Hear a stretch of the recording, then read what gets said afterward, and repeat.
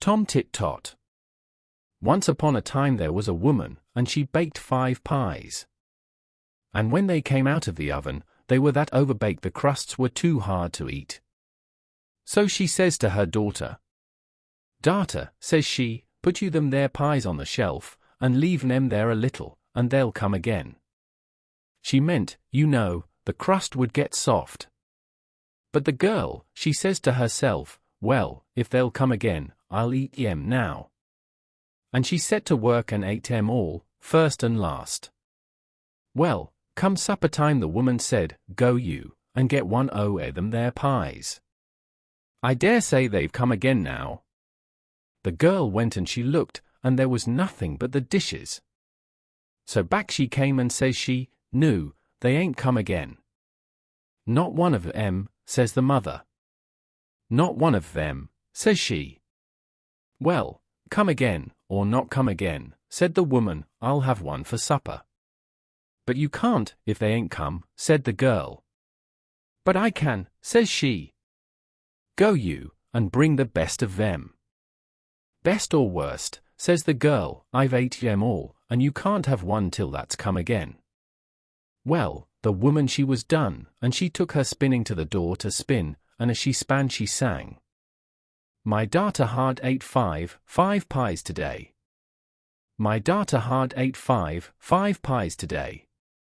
The king was coming down the street, and he heard her sing, but what she sang he couldn't hear, so he stopped and said, "What was that you were singing, my good woman?" The woman was ashamed to let him hear what her daughter had been doing, so she sang, instead of that, "My darter hard spun 5 skeins today. My darter hard spun 5 skeins today."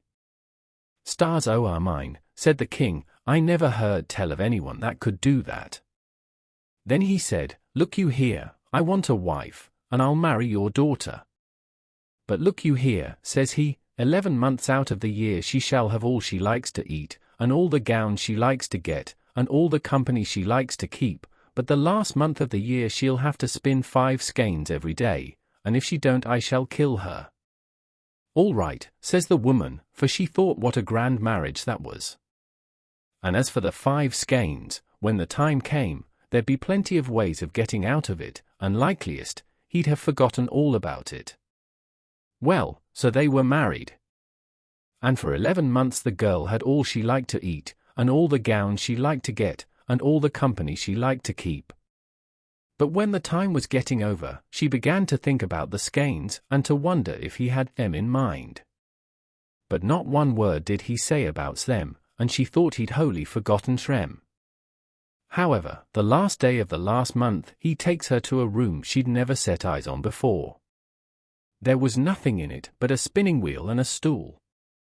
And says he, "Now, my dear, here you'll be shut in tomorrow with some victuals and some flax, and if you haven't spun 5 skeins by the night, your head'll go off." And away he went about his business. Well, she was that frightened, she'd always been such a gatless girl, that she didn't so much as know how to spin, and what was she to do tomorrow with no one to come nigh her to help her? She sat down on a stool in the kitchen, and law! How she did cry! However, all of a sudden she heard a sort of a knocking low down on the door. She upped and opped it, and what should she see but a small little black thing with a long tail. That looked up at her right curious, and that said, "What are you crying for?" "What's that to you?" or says she. "Never you mind," that said, "but tell me what you're crying for." "That won't do me no good if I do," says she. "You don't know that," that said, and twirled that's tail round. "Well," says she, "that won't do no harm, if that don't do no good," and she upped and told about the pies, and the skeins, and everything. "This is what I'll do," says the little black thing. "I'll come to your window every morning and take the flax and bring it spun at night." "What's your pay?" says she. That looked out of the corner of that's eyes, and that said, "I'll give you 3 guesses every night to guess my name, and if you haven't guessed it before the month's up you shall be mine." Well, she thought she'd be sure to guess that's name before the month was up. "All right," says she, I agree. All right, that says, and law. How that twirled that's tail. Well, the next day, her husband took her into the room, and there was the flax and the day's food. Now, there's the flax, says he, and if that ain't spun up this night, off goes your head. And then he went out and locked the door. He'd hardly gone when there was a knocking against the window. She upped and she opted, and there sure enough was the little old thing sitting on the ledge. Where's the flax, says he. Here it be, says she. And she gave it to him. Well, come the evening and knocking came again to the window. She upped and she opted, and there was the little old thing with 5 skeins of flax on his arm. Here it be, says he, and he gave it to her. Now, what's my name, says he. What, is that Bill, says she. No, that ain't, says he, and he twirled his tail. Is that Ned, says she. No, that ain't, says he, and he twirled his tail. Well, is that Mark, says she. No, that ain't, says he, and he twirled his tail harder, and away he flew. Well, when her husband came in, there were the 5 skeins ready for him. I see I shan't have to kill you tonight, my dear, says he, you'll have your food and your flax in the morning, says he, and away he goes. Well, every day the flax and the food were brought, and every day that their little black impet used to come mornings and evenings. And all the day the girl sate trying to think of names to say to it when it came at night. But she never hit on the right one. And as it got towards the end of the month, the impet began to look so maliceful, and that twirled that's tail faster and faster each time she gave a guess. At last it came to the last day but one. The impet came at night along with the 5 skeins, and that said, What, ain't you got my name yet? Is that Nicodemus, says she. No, T ain't, that says. Is that Samly, says she. No, T ain't, that says. Well, is that Methusalem, says she. No, T ain't that neither, that says. Then that looks at her with that's eyes like a coal of fire, and that says, Woman, there's only tomorrow night, and then you'll be mine. And away it flew. Well, she felt that horrid. However, she heard the king coming along the passage. In he came, and when he sees the 5 skeins, he says he.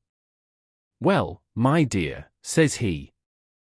I don't see but what you'll have your skeins ready tomorrow night as well, and as I reckon I shan't have to kill you, I'll have supper in here tonight. So they brought supper, and another stool for him, and down the 2 sate. Well, he hadn't eaten but a mouthful or so, when he stops and begins to laugh. What is it, says she. Why, says he, I was out hunting today, and I got away to a place in the wood I'd never seen before. And there was an old chalk pit. And I heard a sort of humming. So I got off my hobby, and I went right quiet to the pit, and I looked down. Well, what should there be but the funniest little black thing you ever set eyes on? And what was that doing, but that had a little spinning wheel, and that was spinning wonderful fast, and twirling that's tail.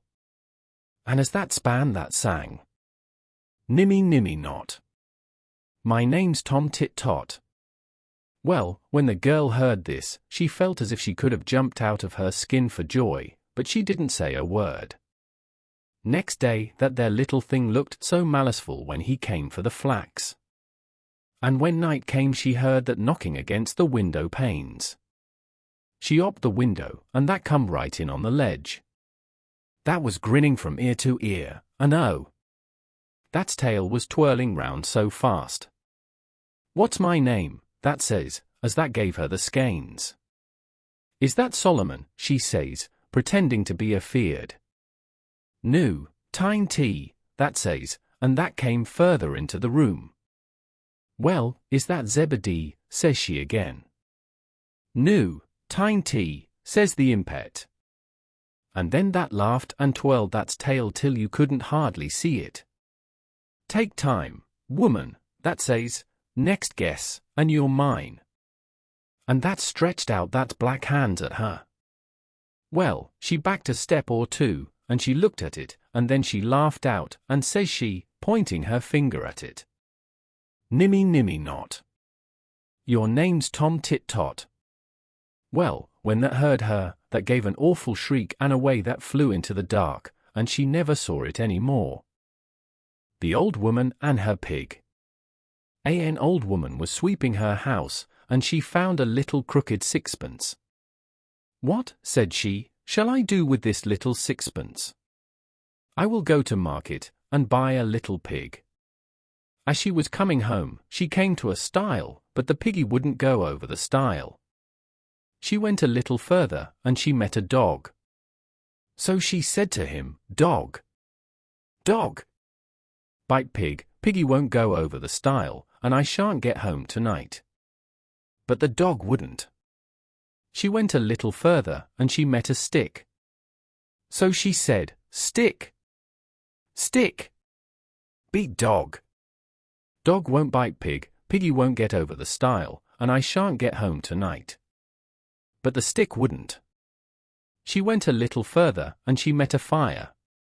So she said, "Fire, fire, burn stick, stick won't beat dog, dog won't bite pig, piggy won't get over the stile, and I shan't get home tonight." But the fire wouldn't.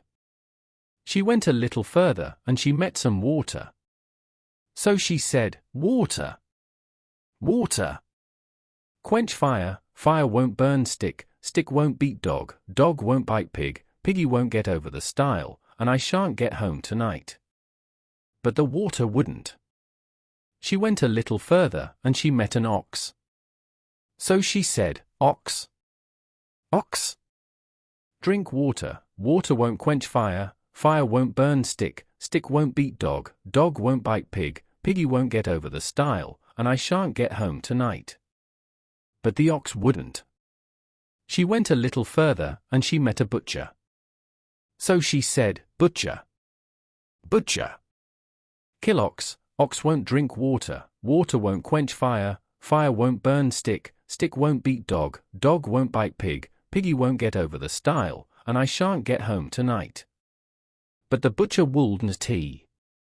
She went a little further, and she met a rope. So she said, "Rope, rope, hang butcher, butcher won't kill ox, ox won't drink water, water won't quench fire, fire won't burn stick, stick won't beat dog, dog won't bite pig, piggy won't tea get over the stile, and I shan't get home tonight." But the rope wouldn't. She went a little further, and she met a rat. So she said, "Rat, rat, nor rope, rope won't hang butcher, butcher won't kill ox, ox won't drink water, water won't quench fire, fire won't burn stick, stick won't beat dog, dog won't bite pig, piggy won't get over the stile, and I shan't get home tonight." But the rat wouldn't. She went a little further, and she met a cat. So she said, "Cat, cat, kill rat, rat won't tea nor rope, rope won't hang butcher, butcher won't kill ox, ox won't drink water, water won't quench fire, fire won't burn stick, stick won't beat dog, dog won't bite pig, piggy won't get over the stile, and I shan't get home tonight." But the cat said to her, "If you will go to yonder cow, and fetch me a saucer of milk, I will kill the rat." So away went the old woman to the cow.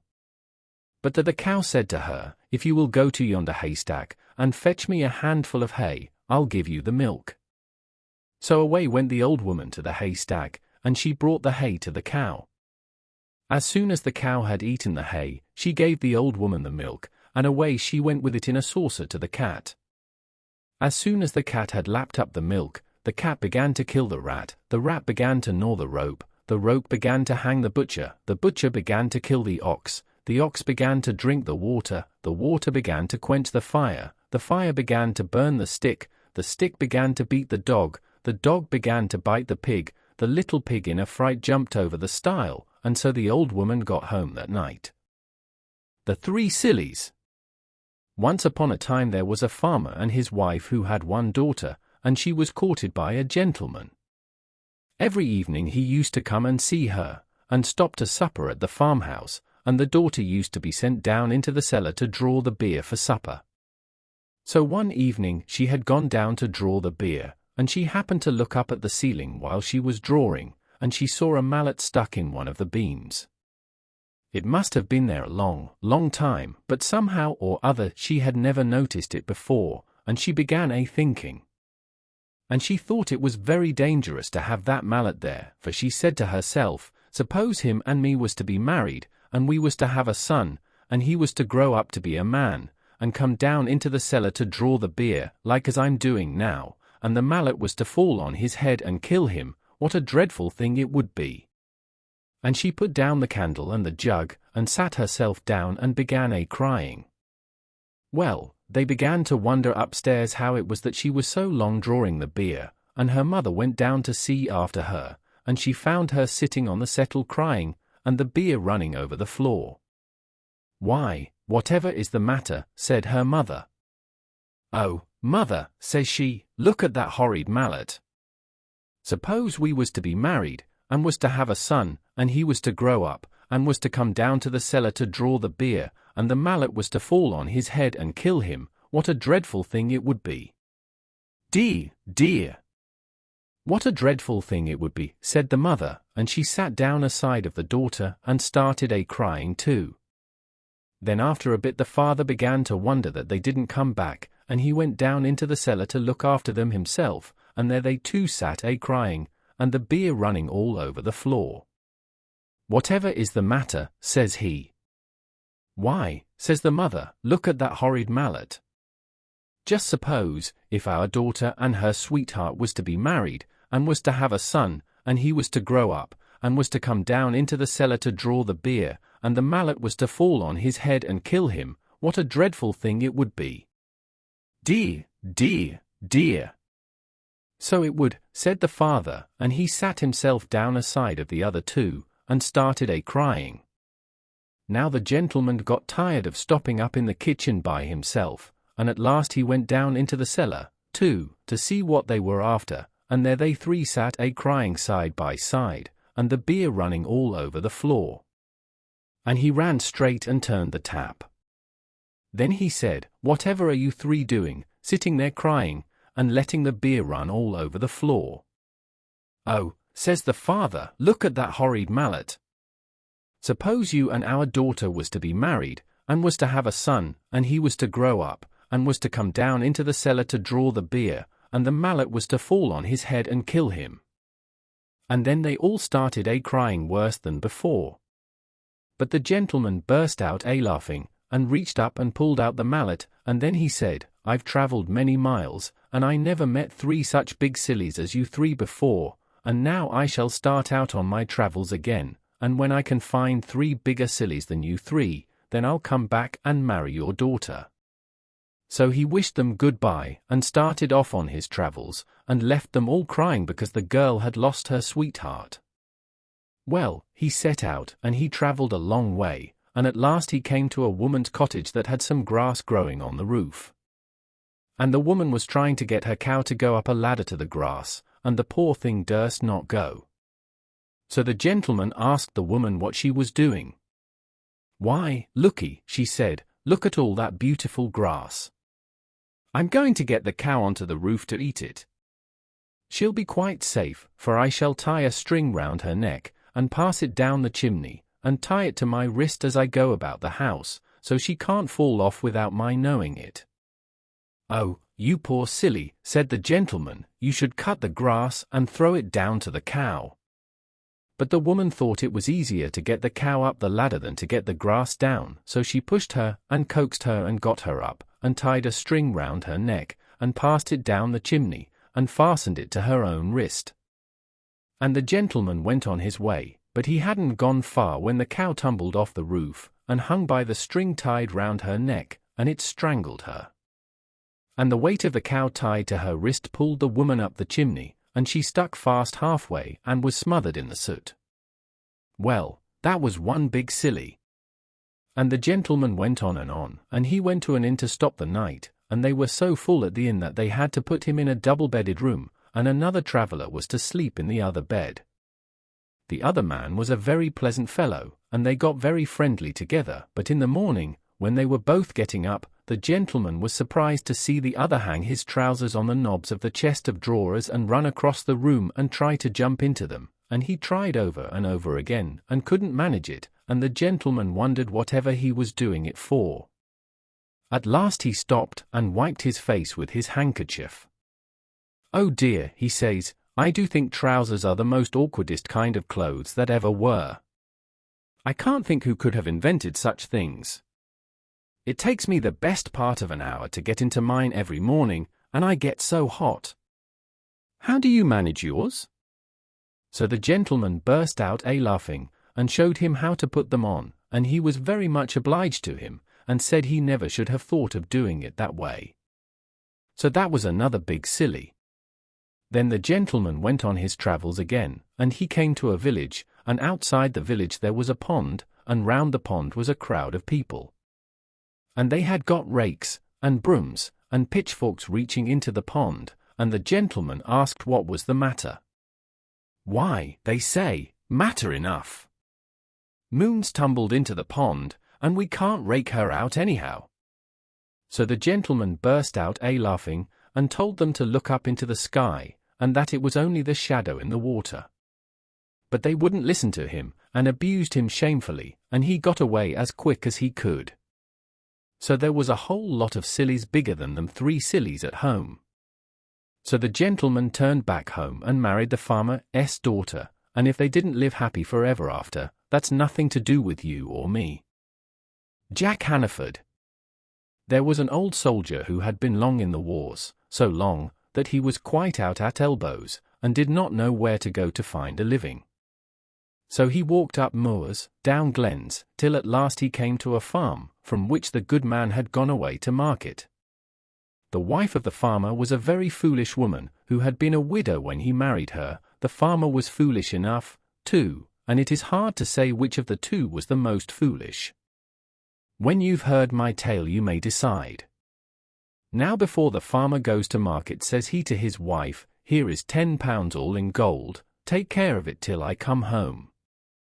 If the man had not been a fool he would never have given the money to his wife to keep.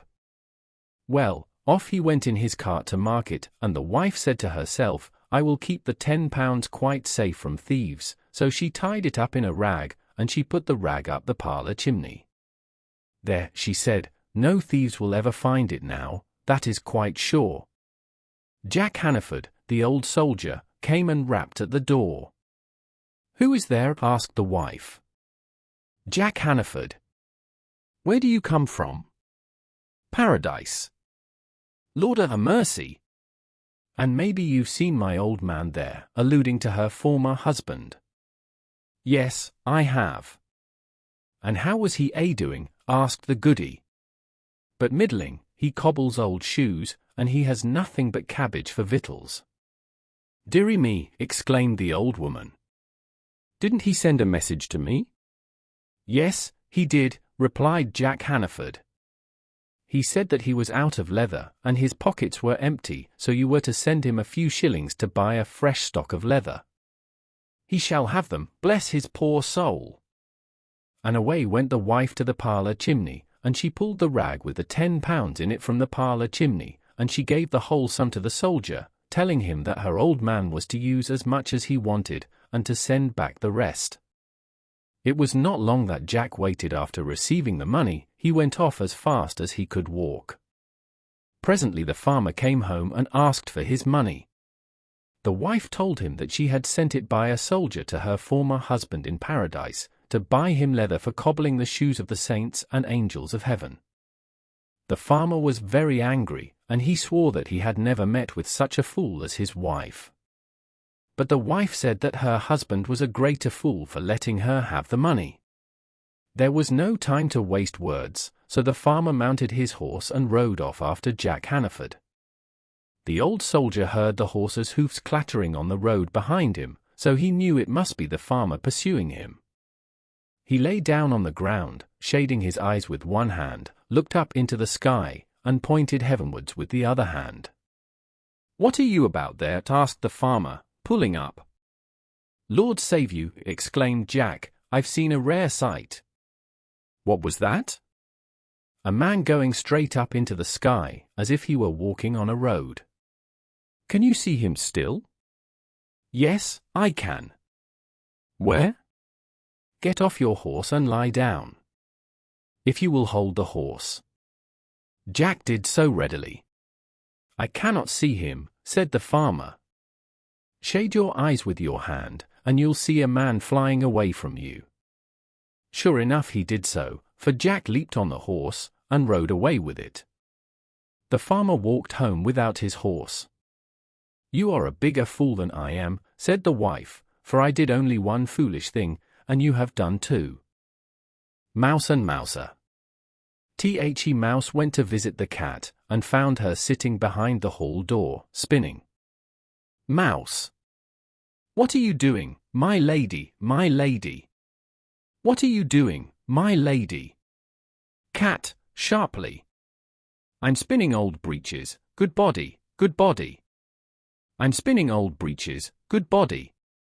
Mouse. "Long may you wear them, my lady, my lady. Long may you wear them, my lady." Cat, gruffly. "I'll wear 'em and tear 'em, good body, good body. I'll wear 'em and tear 'em, good body." Mouse. "I was sweeping my room, my lady, my lady. I was sweeping my room, my lady." Cat. "The cleaner you'd be, good body, good body.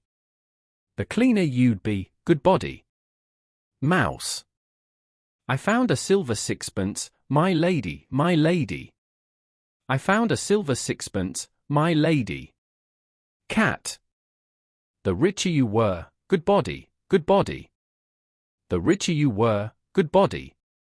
Mouse. "I went to the market, my lady, my lady. I went to the market, my lady." Cat. "The further you went, good body, good body. The further you went, good body." Mouse. "I bought me a pudding, my lady, my lady. I bought me a pudding, my lady." Cat, snarling. "The more meat you had, good body, good body. The more meat you had, good body." Mouse. "I put it in the window to cool, my lady. I put it in the window to cool." Cat, sharply. "The faster you'd eat it, good body, good body. The faster you'd eat it, good body." Mouse, timidly. "The cat came and ate it, my lady, my lady. The cat came and ate it, my lady." Cat, pouncingly. "And I'll eat you, good body, good body. And I'll eat you, good body." Springs upon the mouse and kills it. The Rose Tree. There was once upon a time a good man who had two children, a girl by a first wife, and a boy by the second. The girl was as white as milk, and her lips were like cherries. Her hair was like golden silk, and it hung to the ground. Her brother loved her dearly, but her wicked stepmother hated her. "Child," said the stepmother one day, "go to the grocer's shop and buy me a pound of candles." She gave her the money, and the little girl went, bought the candles, and started on her return. There was a stile to cross. She put down the candles whilst she got over the stile. Up came a dog and ran off with the candles. She went back to the grocer's, and she got a second bunch.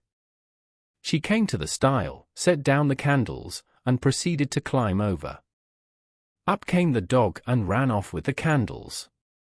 She went again to the grocer's, and she got a third bunch, and just the same happened. Then she came to her stepmother crying, for she had spent all the money and had lost 3 bunches of candles. The stepmother was angry, but she pretended not to mind the loss. She said to the child, "Come, lay your head on my lap that I may comb your hair." So the little one laid her head in the woman's lap, who proceeded to comb the yellow silken hair. And when she combed, the hair fell over her knees and rolled right down to the ground. Then the stepmother hated her more for the beauty of her hair, so she said to her, "I cannot part your hair on my knee, fetch a billet of wood." So she fetched it. Then said the stepmother, "I cannot part your hair with a comb, fetch me an axe." So she fetched it.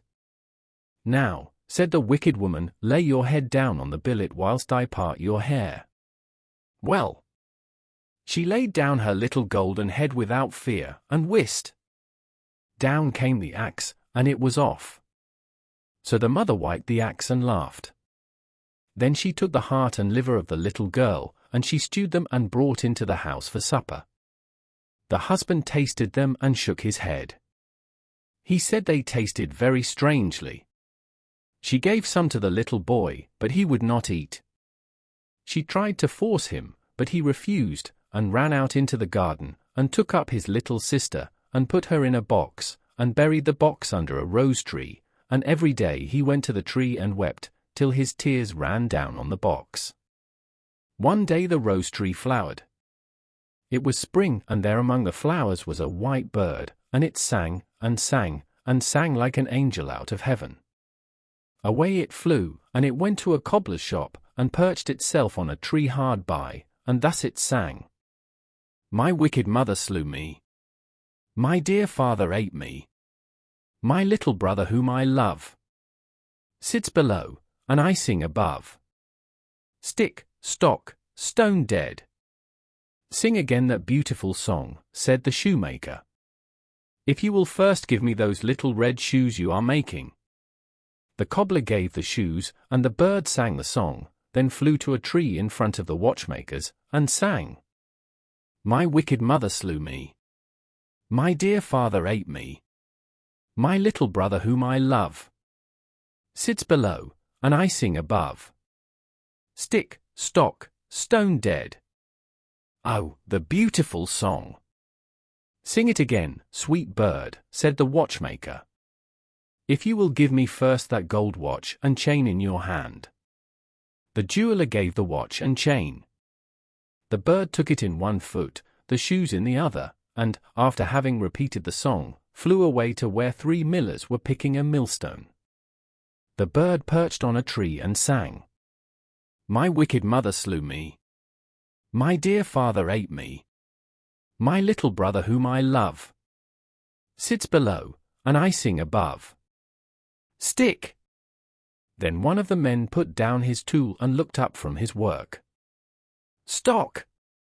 Then the second miller's man laid aside his tool and looked up. Stone! Then the third miller's man laid down his tool and looked up. Dead! Then all 3 cried out with one voice, Oh, what a beautiful song! Sing it, sweet bird, again. If you will put the millstone round my neck, said the bird. The men did what the bird wanted, and away to the tree it flew with the millstone round its neck, the red shoes in one foot, and the gold watch and chain in the other. It sang the song and then flew home. It rattled the millstone against the eaves of the house, and the stepmother said, It thunders. Then the little boy ran out to see the thunder, and down dropped the red shoes at his feet. It rattled the millstone against the eaves of the house once more, and the stepmother said again, It thunders.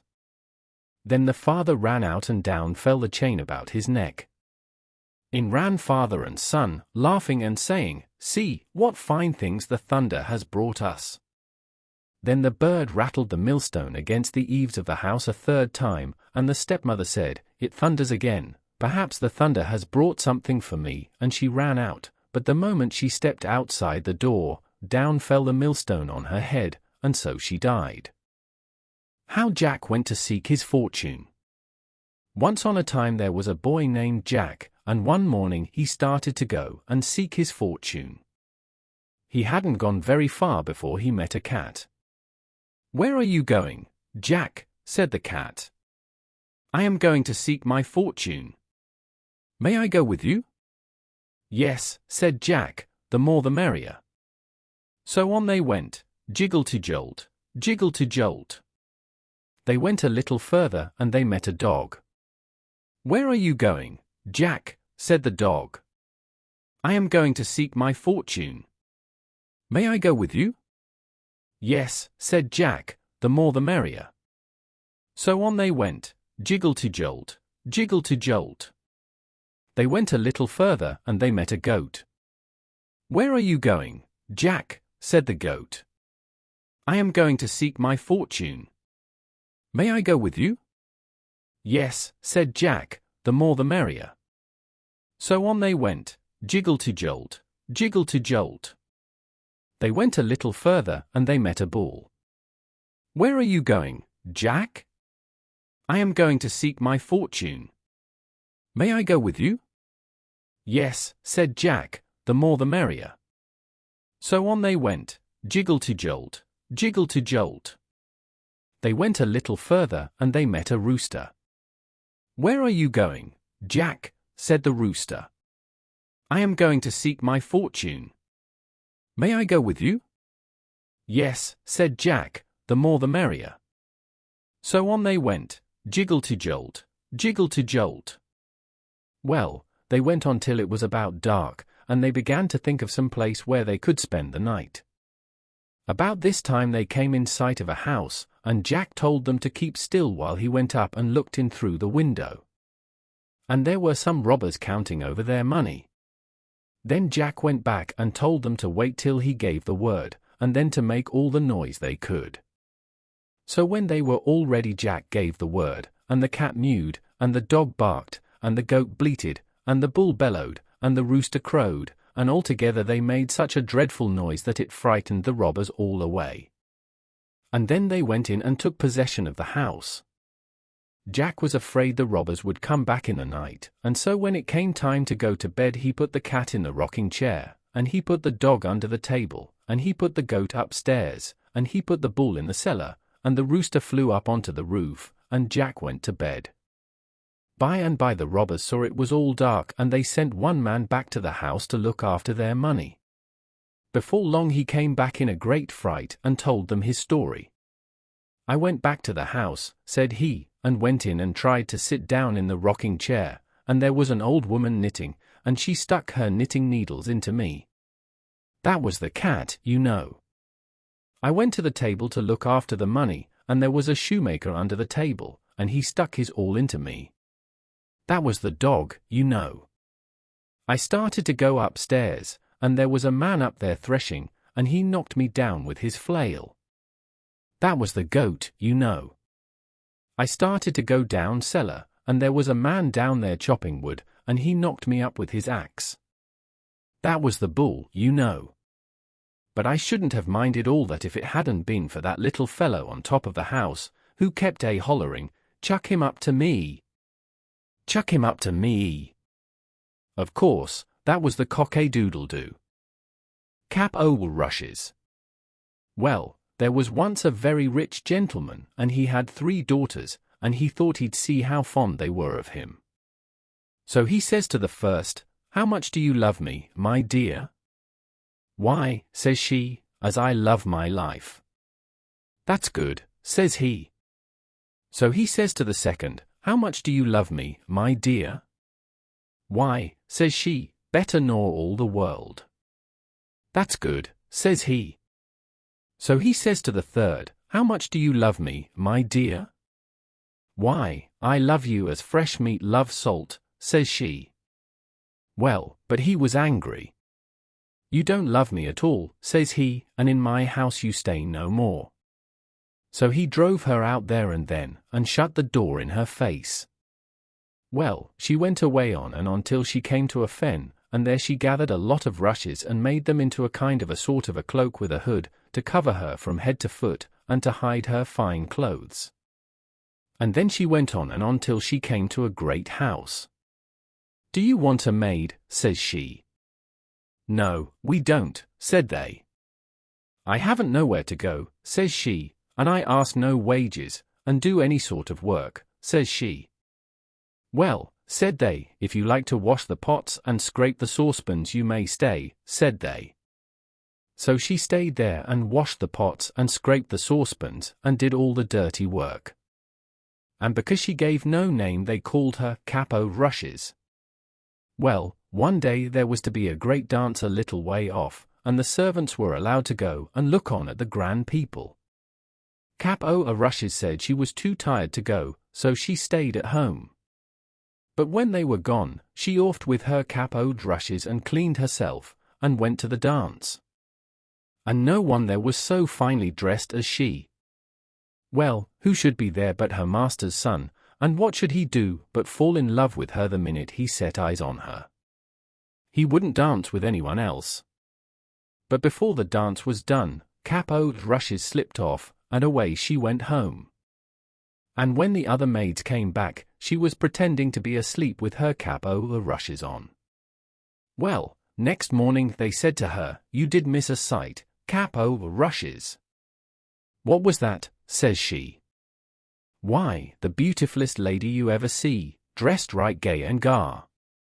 The young master, he never took his eyes off her. "Well, I should have liked to have seen her," says Cap-o'-Rushes. "Well, there's to be another dance this evening, and perhaps she'll be there."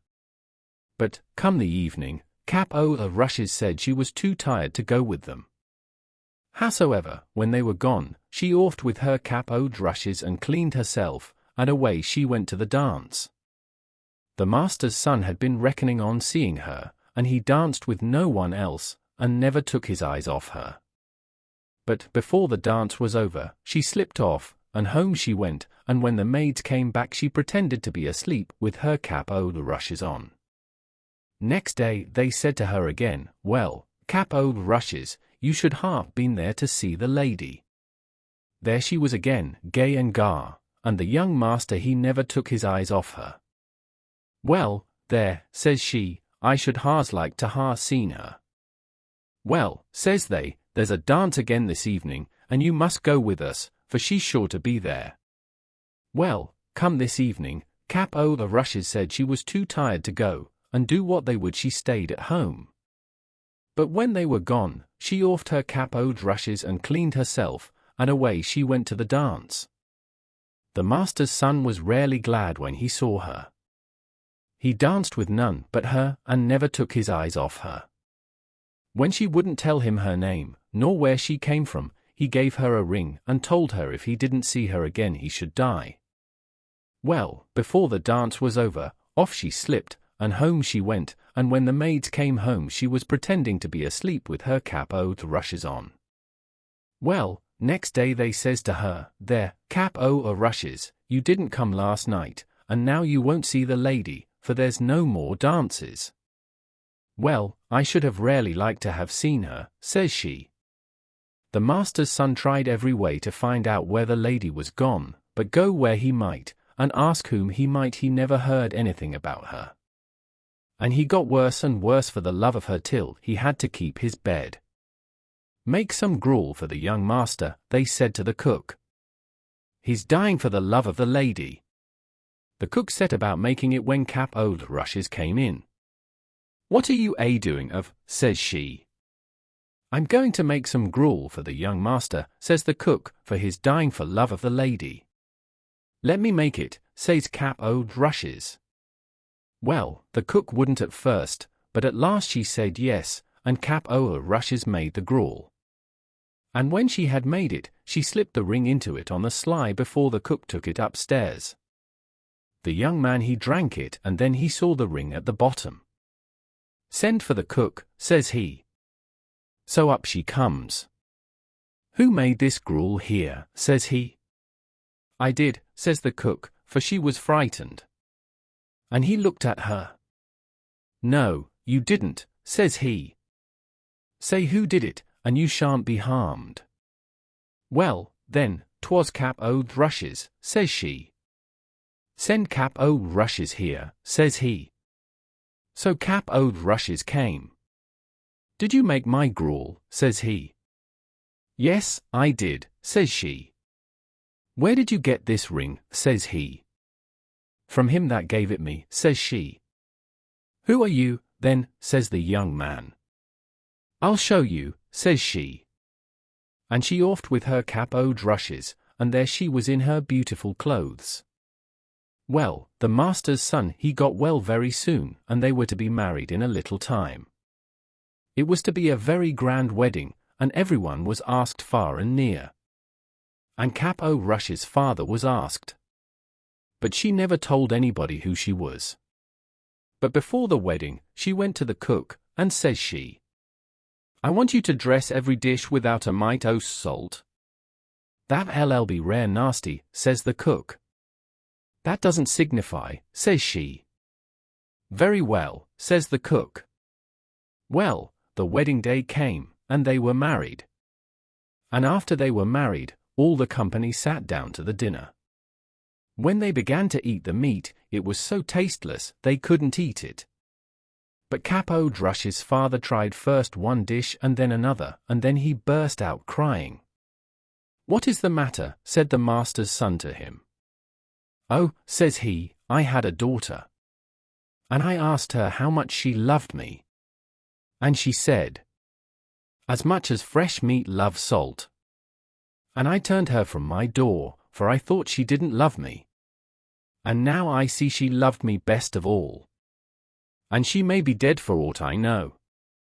"No, father, here she is," said Cap-O-Rushes. And she goes up to him and puts her arms round him. And so they were all happy ever after. Mr. Vinegar. Mr. and Mrs. Vinegar lived in a vinegar bottle. Now, one day, when Mr. Vinegar was from home, Mrs. Vinegar, who was a very good housewife, was busily sweeping her house, when an unlucky thump of the broom brought the whole house cutter-clatter, about her ears. In an agony of grief she rushed forth to meet her husband. On seeing him she exclaimed, "Oh, Mr. Vinegar, we are ruined, I have knocked the house down, and it is all to pieces." Mr. Vinegar then said, "My dear, let us see what can be done. Here is the door, I will take it on my back, and we will go forth to seek our fortune." They walked all that day, and at nightfall entered a thick forest. They were both very, very tired, and Mr. Vinegar said, "My love, I will climb up into a tree, drag up the door, and you shall follow." He accordingly did so, and they both stretched their weary limbs on the door, and fell asleep. In the middle of the night, Mr. Vinegar was disturbed by the sound of voices underneath, and to his horror and dismay found that it was a band of thieves met to divide their booty. "Here, Jack," said one, "there's £5 for you. Here, Bill, here's £10 for you. Here, Bob, there's £3 for you." Mr. Vinegar could listen no longer. His terror was so great that he trembled, and shook down the door on their heads. Away scampered the thieves, but Mr. Vinegar dared not quit his retreat till broad daylight. He then scrambled out of the tree, and went to lift up the door. What did he see but a number of golden guineas? "Come down, Mrs. Vinegar," he cried, "come down, I say. Our fortune's made, our fortune's made. Come down, I say." Mrs. Vinegar got down as fast as she could, and when she saw the money, she jumped for joy. "Now, my dear," said she, "I'll tell you what you shall do. There is a fair at the neighboring town. You shall take these 40 guineas and buy a cow.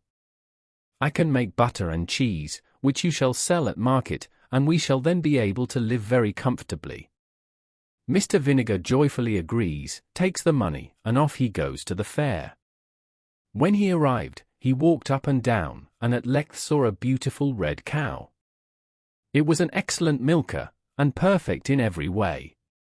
"Oh," thought Mr. Vinegar, "if I had but that cow, I should be the happiest man alive." So he offered the 40 guineas for the cow, and the owner said that, as he was a friend, he'd oblige him. So the bargain was made, and he got the cow, and he drove it backwards and forwards to show it. By and by he saw a man playing the bagpipes, Tweedledum, Tweedledee. The children followed him about, and he appeared to be pocketing money on all sides. "Well," thought Mr. Vinegar, "if I had but that beautiful instrument, I should be the happiest man alive, my fortune would be made." So he went up to the man. "Friend," says he, "what a beautiful instrument that is, and what a deal of money you must make." "Why, yes," said the man, "I make a great deal of money, to be sure, and it is a wonderful instrument." "Oh," cried Mr. Vinegar, "how I should like to possess it."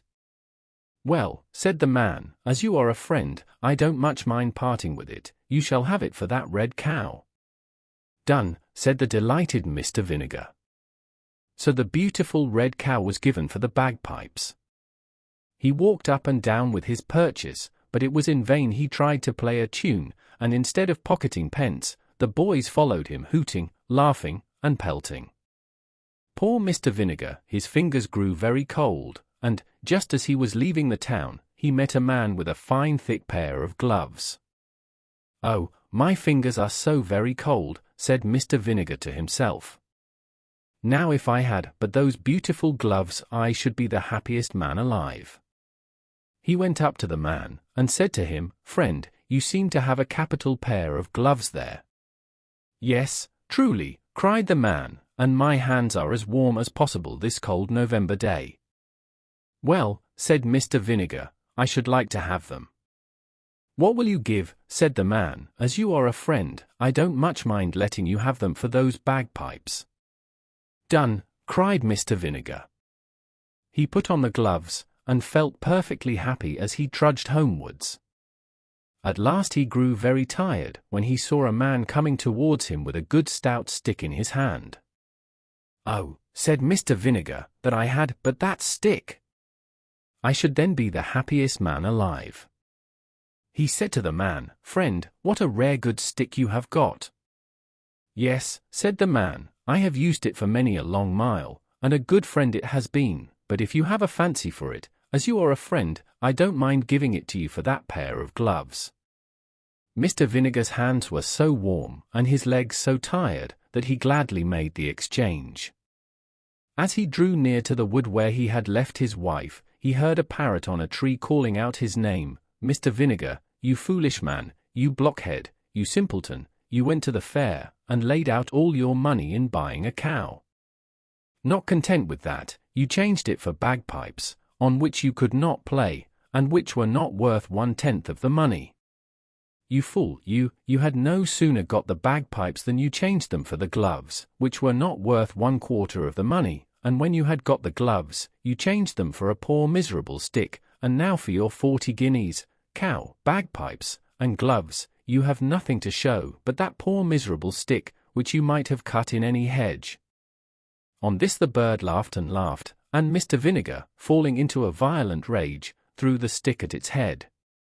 The stick lodged in the tree, and he returned to his wife without money, cow, bagpipes, gloves, or stick, and she instantly gave him such a sound cudgelling that she almost broke every bone in his skin. Nix Naught Nothing. There once lived a king and a queen, as many a one has been. They were long married and had no children, but at last a baby boy came to the queen when the king was away in the far countries.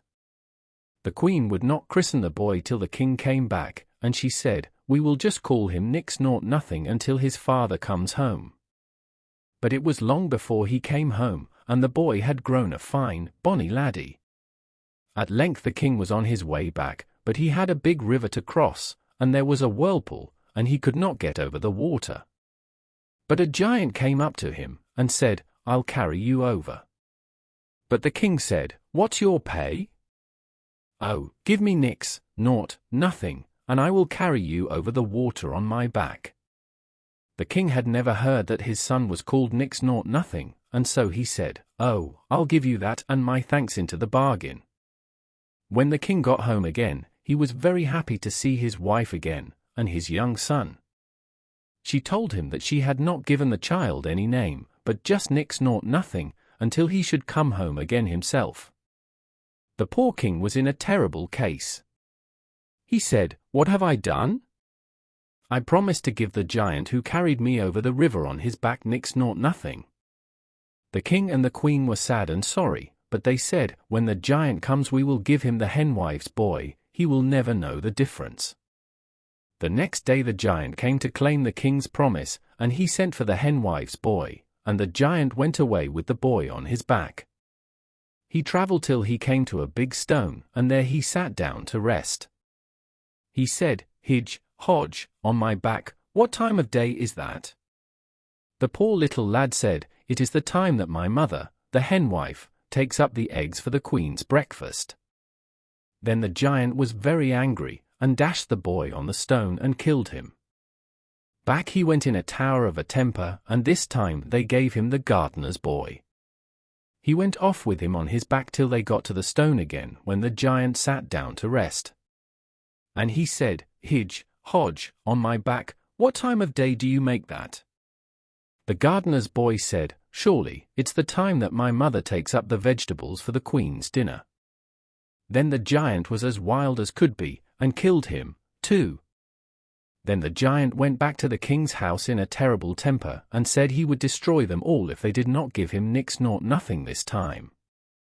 They had to do it, and when he came to the big stone, the giant said, "What time of day is that?" Nix naught nothing said, "It is the time that my father the king will be sitting down to supper." The giant said, "I've got the right one now," and took nix naught nothing to his own house and brought him up till he was a man. The giant had a bonny daughter, and she and the lad grew very fond of each other. The giant said one day to nix naught nothing, "I've work for you tomorrow. There is a stable 7 miles long and 7 miles broad, and it has not been cleaned for 7 years, and you must clean it tomorrow, or I will have you for my supper." The giant's daughter went out next morning with the lad's breakfast, and found him in a terrible state, for always as he cleaned out a bit, it just fell in again.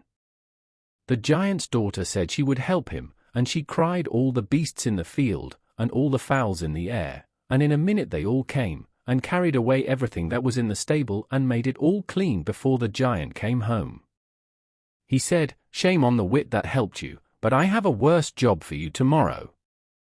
Then he said to nix naught nothing, "There is a lake 7 miles long, and 7 miles deep, and 7 miles broad, and you must drain it tomorrow by nightfall, or else I'll have you for my supper." Nix naught nothing began early next morning and tried to lave the water with his pail, but the lake was never getting any less, and he didn't know what to do. But the giant's daughter called on all the fish in the sea to come and drink the water, and very soon they drank it dry. When the giant saw the work done, he was in a rage, and said, "I've a worse job for you tomorrow. There is a tree, 7 miles high, and no branch on it, till you get to the top, and there is a nest with 7 eggs in it, and you must bring down all the eggs without breaking one, or else I'll have you for my supper." At first the giant's daughter did not know how to help nix naught nothing, but she cut off first her fingers and then her toes, and made steps of them, and he climbed the tree and got all the eggs safe till he came just to the bottom, and then one was broken. So they determined to run away together, and after the giant's daughter had gone back to her room and got her magic flask, they set out together as fast as they could run.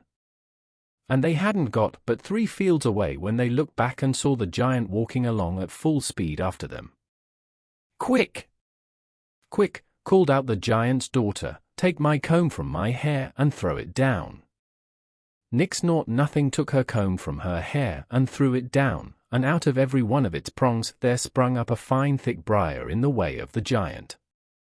You may be sure it took him a long time to work his way through the briar bush, and by the time he was well through, nix naught nothing and his sweetheart had run far, far away from him. But he soon came along after them, and was just like to catch em up when the giant's daughter called out to nix naught nothing, "Take my hair dagger and throw it down, quick, quick!" So nix naught nothing threw down the hair dagger, and out of it grew as quick as lightning a thick hedge of sharp razors placed cuss-cross. The giant had to tread very cautiously to get through all this, and meanwhile they both ran hard, and on, and on, and on, till they were nearly out of sight. But at last the giant was through, and it wasn't long before he was like to catch them up. But just as he was stretching out his hand to catch nix naught nothing, his daughter took out her magic flask and dashed it on the ground. And as it broke, out of it welled a big, big wave that grew, and that grew, till it reached the giant's waist and then his neck, and when it got to his head, he was drowned dead, and dead, and dead indeed. But nix naught nothing fled on till where do you think they came to? Why, to near the castle of Nix-Naught-Nothing's father and mother. But the giant's daughter was so weary that she couldn't move a step further. So Nix-Naught-Nothing told her to wait there while he went and found out a lodging for the night. And he went on towards the lights of the castle, and on the way he came to the cottage of the henwife whose boy, you'll remember, had been killed by the giant. Now she knew Nix-Naught-Nothing in a moment, and hated him because he was the cause of her son's death. So when he asked his way to the castle, she put a spell upon him, and when he got to the castle, no sooner was he let in than he fell down dead asleep upon a bench in the hail. The king and queen tried all they could do to wake him up, but all in vain, so the king promised that if any maiden could wake him she could marry him. Meanwhile the giant's daughter was waiting and waiting for him to come back. And she went up into a tree to watch for him. The gardener's daughter, going to draw water in the well, saw the shadow of the lady in the water and thought it was herself, and said, "If I'm so bonny, if I'm so brave, why do you send me to draw water?" So she threw down her pail and went to see if she could wed the sleeping stranger.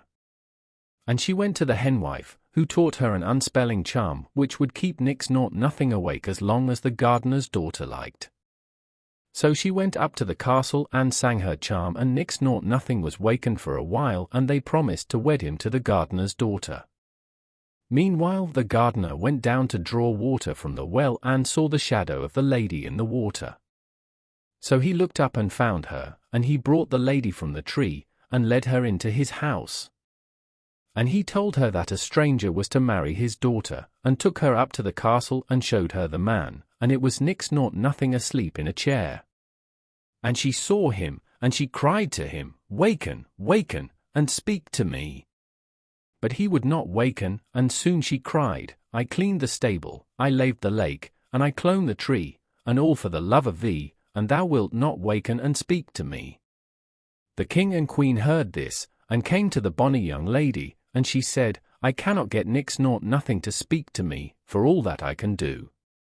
Then were they greatly astonished when she spoke of Nix-Naught-Nothing, and asked where he was, and she said, "He that sits there in that chair." Then they ran to him and kissed him and called him their own dear son. So they called for the gardener's daughter and made her sing her charm, and he wakened, and told them all that the giant's daughter had done for him, and of all her kindness. Then they took her in their arms and kissed her, and said she should now be their daughter, for their son should marry her. But as for the henwife, she was put to death. And they lived happy all their days. Teeny tiny. Once upon a time there was a teeny tiny woman who lived in a teeny tiny house in a teeny tiny village. Now, one day this teeny tiny woman put on her teeny tiny bonnet, and went out of her teeny tiny house to take a teeny tiny walk. And when this teeny tiny woman had gone a teeny tiny way, she came to a teeny tiny gate, so the teeny tiny woman opened the teeny tiny gate, and went into a teeny tiny churchyard. And when this teeny tiny woman had got into the teeny tiny churchyard, she saw a teeny tiny bone on a teeny tiny grave, and the teeny tiny woman said to her teeny tiny self, "This teeny tiny bone will make me some teeny tiny soup for my teeny tiny supper." So the teeny tiny woman put the teeny tiny bone into her teeny tiny pocket, and went home to her teeny tiny house. Now, when the teeny tiny woman got home to her teeny tiny house, she was a teeny tiny bit tired, so she went up her teeny tiny stairs to her teeny tiny bed, and put the teeny tiny bone into a teeny tiny cupboard.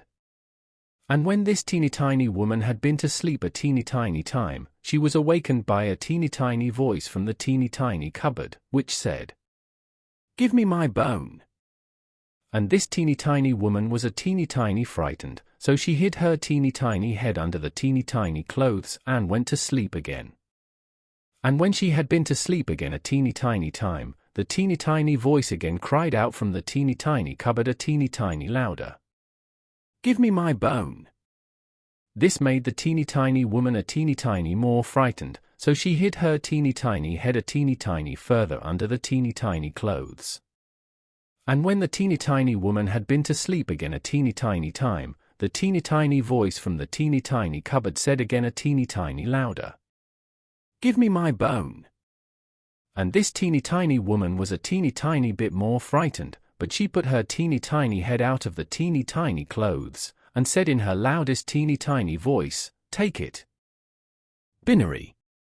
Once upon a time there were two kings' daughters who lived in a bower near the bonny mill dams of Binary. And Sir William came wooing the elder and won her love, and plighted troth with glove and with ring. But after a time he looked upon the younger sister, with her cherry cheeks and golden hair, and his love went out to her till he cared no longer for the elder one. So she hated her sister for taking away Sir William's love, and day by day her hate grew, and she plotted and she planned how to get rid of her. So one fine morning, fair and clear, she said to her sister, "Let us go and see our father's boats come in at the bonny mill stream of Binary." So they went there hand in hand. And when they came to the river's bank, the younger one got upon a stone to watch for the beaching of the boats. And her sister, coming behind her, caught her round the waist and dashed her into the rushing mill stream of Binary. "Oh sister, sister, reach me your hand," she cried, as she floated away, "and you shall have half of all I've got or shall get." "No, sister, I'll reach you no hand of mine, for I am the heir to all your land." "Shame on me if I touch her hand that has come betwixt me and my own heart's love." Oh sister, then reach me your glove," she cried, as she floated further away, "and you shall have your William again." "Sink on," cried the cruel princess, "no hand or glove of mine you'll touch. Sweet William will be all mine when you are sunk beneath the bonny mill stream of Binary." And she turned and went home to the king's castle. And the princess floated down the mill stream, sometimes swimming and sometimes sinking, till she came near the mill. Now, the miller's daughter was cooking that day, and needed water for her cooking. And as she went to draw it from the stream, she saw something floating towards the mill dam, and she called out, "Father!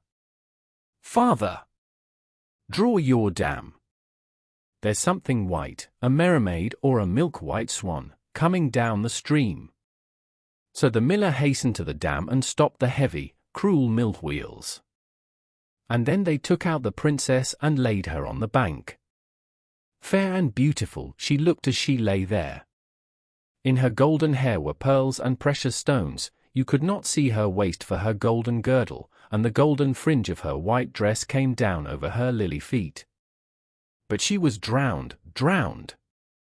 And as she lay there in her beauty, a famous harper passed by the mill dam of Binary, and saw her sweet pale face.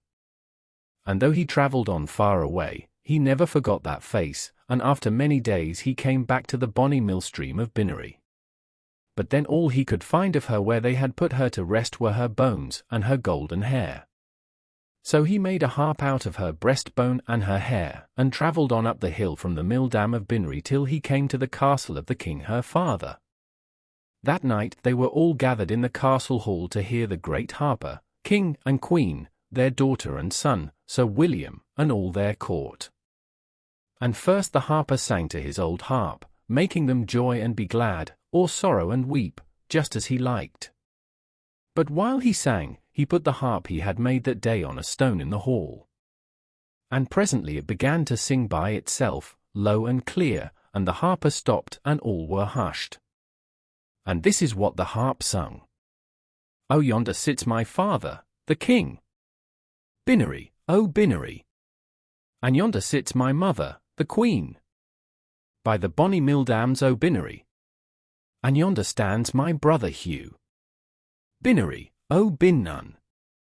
And by him my William, false and true. By the bonny mill dams, oh Binary." Then they all wondered, and the harper told them how he had seen the princess lying drowned on the bank near the bonny mill dams, oh Binary, and how he had afterwards made his harp out of her hair and breastbone. Just then the harp began singing again, and this is what it sang out loud and clear. "And there sits my sister who drowned me. By the bonny mill dams, oh Binary." And the harp snapped and broke, and never sang more. Jack and the Beanstalk. There was once upon a time a poor widow who had an only son named Jack, and a cow named Milky White. And all they had to live on was the milk the cow gave every morning, which they carried to the market and sold. But one morning Milky White gave no milk, and they didn't know what to do. "What shall we do? What shall we do?" said the widow, wringing her hands. "Cheer up, mother, I'll go and get work somewhere," said Jack. "We've tried that before, and nobody would take you," said his mother. "We must sell Milky White and with the money start a shop, or something." "All right, mother," says Jack, "it's market day today, and I'll soon sell Milky White, and then we'll see what we can do." So he took the cow's halter in his hand, and off he started. He hadn't gone far when he met a funny-looking old man, who said to him, "Good morning, Jack." "Good morning to you," said Jack, and wondered how he knew his name. "Well, Jack, and where are you off to?" said the man. "I'm going to market to sell our cow there." "Oh, you look the proper sort of chap to sell cows," said the man. "I wonder if you know how many beans make 5. 2 in each hand and 1 in your mouth," says Jack, as sharp as a needle. "Right you are," says the man, "and here they are, the very beans themselves," he went on, pulling out of his pocket a number of strange-looking beans. "As you are so sharp," says he, "I don't mind doing a swap with you, your cow for these beans." "Go along," says Jack, "wouldn't you like it?" "Ah, you don't know what these beans are," said the man. "If you plant them overnight, by morning they grow right up to the sky." "Really," said Jack, "you don't say so." "Yes, that is so, and if it doesn't turn out to be true you can have your cow back." "Right," says Jack, and hands him over Milky White's halter and pockets the beans. Back goes Jack home, and as he hadn't gone very far it wasn't dusk by the time he got to his door. "Back already, Jack," said his mother. "I see you haven't got Milky White, so you've sold her. How much did you get for her?" "You'll never guess, mother," says Jack. "No, you don't say so." "Good boy." £5, 10, 15, no, it can't be 20. I told you you couldn't guess. What do you say to these beans? They're magical, plant them overnight and—" "What?" says Jack's mother. "Have you been such a fool, such a dolt, such an idiot, as to give away my Milky White, the best milker in the parish, and prime beef to boot, for a set of poultry beans? Take that! Take that! Take that!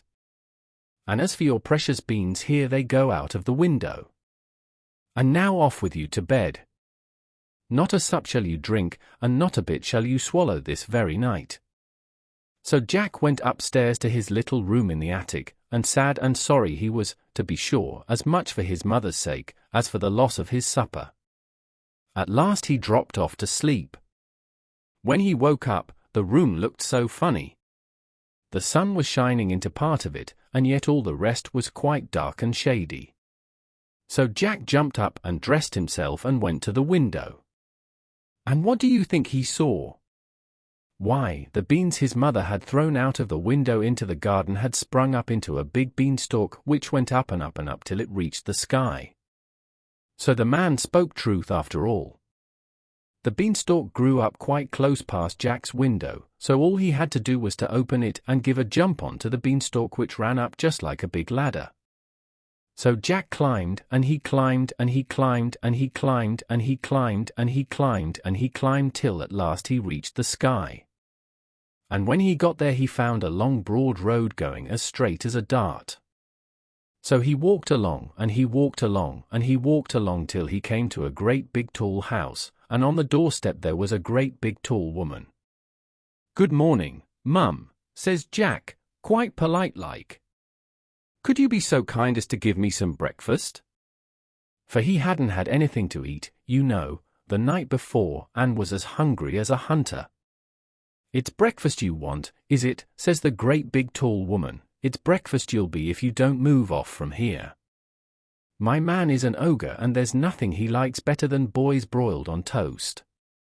You'd better be moving on, or he'll be coming." "Oh, please, Mum, do give me something to eat, Mum. I've had nothing to eat since yesterday morning. "Really and truly, Mum," says Jack. "I may as well be broiled as die of hunger." Well, the ogre's wife was not half so bad after all. So she took Jack into the kitchen and gave him a hunk of bread and cheese and a jug of milk. But Jack hadn't half finished these when thump, thump, thump, the whole house began to tremble with the noise of someone coming. "Goodness gracious me! It's my old man," said the ogre's wife. "What on earth shall I do? Come along quick and jump in here." And she bundled Jack into the oven just as the ogre came in. He was a big one, to be sure. At his belt he had 3 calves strung up by the heels, and he unhooked them and threw them down on the table and said, "Here, wife, broil me a couple of these for breakfast." "Ah! What's this I smell? Fie for fum. I smell the blood of an Englishman. Be he alive, or be he dead. I'll have his bones to grind my bread." "Nonsense, dear," said his wife, "you re-dreaming. Or perhaps you smell the scraps of that little boy you liked so much for yesterday's dinner. Here, you go and have a wash and tidy up, and by the time you come back your breakfast'll be ready for you." So off the ogre went, and Jack was just going to jump out of the oven and run away when the woman told him not. "Wait till he's asleep," says she, "he always has a doze after breakfast." Well, the ogre had his breakfast, and after that he goes to a big chest and takes out a couple of bags of gold, and down he sits and counts till at last his head began to nod and he began to snore till the whole house shook again. Then Jack crept out on tiptoe from his oven, and as he was passing the ogre he took one of the bags of gold under his arm, and off he pelters till he came to the beanstalk, and then he threw down the bag of gold, which, of course, fell into his mother's garden, and then he climbed down till at last he got home and told his mother and showed her the gold and said, "Welt, mother, wasn't I right about the beans? They are really magical, you see." So they lived on the bag of gold for some time, but at last they came to the end of it, and Jack made up his mind to try his tuck once more at the top of the beanstalk. So one fine morning he rose up early, and got onto the beanstalk, and he climbed, and he climbed, and he climbed, and he climbed, and he climbed, and he climbed till at last he came out onto the road again, and up to the great tall house he had been to before. There, sure enough, was the great tall woman standing on the doorstep. "Good morning, Mum," says Jack, as bold as brass. "Could you be so good as to give me something to eat?" "Go away, my boy," said the big tall woman, "or else my man will eat you up for breakfast." "But aren't you the youngster who came here once before? Do you know, that very day my man missed one of his bags of gold." "That's strange, Mum," said Jack. "I dare say I could tell you something about that, but I'm so hungry I can't speak till I've had something to eat." Well, the big tall woman was so curious that she took him in and gave him something to eat. But he had scarcely begun munching it as slowly as he could when thump, thump, they heard the giant's footstep, and his wife hid Jack away in the oven. All happened as it did before. In came the ogre as he did before, said, "Fie for fum," and had his breakfast off 3 broiled oxen. Then he said, "Wife, bring me the hen that lays the golden eggs." So she brought it, and the ogre said, "Lay," and it laid an egg all of gold. And then the ogre began to nod his head, and to snore till the house shook. Then Jack crept out of the oven on tiptoe and caught hold of the golden hen, and was off before you could say Jack Robinson. But this time the hen gave a cackle which woke the ogre, and just as Jack got out of the house he heard him calling, "Wife, wife, what have you done with my golden hen?" And the wife said, "Why, my dear?" But that was all Jack heard, for he rushed off to the beanstalk and climbed down like a house on fire. And when he got home he showed his mother the wonderful hen, and said lay to it, and it laid a golden egg every time he said lay. Well, Jack was not content, and it wasn't long before he determined to have another try at his luck up there at the top of the beanstalk. So one fine morning, he rose up early, and got to the beanstalk, and he climbed and he climbed and he climbed and he climbed till he got to the top. But this time he knew better than to go straight to the ogre's house. And when he got near it, he waited behind a bush till he saw the ogre's wife come out with a pail to get some water, and then he crept into the house and got into the copper. He hadn't been there long when he heard thump. Thump! Thump! As before, and in came the ogre and his wife. "Fie-fi for fum, I smell the blood of an Englishman," cried out the ogre. "I smell him, wife, I smell him." "Do you, my dearie?" says the ogre's wife. "Then, if it's that little rogue that stole your gold and the hen that laid the golden eggs, he's sure to have got into the oven." And they both rushed to the oven. But Jack wasn't there, luckily, and the ogre's wife said, "There you are again with your fie-fi for fum. Why, of course, it's the boy you caught last night that I've just broiled for your breakfast. How forgetful I am, and how careless you are not to know the difference between live and dead after all these years." So the ogre sat down to the breakfast and ate it, but every now and then he would mutter, "Well, I could have sworn," and he'd get up and search the larder and the cupboards and everything, only, luckily, he didn't think of the copper. After breakfast was over, the ogre called out, "Wife, wife, bring me my golden harp." So she brought it and put it on the table before him. Then he said, "Sing," and the golden harp sang most beautifully. And it went on singing till the ogre fell asleep and commenced to snore like thunder. Then Jack lifted up the copper lid very quietly and got down like a mouse and crept on hands and knees till he came to the table, when up he crawled, caught hold of the golden harp and dashed with it towards the door. But the harp called out quite loud, "Master! Master!" and the ogre woke up just in time to see Jack running off with his harp. Jack ran as fast as he could, and the ogre came rushing after, and would soon have caught him, only Jack had a start and dodged him a bit and knew where he was going. When he got to the beanstalk, the ogre was not more than 20 yards away when suddenly he saw Jack disappear and when he came to the end of the road he saw Jack underneath climbing down for dear life. Well, the ogre didn't like trusting himself to such a ladder, and he stood and waited, so Jack got another start. But just then the harp cried out, "Master! Master!" and the ogre swung himself down onto the beanstalk, which shook with his weight. Down climbs Jack, and after him climbed the ogre. By this time Jack had climbed down and climbed down and climbed down till he was very nearly home. So he called out, "Mother! Mother! Bring me an axe, bring me an axe!" And his mother came rushing out with the axe in her hand, but when she came to the beanstalk she stood stock still with fright, for there she saw the ogre with his legs just through the clouds. But Jack jumped down and got hold of the axe and gave a chop at the beanstalk which cut it half in two. The ogre felt the beanstalk shake and quiver, so he stopped to see what was the matter.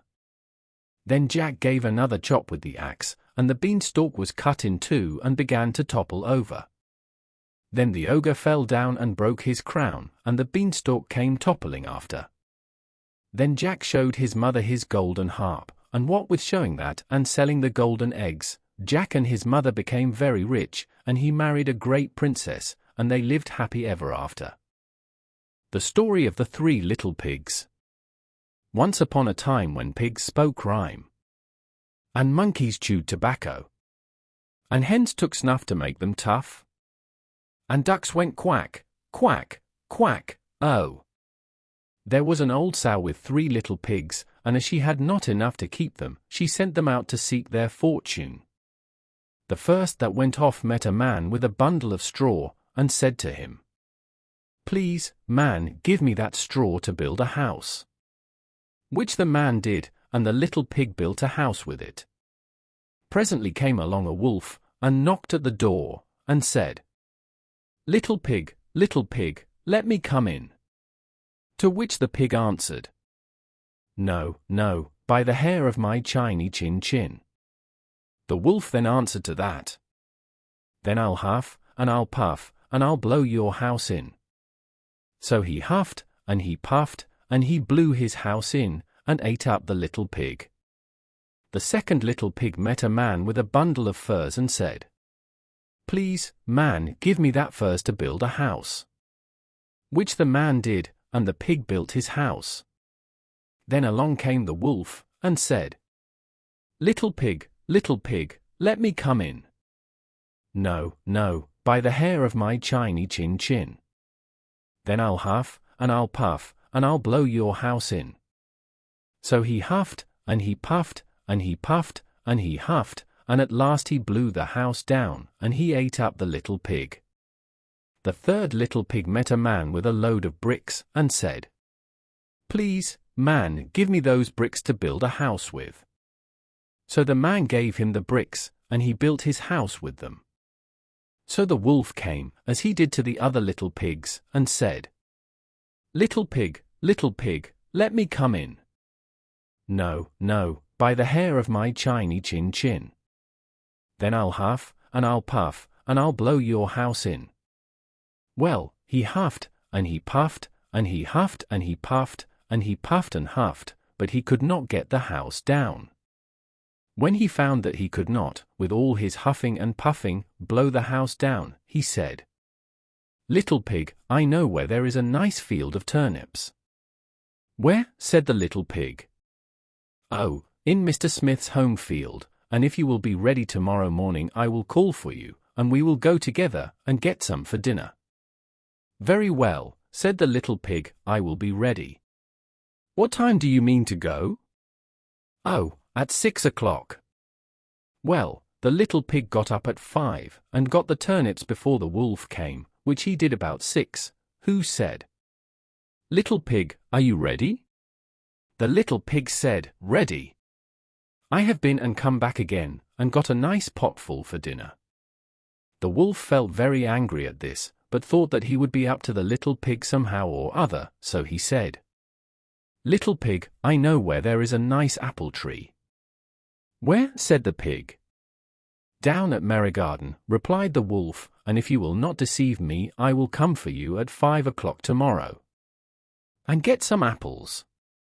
Well, the little pig bustled up the next morning at 4 o'clock, and went off for the apples, hoping to get back before the wolf came, but he had further to go, and had to climb the tree, so that just as he was coming down from it, he saw the wolf coming, which, as you may suppose, frightened him very much. When the wolf came up he said, "Little pig, what? Are you here before me? Are they nice apples?" "Yes, very," said the little pig. "I will throw you down one." And he threw it so far that, while the wolf was gone to pick it up, the little pig jumped down and ran home. The next day the wolf came again, and said to the little pig, "Little pig, there is a fair at Shanklin this afternoon, will you go?" "Oh yes," said the pig, "I will go. What time shall you be ready?" "At 3, said the wolf. So the little pig went off before the time as usual, and got to the fair, and bought a butter churn, which he was going home with, when he saw the wolf coming. Then he could not tell what to do.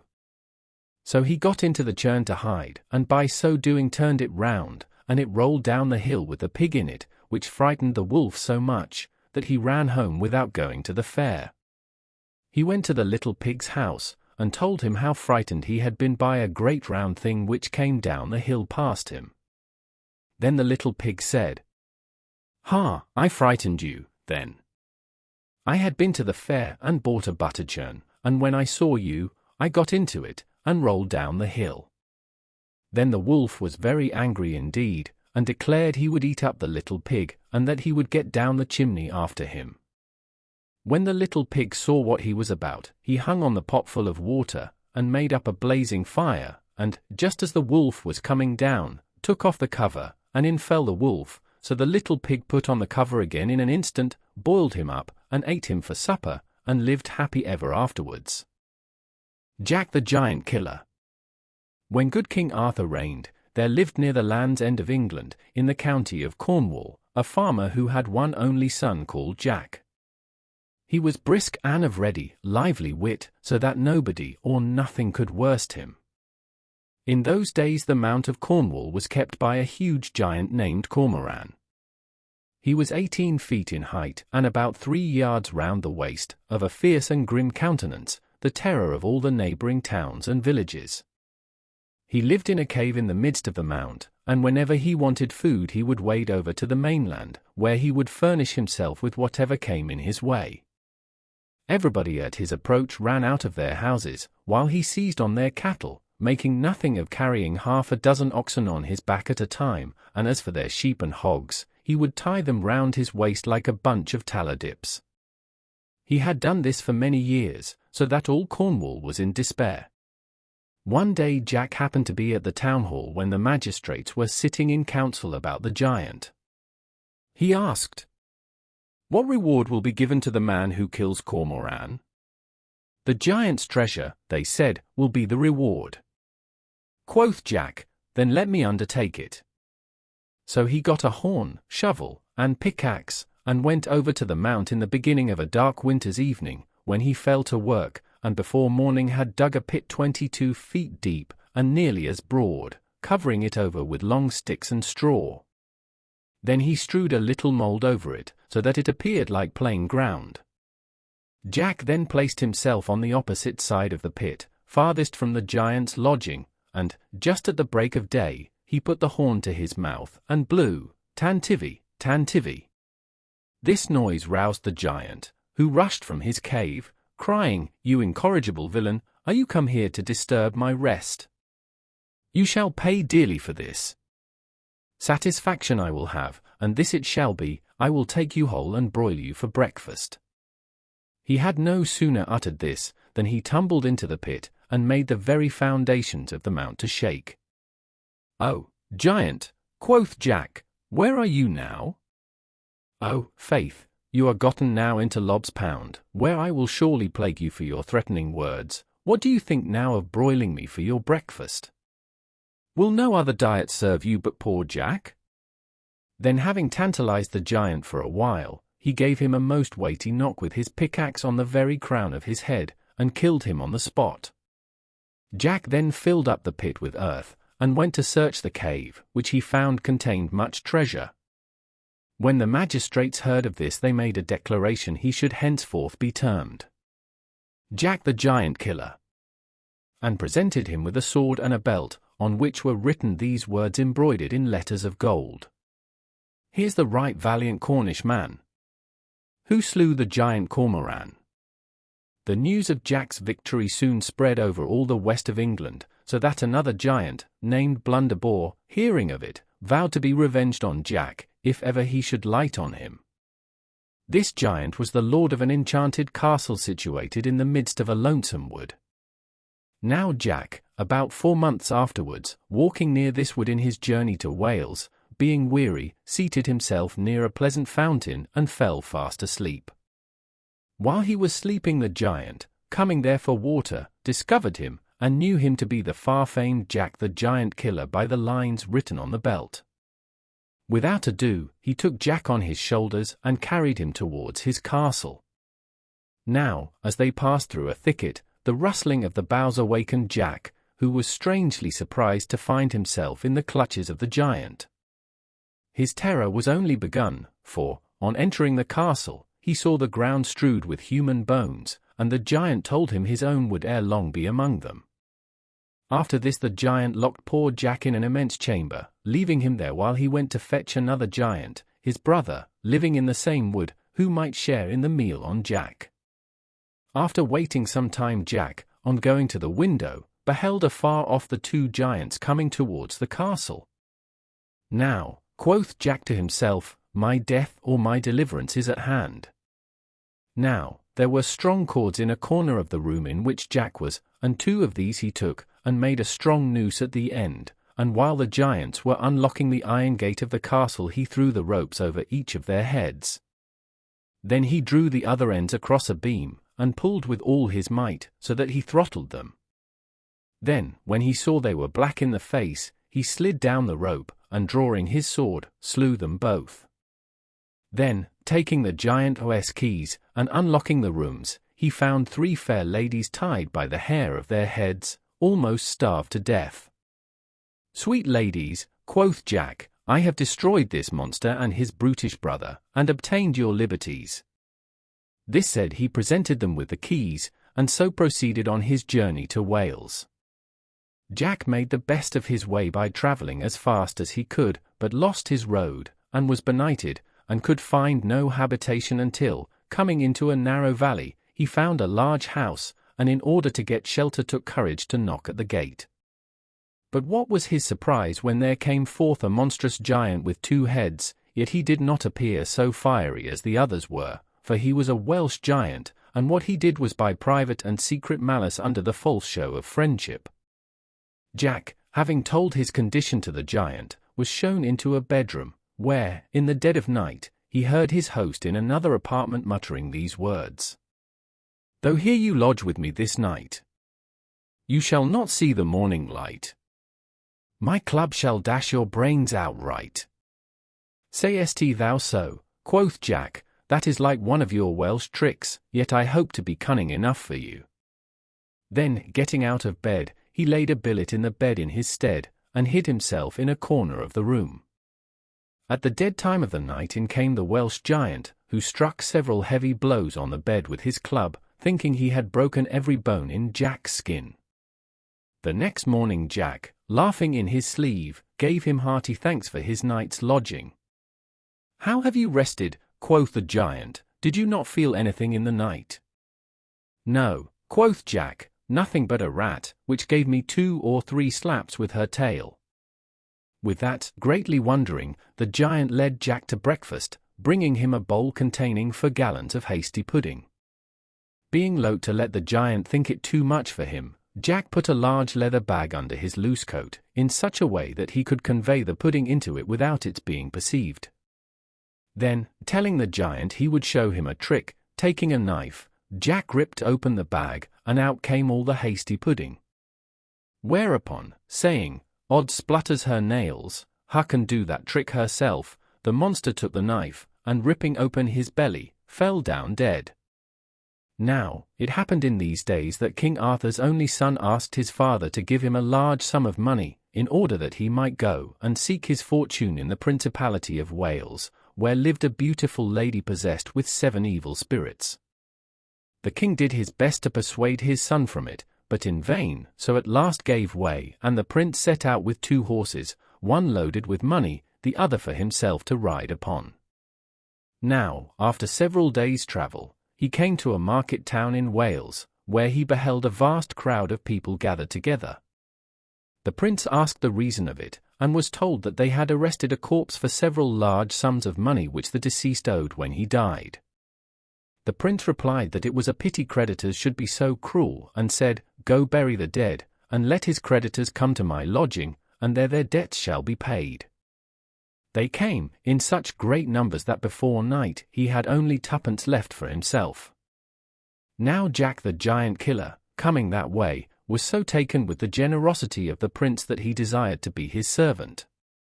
This being agreed upon, the next morning they set forward on their journey together, when, as they were riding out of the town, an old woman called after the prince, saying, "He has owed me 2pence these 7 years, pray pay me as well as the rest." Putting his hand into his pocket, the prince gave the woman all he had left, so that after their day's food, which cost what small store Jack had by him, they were without a penny between them. When the sun got low, the king's son said, "Jack, since we have no money, where can we lodge this night?" But Jack replied, "Master, we'll do well enough, for I have an uncle lives within 2 miles of this place. He is a huge and monstrous giant with 3 heads. He'll fight 500 men in armor, and make them to fly before him." "Alas," quoth the prince, "what shall we do there? He'll certainly chop us up at a mouthful. Nay, we are scarce enough to fill one of his hollow teeth." "It is no matter for that," quoth Jack, "I myself will go before and prepare the way for you, therefore stop here and wait till I return." Jack then rode away at full speed, and coming to the gate of the castle, he knocked so loud that he made the neighboring hills resound. The giant roared out at this like thunder, "Who's there?"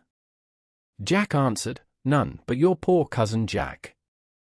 Quoth he, "What news with my poor cousin Jack?" He replied, "Dear uncle, heavy news, God wot." "Prithee," quoth the giant, "what heavy news can come to me?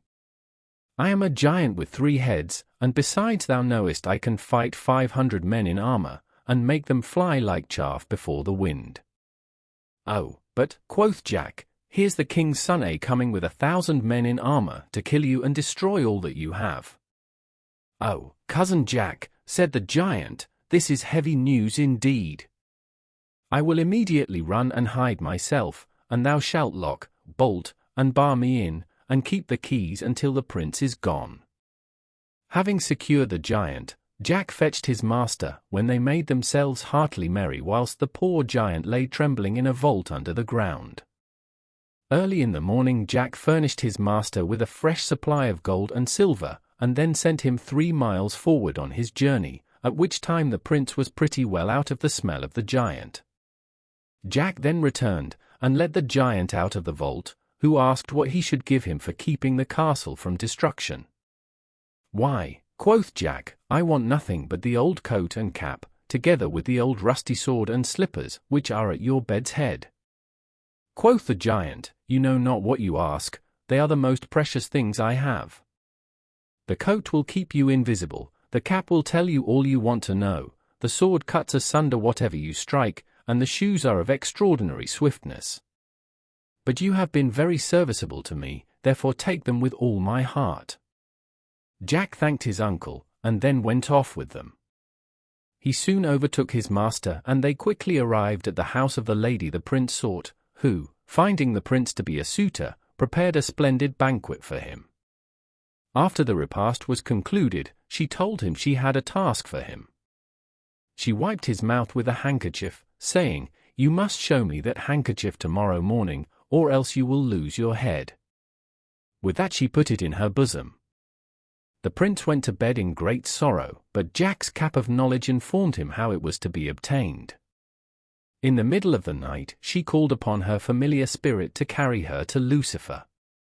But Jack put on his coat of darkness and his shoes of swiftness, and was there as soon as she was. When she entered the place of the demon, she gave the handkerchief to him, and he laid it upon a shelf, whence Jack took it and brought it to his master, who showed it to the lady next day, and so saved his life.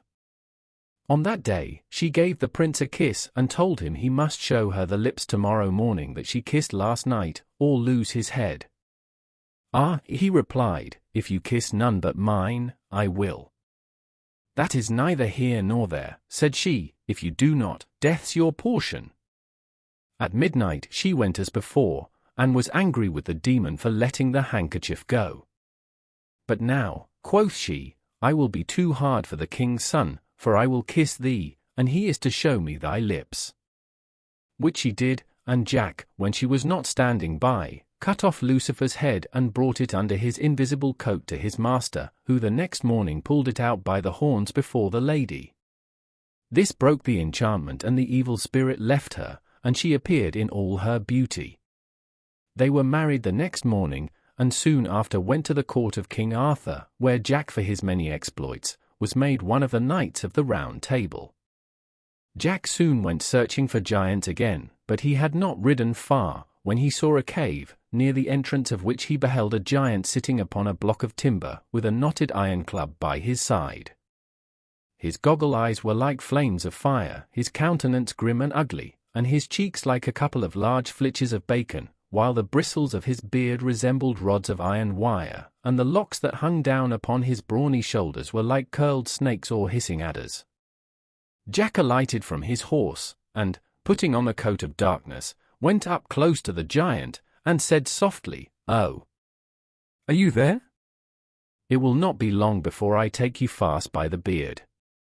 The giant all this while could not see him, on account of his invisible coat, so that Jack, coming up close to the monster, struck a blow with his sword at his head, but, missing his aim, he cut off the nose instead. At this, the giant roared like claps of thunder, and began to lay about him with his iron club like one stark mad. But Jack, running behind, drove his sword up to the hilt in the giant's head so that it fell down dead. This done, Jack cut off the giant's head, and sent it, with his brothers also, to King Arthur, by a waggoner he hired for that purpose. Jack now resolved to enter the giant's cave in search of his treasure, and, passing along through a great many windings and turnings, he came at length to a large room paved with freestone, at the upper end of which was a boiling cauldron, and on the right hand a large table, at which the giant used to dine. Then he came to a window, barred with iron, through which he looked and beheld a vast number of miserable captives, who, seeing him, cried out, "Alas! Young man, art thou come to be one amongst us, in this miserable den?" "Ay," quoth Jack, "but pray tell me what is the meaning of your captivity." "We are kept here," said one, "till such time as the giants have a wish to feast, and then the fattest among us is slaughtered. And many other times they have dined upon murdered men."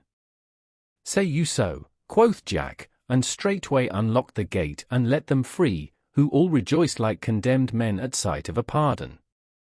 Then searching the giant's coffer, he shared the gold and silver equally amongst them and took them to a neighboring castle, where they all feasted and made merry over their deliverance. But in the midst of all this mirth a messenger brought news that one Thunderdell, a giant with 2 heads, having heard of the death of his kinsman, had come from the northern dales to be revenged on Jack, and was within a mile of the castle, the country people flying before him like chaff. But Jack was not a bit daunted, and said, "Let him come. I have a tool to pick his teeth, and you, ladies and gentlemen, walk out into the garden, and you shall witness this giant Thunderdell's death and destruction." The castle was situated in the midst of a small island surrounded by a moat 30 feet deep and 20 feet wide, over which lay a drawbridge. So Jack employed men to cut through this bridge on both sides, nearly to the middle, and then, dressing himself in his invisible coat, he marched against the giant with his sword of sharpness.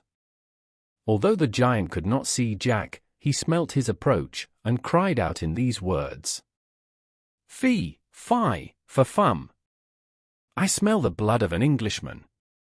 Be he alive or be he dead? I'll grind his bones to make me bread." "Sayest thou so?" said Jack, "then thou art a monstrous miller indeed." The giant cried out again, "Art thou that villain who killed my kinsman? Then I will tear thee with my teeth, suck thy blood, and grind thy bones to powder."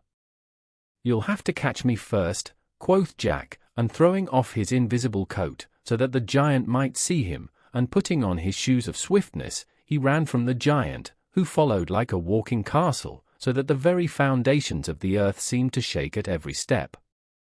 Jack led him a long dance, in order that the gentlemen and ladies might see, and at last to end the matter ran lightly over the drawbridge, the giant, in full speed, pursuing him with his club.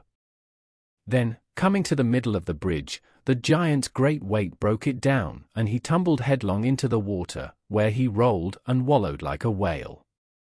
Jack, standing by the moat, laughed at him all the while, but though the giant foamed to hear him scoff, and plunged from place to place in the moat, yet he could not get out to be revenged. Jack at length got a cart rope and cast it over the 2 heads of the giant and drew him ashore by a team of horses, and then cut off both his heads with his sword of sharpness, and sent them to King Arthur. After some time spent in mirth and pastime, Jack, taking leave of the knights and ladies, set out for new adventures. Through many woods he passed and came at length to the foot of a high mountain.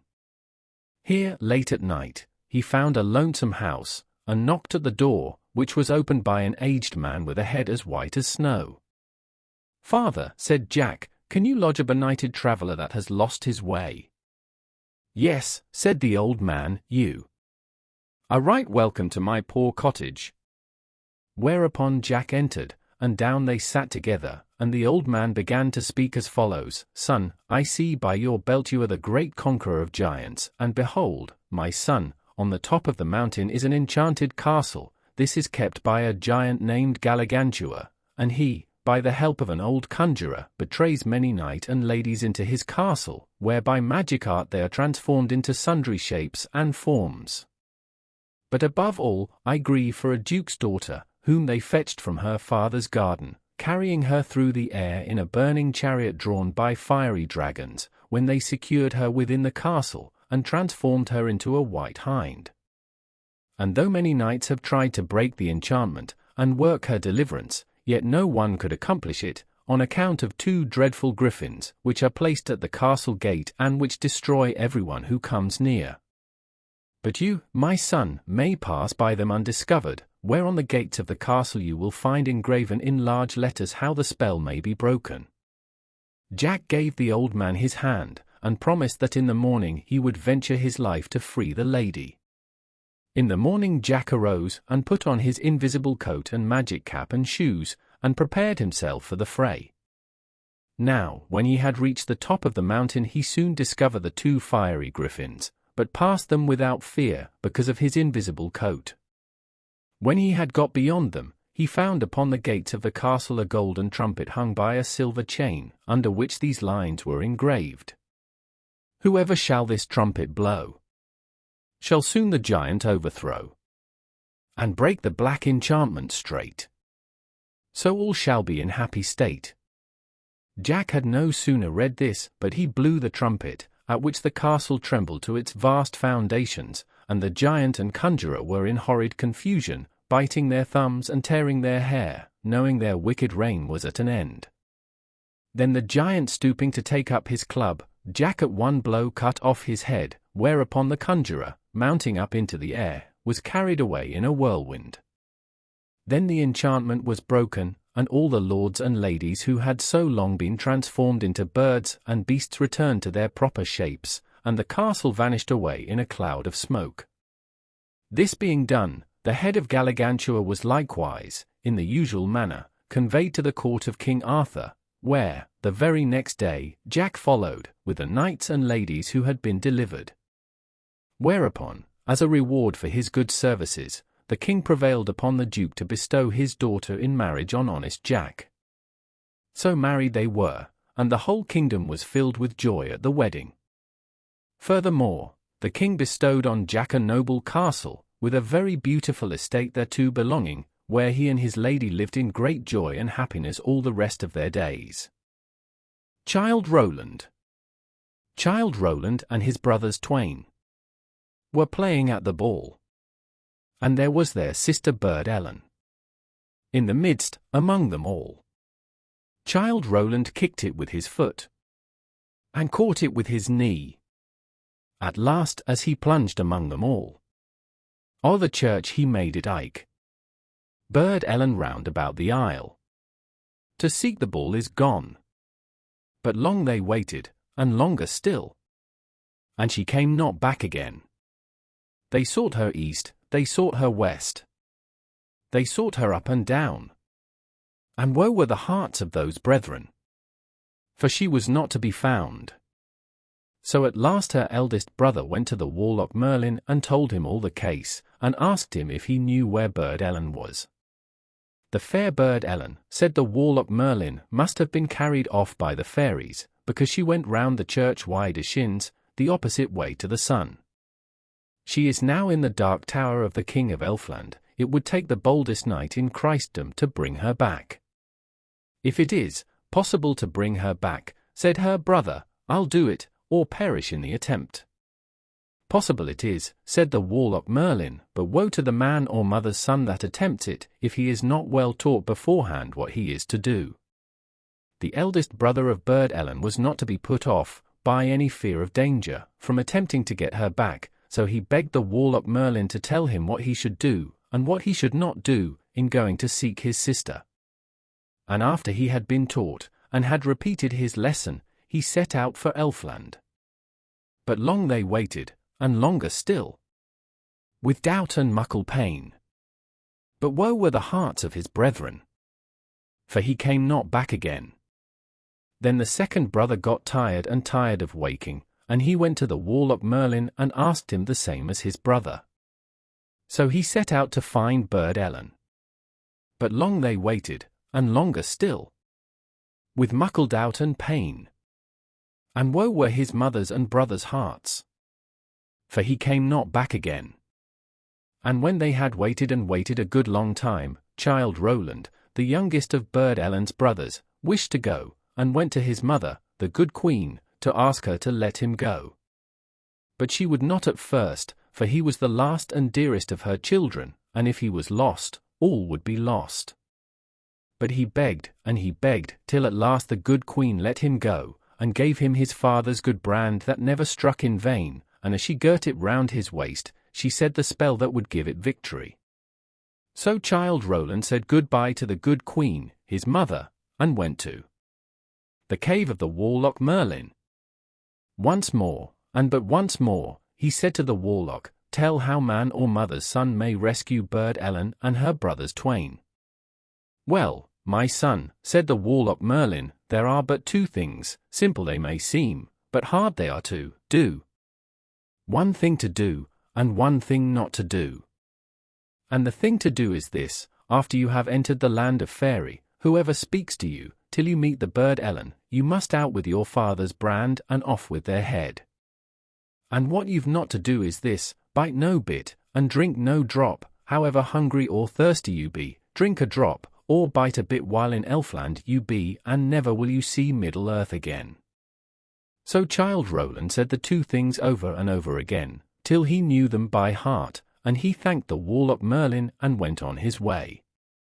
And he went along, and along, and along, and still further along, till he came to the horse-herd of the king of Elfland feeding his horses. These he knew by their fiery eyes, and knew that he was at last in the land of Faery. "Canst thou tell me," said Childe Roland to the horse-herd, "where the king of Elfland's dark tower is?" "I cannot tell thee," said the horse-herd, "but go on a little further and thou wilt come to the cow-herd, and he, maybe, can tell thee." Then, without a word more, Childe Roland drew the good brand that never struck in vain, and off went the horse-herd's head, and Childe Roland went on further, till he came to the cow-herd, and asked him the same question. "I can't tell thee," said he, "but go on a little further, and thou wilt come to the hen-wife, and she is sure to know." Then Childe Roland out with his good brand, that never struck in vain, and off went the cowherd's head. And he went on a little further, till he came to an old woman in a grey cloak, and he asked her if she knew where the dark tower of the king of Elfland was. "Go on a little further," said the hen-wife, "till you come to a round green hill, surrounded with terrace rings, from the bottom to the top. Go round it 3 times, wide as shins, and each time say, 'Open, door! Open, door! And let me come in,' and the 3rd time the door will open, and you may go in." And Childe Roland was just going on, when he remembered what he had to do, so he out with the good brand, that never struck in vain, and off went the hen-wife's head. Then he went on, and on, and on, till he came to the round green hill with the terrace rings from top to bottom, and he went round it 3 times, wide as shins, saying each time, "Open, door! Open, door! And let me come in." And the 3rd time the door did open, and he went in, and it closed with a click, and Childe Roland was left in the dark. It was not exactly dark, but a kind of twilight or gloaming. There were neither windows nor candles, and he could not make out where the twilight came from, if not through the walls and roof. These were rough arches made of a transparent rock, encrusted with sheep silver and rock spar, and other bright stones. But though it was rock, the air was quite warm, as it always is in Elfland. So he went through this passage till at last he came to 2 wide and high folding doors which stood ajar. And when he opened them, there he saw a most wonderful and gracious sight. A large and spacious hall, so large that it seemed to be as long, and as broad, as the green hill itself. The roof was supported by fine pillars, so large and lofty that the pillars of a cathedral were as nothing to them. They were all of gold and silver, with fretted work, and between them and around them wreaths of flowers, composed of what do you think? Why, of diamonds and emeralds, and all manner of precious stones. And the very keystones of the arches had for ornaments clusters of diamonds and rubies, and pearls, and other precious stones. And all these arches met in the middle of the roof, and just there, hung by a gold chain, an immense lamp made out of one big pearl hollowed out and quite transparent. And in the middle of this was a big, huge carbuncle, which kept shining round and round, and this was what gave light by its rays to the whole hall, which seemed as if the setting sun was shining on it. The hall was furnished in a manner equally grand, and at one end of it was a glorious couch of velvet, silk, and gold, and there sate Bird Ellen, combing her golden hair with a silver comb. And when she saw Childe Roland, she stood up and said, God pity ye, poor luckless fool! What have ye here to do? Hear ye this, my youngest brother? Why didn't ye bide at home? Had you 100,000 lives? Ye couldn't spare any a one. But sit ye down, but woe, oh, woe, that ever ye were born. For come the King of Elfland in.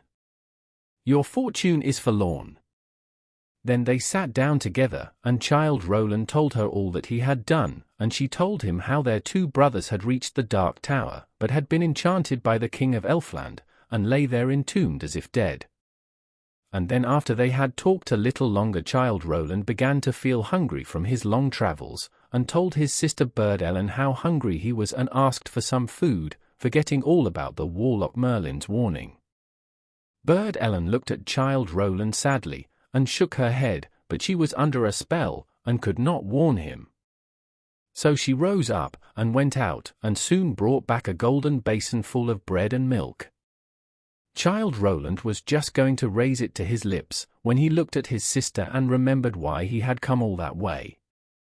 So he dashed the bowl to the ground, and said, Not a sup will I swallow, nor a bite will I bite, till Bird Ellen is set free. Just at that moment they heard the noise of someone approaching, and a loud voice was heard saying, Fee, fi, fo, fum. I smell the blood of a Christian man. Be he dead, be he living, with my brand, I'll dash his brains from his brain-pan. And then the folding doors of the hall were burst open, and the King of Elfland rushed in. Strike then, Bogle, if thou darest, shouted out Childe Roland, and rushed to meet him with his good brand that never did fail. They fought, and they fought, and they fought, till Childe Roland beat the King of Elfland down onto his knees, and caused him to yield and beg for mercy. I grant thee mercy, said Childe Roland, release my sister from thy spells, and raise my brothers to life, and let us all go free, and thou shalt be spared. I agree, said the Elfin King, and rising up he went to a chest from which he took a phial filled with a blood-red liquor. With this he anointed the ears, eyelids, nostrils, lips, and fingertips of the two brothers, and they sprang at once into life, and declared that their souls had been away, but had now returned. The Elfin King then said some words to Bird Ellen, and she was disenchanted, and they all four passed out of the hall, through the long passage, and turned their backs on the Dark Tower, never to return again. So they reached home, and the good queen their mother, and Bird Ellen never went round a church Wiedeshinze again. The Cat and the Mouse. The Cat and the Mouse. Peered in the malt house. The cat bit the mouse's tail off. Pray, puss, give me my tail. No, says the cat, I'll not give you your tail, till you go to the cow, and fetch me some milk. First she leapt, and then she ran, till she came to the cow, and thus began. Pray, cow, give me milk, that I may give cat milk, that cat may give me my own tail again. No, said the cow, I will give you no milk, till you go to the farmer, and get me some hay. First she leapt, and then she ran, till she came to the farmer, and thus began. Pray, farmer, give me hay, that I may give cow hay, that cow may give me milk, that I may give cat milk, that cat may give me my own tail again. No, says the farmer, I'll give you no hay, till you go to the butcher, and fetch me some meat. First she leapt, and then she ran, till she came to the butcher, and thus began. Pray, butcher, give me meat, that I may give farmer meat, that farmer may give me hay, that I may give cow hay, that cow may give me milk, that I may give cat milk, that cat may give me my own tail again. No, says the butcher, I'll give you no meat, till you go to the baker, and fetch me some bread. First she leapt, and then she ran, till she came to the baker, and thus began. Pray, baker, give me bread, that I may give butcher bread, that butcher may give me meat, that I may give farmer meat, that farmer may give me hay, that I may give cow hay, that cow may give me milk, that I may give cat milk, that cat may give me my own tail again. Yes, says the baker, I'll give you some bread. But if you eat my meal, I'll cut off your head. Then the baker gave mouse bread, and mouse gave butcher bread, and butcher gave mouse meat, and mouse gave farmer meat, and farmer gave mouse hay, and mouse gave cow hay, and cow gave mouse milk, and mouse gave cat milk, and cat gave mouse her own tail again. Earl Mar's daughter. One fine summer's day Earl Mar's daughter went into the castle garden, dancing and tripping along. And as she played and sported she would stop from time to listen to the music of the birds. After a while, as she sat under the shade of a green oak tree, she looked up and spied a sprightly dove sitting high up on one of its branches. She looked up and said, "Coo, my dove, my dear, come down to me, and I will give you a golden cage. I'll take you home and pet you well as any bird of them all." Scarcely had she said these words when the dove flew down from the branch and settled on her shoulder, nestling up against her neck while she smoothed its feathers. Then she took it home to her own room. The day was done and the night came on, and Earl Mar's daughter was thinking of going to sleep when, turning around, she found at her side a handsome young man. She was startled, for the door had been locked for hours. But she was a brave girl and said, "What are you doing here, young man, to come and startle me so? The door was barred these hours ago. However did you come here?" "Hush! Hush!" the young man whispered, "I was that cooing dove you coaxed from off the tree." "But who are you, then?" she said quite low, "and how came you to be changed into that dear little bird?" "My name is Florentine, and my mother is a queen, aye, and more than a queen, for she knows many a magic spell, and because I would not do as she wished she turned me into a dove by day, but at night her spells lose their power, and I become a man again. Today I crossed the sea and saw you for the first time, and I was glad to be a bird that I could come near you. Unless you love me, I shall never be happy more. But if I love you," says she, "will you not fly away and leave me one of these fine days?" "Never, never," said the prince, "be my wife and I'll be yours forever. By day a bird, by night a prince, I will always be by your side." So they were married in secret and lived happily in the castle, and no one knew that every night Coo my dove became Prince Florentine. And every year a little son came to them as bonny could be. But as each son was born, Prince Florentine carried the little thing away on his back over the sea to where the queen his mother lived, and left the little one with her. 7 years passed thus, and then a great trouble came to them. For the Earl Mar wished to marry his daughter to a noble of high degree who came wooing her. Her father pressed her sore, but she said, "Father dear, I do not wish to marry, I can be quite happy with Coo my dove here." Then her father got into a mighty rage and swore a great oath, and said, "Tomorrow, so sure as I live and eat, I'll twist your bird's neck," and out he stamped from her room. Oh, said Coo my dove, "it's time that I was away," and so he jumped upon the window sill and in a moment was flying away.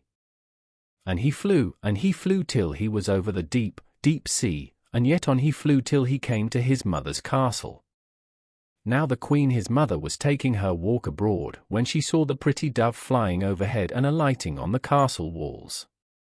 "Here, dancers, come and dance your jigs," she called, "and pipers, pipe you well, for here's my own Florentine, come back to me to stay, for he's brought no bonny boy with him this time." "No, mother," said Florentine, "no dancers for me and no minstrels, for my dear wife, the mother of my 7 boys, is to be wed tomorrow, and sad's the day for me." "What can I do, my son?" said the queen. "Tell me, and it shall be done if my magic has power to do it." "Well, then, mother dear, turn the 24 dancers and pipers into 24 grey herons, and let my 7 sons become 7 white swans, and let me be a goshawk and their leader." "Alas! Alas! My son," she said, that may not be, my magic reaches not so far. But perhaps my teacher, the spae-wife of Ostry, may know better. And away she hurried to the cave of Ostry, and after a while came out as white can be, and muttering over some burning herbs she brought out of the cave.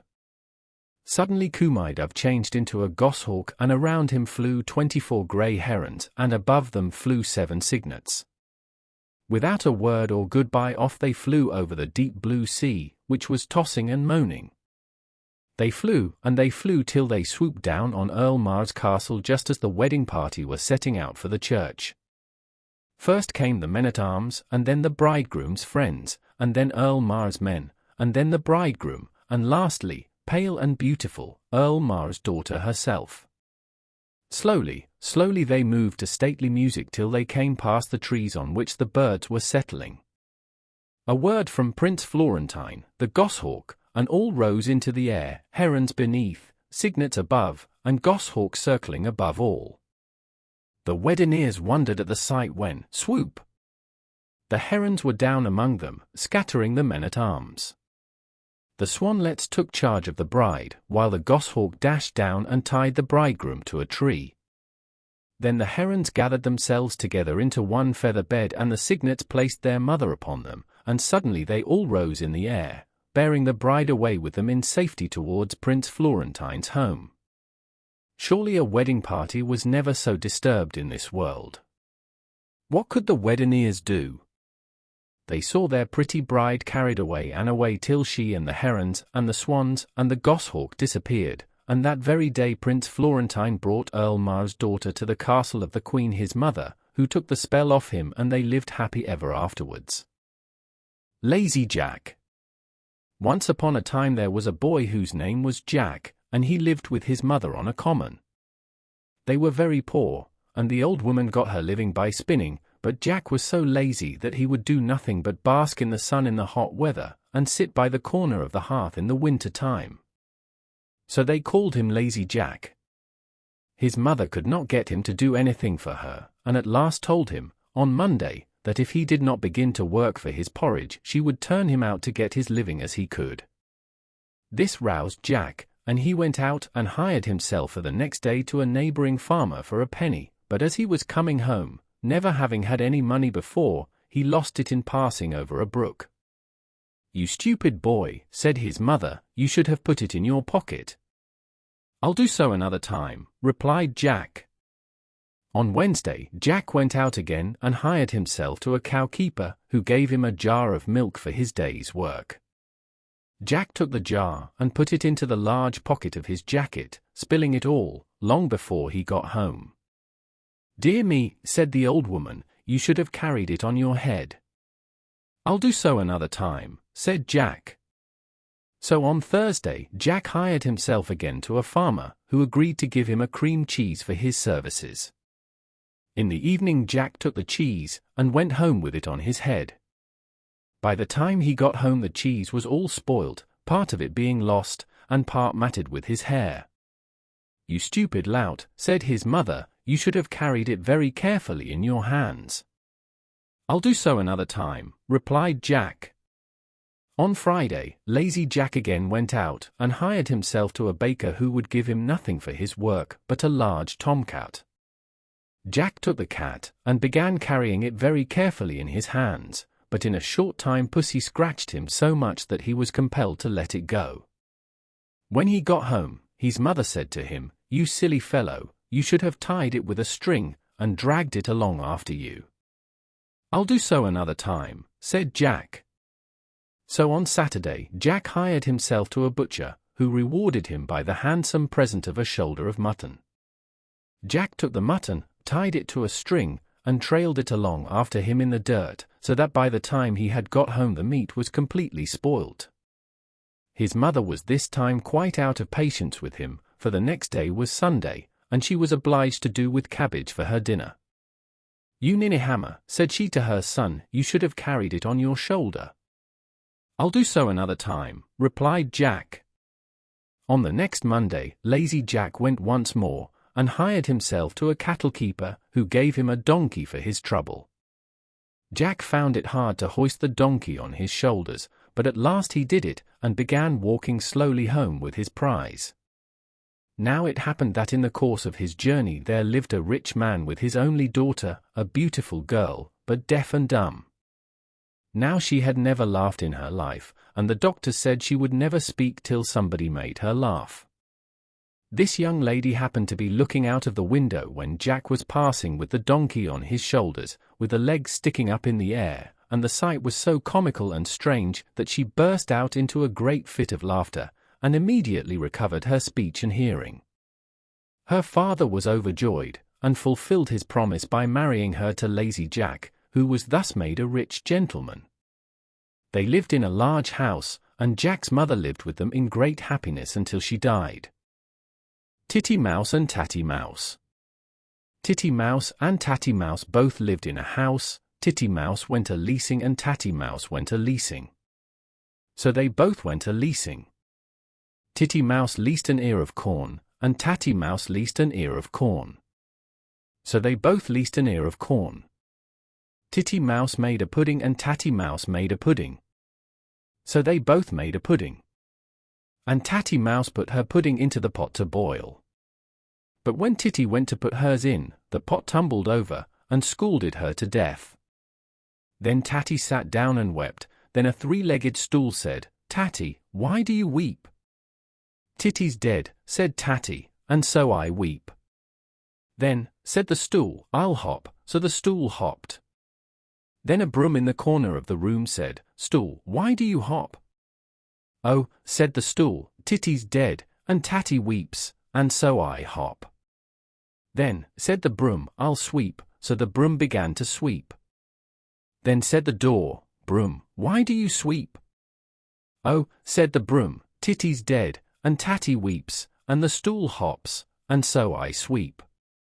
Then, said the door, "I'll jar," so the door jarred.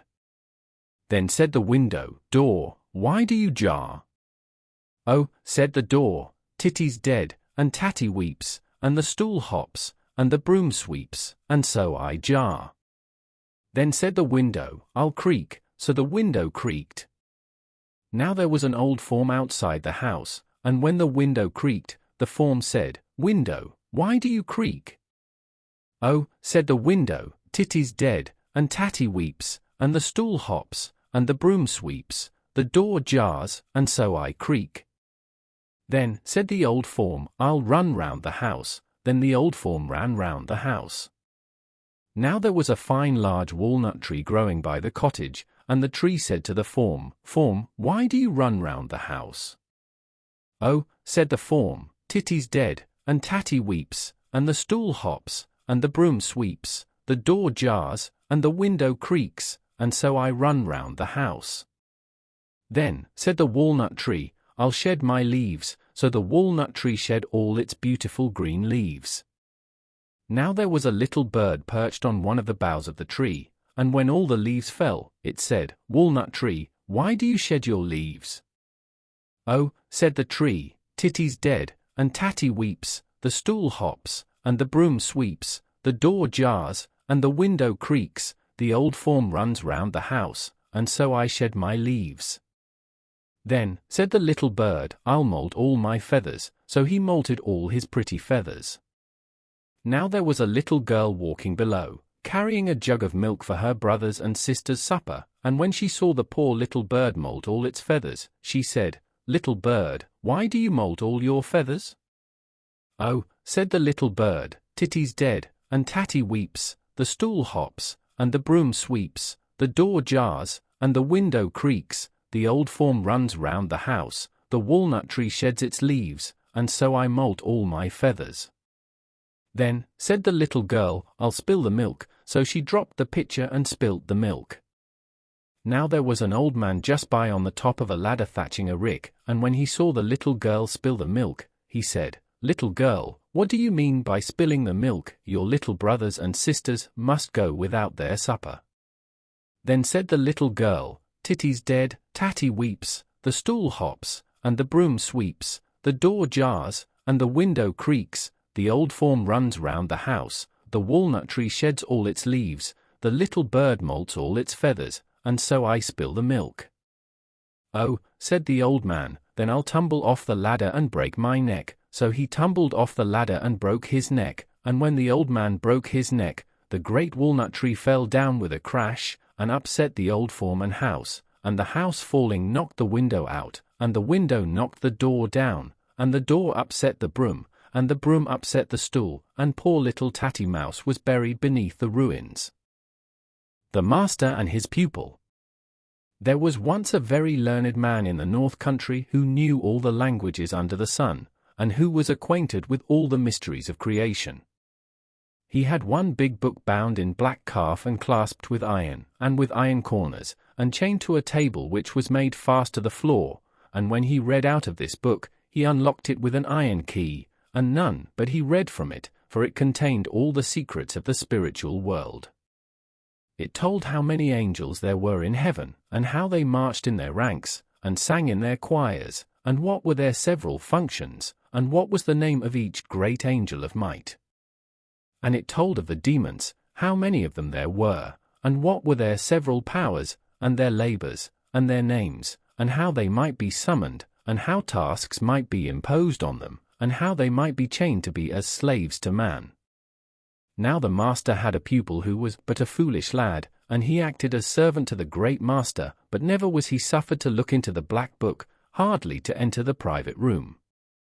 One day the master was out, and then the lad, as curious as could be, hurried to the chamber where his master kept his wondrous apparatus for changing copper into silver, and where was his mirror in which he could see all that was passing in the world, and where was the shell which when held to his ear whispered all the words that were being spoken by any one the master desired to know about.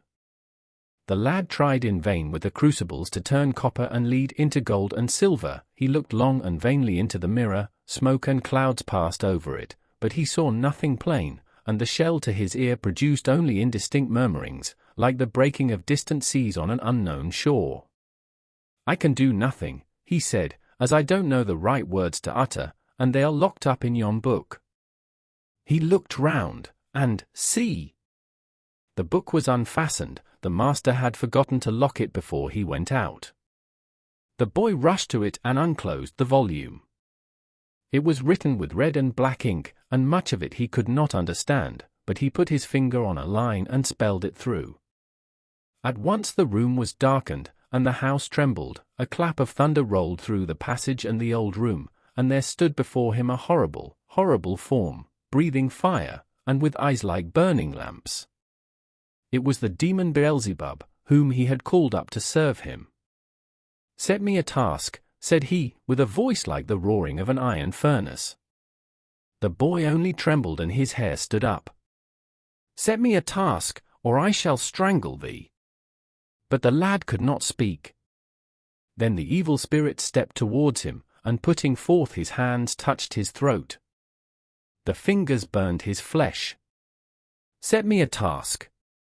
"Water yon flower," cried the boy in despair, pointing to a geranium which stood in a pot on the floor. Instantly the spirit left the room, but in another instant he returned with a barrel on his back, and poured the contents over the flower, and again he went and came, and poured more and more water, till the floor of the room was ankle deep. "Enough, enough," gasped the lad, but the demon heeded him not. The lad didn't know the words by which to send him away, and still he fetched water. It rose to the boy's knees, and still more water was poured. It mounted to his waist, and Beelzebub still kept on bringing barrels full. It rose to his armpits, and he scrambled to the tabletop. And now the water in the room stood up to the window and washed against the glass and swirled around his feet on the table. It still rose, it reached his breast. In vain he cried, the evil spirit would not be dismissed, and to this day he would have been pouring water, and would have drowned all Yorkshire. But the master remembered on his journey that he had not locked the book, and therefore returned, and at the moment when the water was bubbling about the pupil's chin, rushed into the room and spoke the words which cast Beelzebub back into his fiery home. The Story of the Three Bears. Once upon a time there were 3 bears, who lived together in a house of their own, in a wood.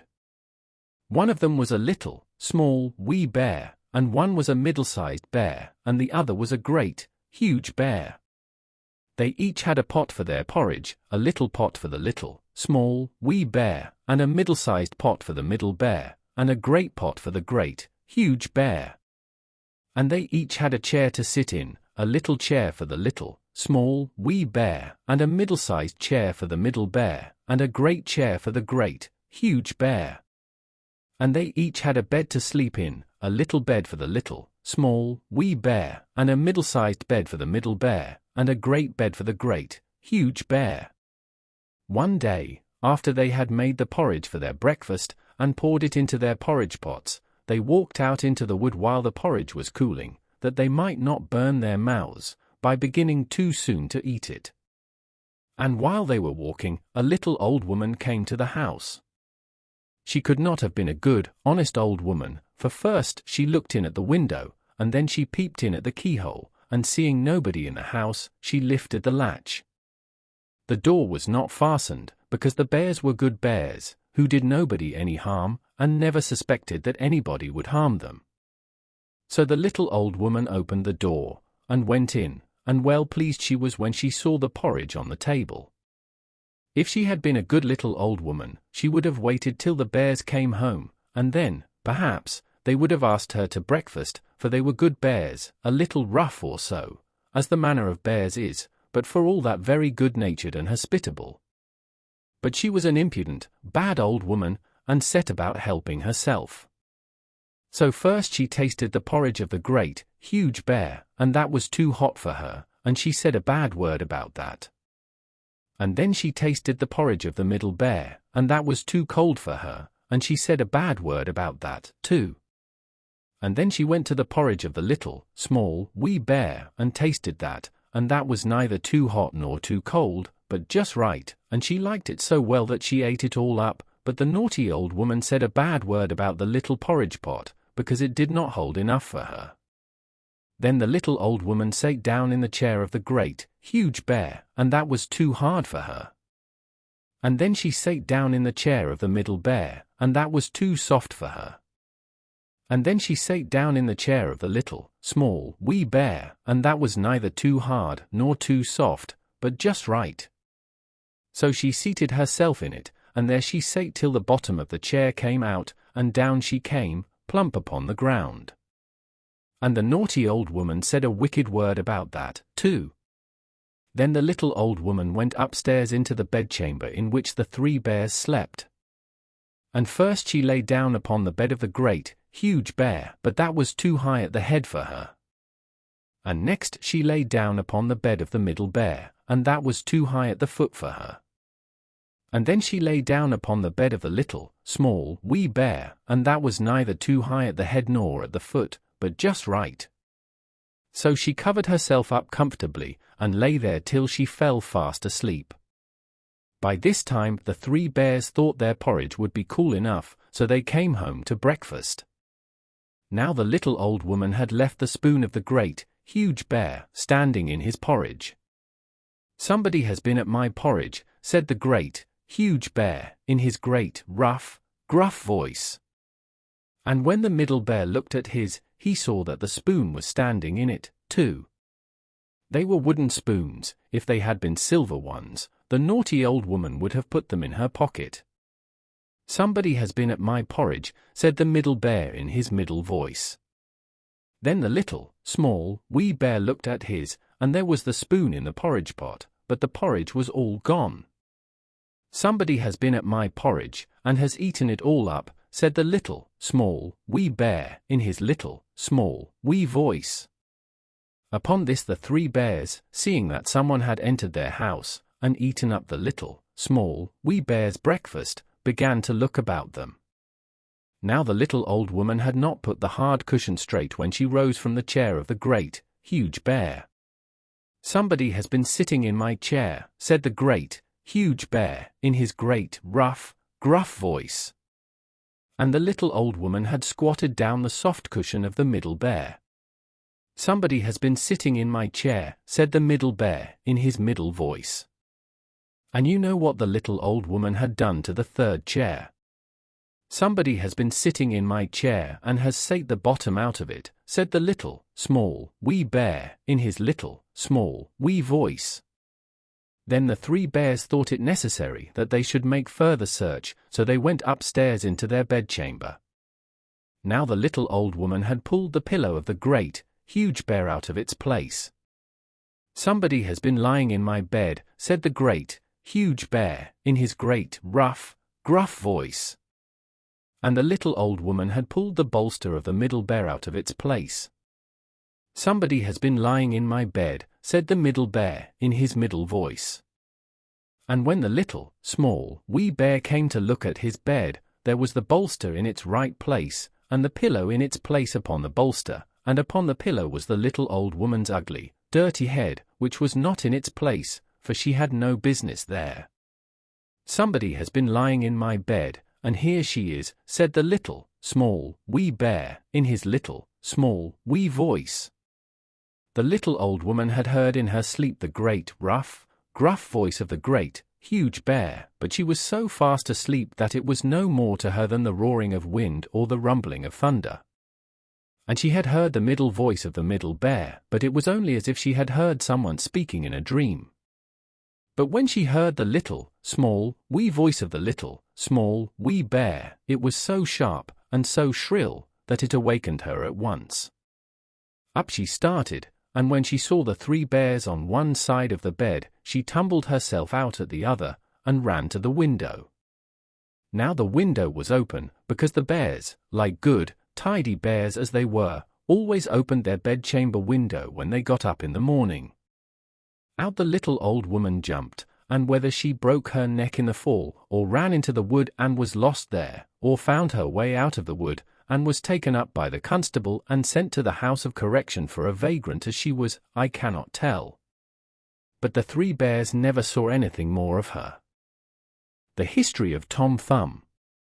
In the days of the great King Arthur there lived a mighty magician, called Merlin, the most learned and skillful enchanter the world has ever seen. This famous magician, who could take any form he pleased, was traveling about as a poor beggar, and being very tired, he stopped at the cottage of a ploughman to rest himself, and asked for some food. The countryman bade him welcome, and his wife, who was a very good-hearted woman, soon brought him some milk in a wooden bowl, and some coarse brown bread on a platter.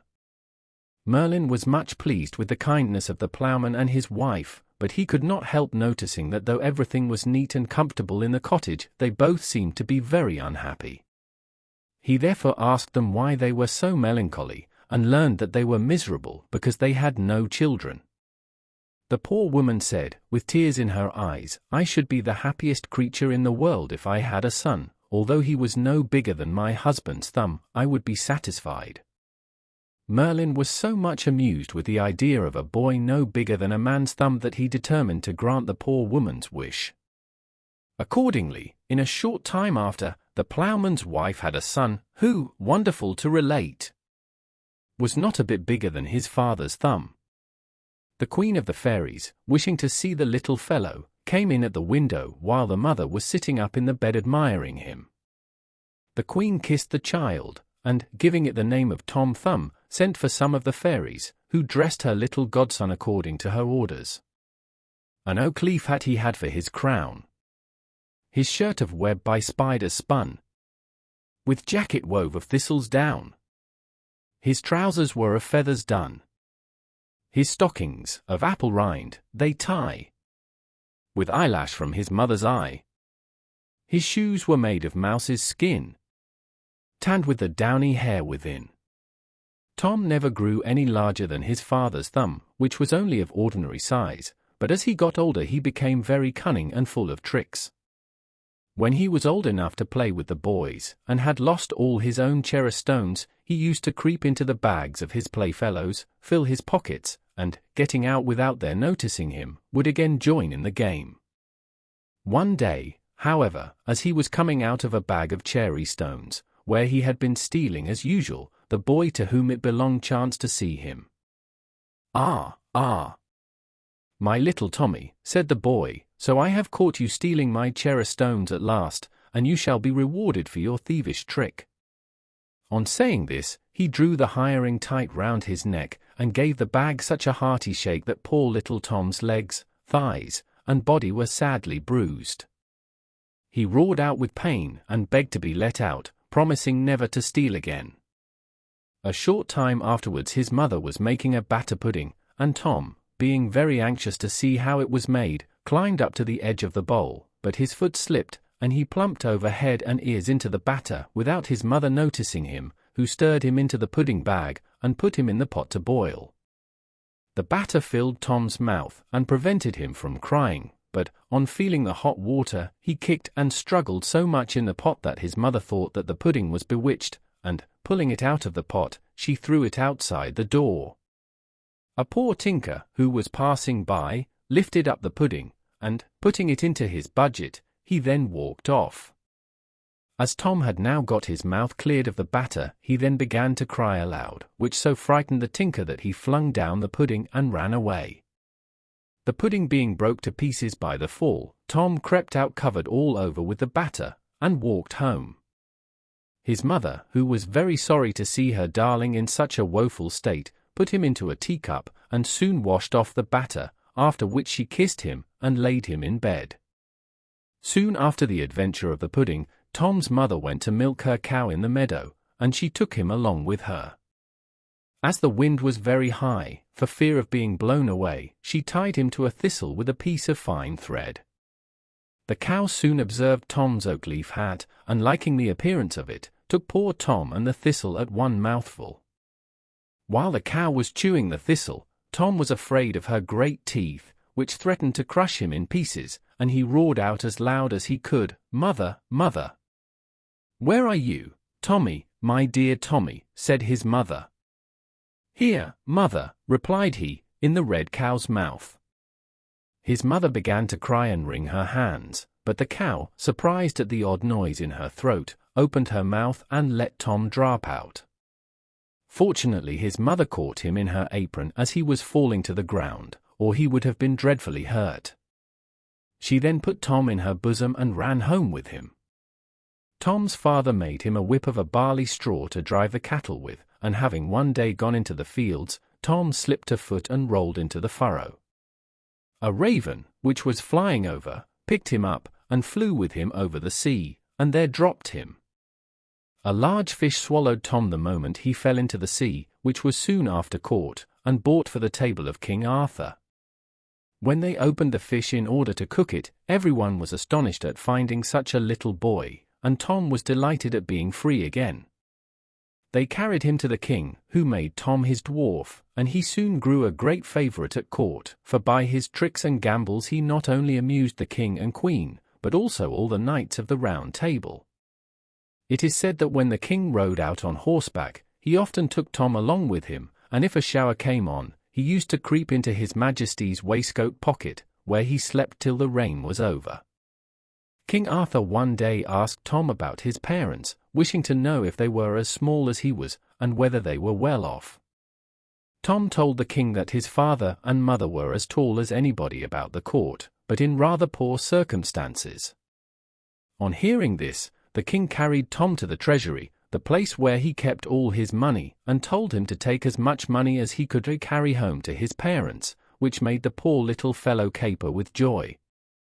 Tom went immediately to procure a purse, which was made of a water bubble, and then returned to the treasury, where he received a silver 3-penny piece to put into it. Our little hero had some difficulty in lifting the burden upon his back, but he at last succeeded in getting it placed to his mind, and set forward on his journey. However, without meeting with any accident, and after resting himself more than 100 times by the way, in 2 days and 2 nights he reached his father's house in safety. Tom had travelled 48 hours with a huge silver piece on his back, and was almost tired to death, when his mother ran out to meet him, and carried him into the house. But he soon returned to court. As Tom's clothes had suffered much in the batter pudding, and the inside of the fish, His Majesty ordered him a new suit of clothes, and to be mounted as a knight on a mouse. Of butterflies' wings his shirt was made, his boots of chicken's hide, and by a nimble fairy blade. well learned in the tailoring trade. His clothing was supplied. A needle dangled by his side. A dapper mouse he used to ride. Thus strutted Tom in stately pride. It was certainly very diverting to see Tom in this dress and mounted on the mouse, as he rode out a-hunting with the king and nobility, who were all ready to expire with laughter at Tom and his fine prancing charger. The king was so charmed with his address that he ordered a little chair to be made, in order that Tom might sit upon his table, and also a palace of gold, a span high, with a door an inch wide, to live in. He also gave him a coach, drawn by 6 small mice. The queen was so enraged at the honours conferred on Sir Thomas that she resolved to ruin him, and told the king that the little knight had been saucy to her. The king sent for Tom in great haste, but being fully aware of the danger of royal anger, he crept into an empty snail shell, where he lay for a long time until he was almost starved with hunger, but at last he ventured to peep out, and seeing a fine large butterfly on the ground, near the place of his concealment, he got close to it and jumping astride on it, was carried up into the air. The butterfly flew with him from tree to tree and from field to field, and at last returned to the court, where the king and nobility all strove to catch him, but at last poor Tom fell from his seat into a watering pot, in which he was almost drowned. When the queen saw him, she was in a rage, and said he should be beheaded, and he was put into a mouse-trap until the time of his execution. However, a cat, observing something alive in the trap, patted it about till the wires broke, and set Thomas at liberty. The king received Tom again into favour, which he did not live to enjoy, for a large spider one day attacked him, and although he drew his sword and fought well, yet the spider's poisonous breath at last overcame him. He fell dead on the ground where he stood, and the spider sucked every drop of his blood. King Arthur and his whole court were so sorry at the loss of their little favourite that they went into mourning and raised a fine white marble monument over his grave with the following epitaph: Here lies Tom Thumb, King Arthur's knight, who died by a spider's cruel bite. He was well known in Arthur's court, where he afforded gallant sport. He rode a tilt and tournament, and on a mouse a-hunting went. Alive he filled the court with mirth. His death to sorrow soon gave birth. Wipe your eyes, and shake your head, and cry, alas! Tom Thumb is dead. Jack and his golden snuff-box. Once upon a time, and a very good time it was, though it was neither in my time nor in your time nor in anyone else's time, there was an old man and an old woman, and they had one son, and they lived in a great forest. And their son never saw any other people in his life, but he knew that there were some more in the world besides his own father and mother, because he had lots of books, and he used to read every day about them. And when he read about charming princesses, he would go wild to see some of them, till one day, when his father was out cutting wood, he told his mother that he wished to go away to look for his living in some other country, and to see some other people beside them too. And he said, I see nothing at all here but great trees around me, and if I stay here, maybe I shall go mad before I see anything. The young man's father was out all the time when this talk was going on between him and his poor old mother. The old woman began by saying to her son before leaving, Well, my poor boy, if you want to go, it's better for you to go, and God be with you. The old woman thought for the best when she said that, but stop for a bit before you go. Which would you like best for me to make you, a little cake and bless you, or a big cake and curse you? Dear, said he, make me a big cake. Maybe I shall be hungry on the road. The old woman made the big cake, and she went to the top of the house, and she cursed him as far as she could see him. He presently met with his father, and the old man said to him, Where are you going, my poor boy? When the son told the father the same tale as he told his mother. Well, said his father, I'm sorry to see you going away, but if you've made up your mind to go, it's better for you to go. The poor lad had not gone far, when his father called him back. Then the old man drew out of his pocket a golden snuff-box, and said to him, Here, take this little box, and put it in your pocket, and be sure not to open it till you are near your death." And away went poor Jack upon his road, and walked till he was tired and hungry, for he had eaten all his cake upon the road, and by this time night was upon him, so he could hardly see his way before him. He could see some light a long way before him, and he made up to it, and found the back door, and knocked at it, till one of the maidservants came and asked him what he wanted. He said that night was on him, and he wanted to get some place to sleep. The maidservant called him into the fire, and gave him plenty to eat, good meat and bread and beer, and as he was eating his food by the fire, there came the young lady to look at him, and she loved him well and he loved her. And the young lady ran to tell her father, and said there was a pretty young man in the back kitchen, and immediately the gentleman came to him, and questioned him, and asked what work he could do. Jack said, the silly fellow, that he could do anything. He meant that he could do any foolish bit of work that would be wanted about the house. "Well," says the gentleman to him, "if you can do anything, at 8 o'clock in the morning I must have a great lake and some of the largest man-o'-war vessels sailing before my mansion, and one of the largest vessels must fire a royal salute, and the last round must break the leg of the bed where my young daughter is sleeping. And if you don't do that, you will have to forfeit your life." "All right," said Jack, and away he went to his bed, and said his prayers quietly, and slept till it was near 8 o'clock, and he had hardly any time to think what he was to do, till all of a sudden he remembered about the little golden box that his father gave him. And he said to himself, well, I never was so near my death as I am now, and then he felt in his pocket, and drew the little box out. And when he opened it, out there hopped 3 little red men, and asked Jack, "What is your will with us?" "Well," said Jack, "I want a great lake and some of the largest man-o'-war vessels in the world before this mansion, and one of the largest vessels to fire a royal salute, and the last round to break one of the legs of the bed where this young lady is sleeping." "All right," said the little men, "go to sleep." Jack had hardly time to bring the words out of his mouth to tell the little men what to do, but what it struck 8 o'clock, when bang, bang went one of the largest man-o'-war vessels, and it made Jack jump out of bed to look through the window, and I can assure you it was a wonderful sight for him to see, after being so long with his father and mother living in a wood.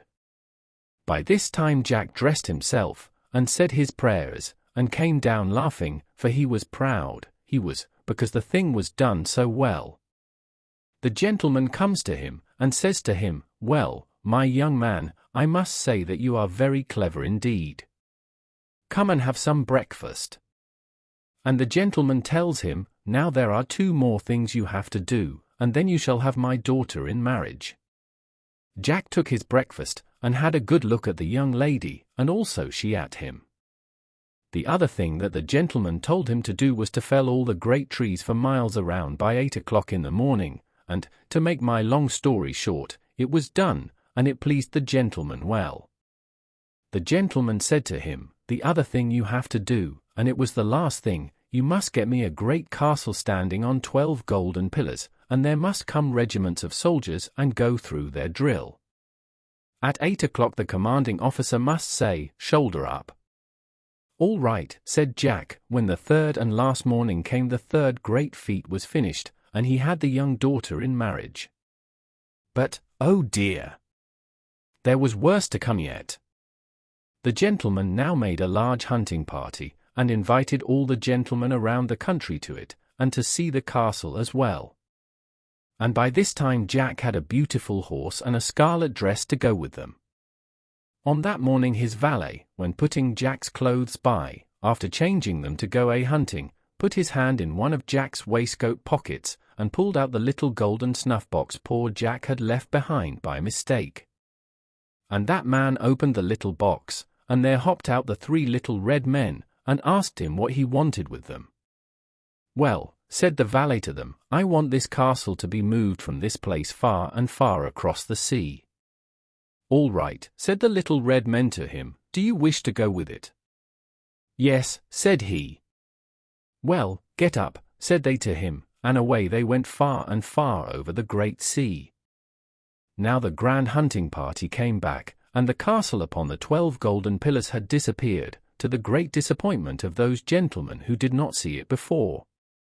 Poor silly Jack was threatened to have his beautiful young wife taken from him, for deceiving them as he did. But the gentleman at last made an agreement with him, and he was to have a 12 months and a day to look for it, and off he went with a good horse and money in his pocket.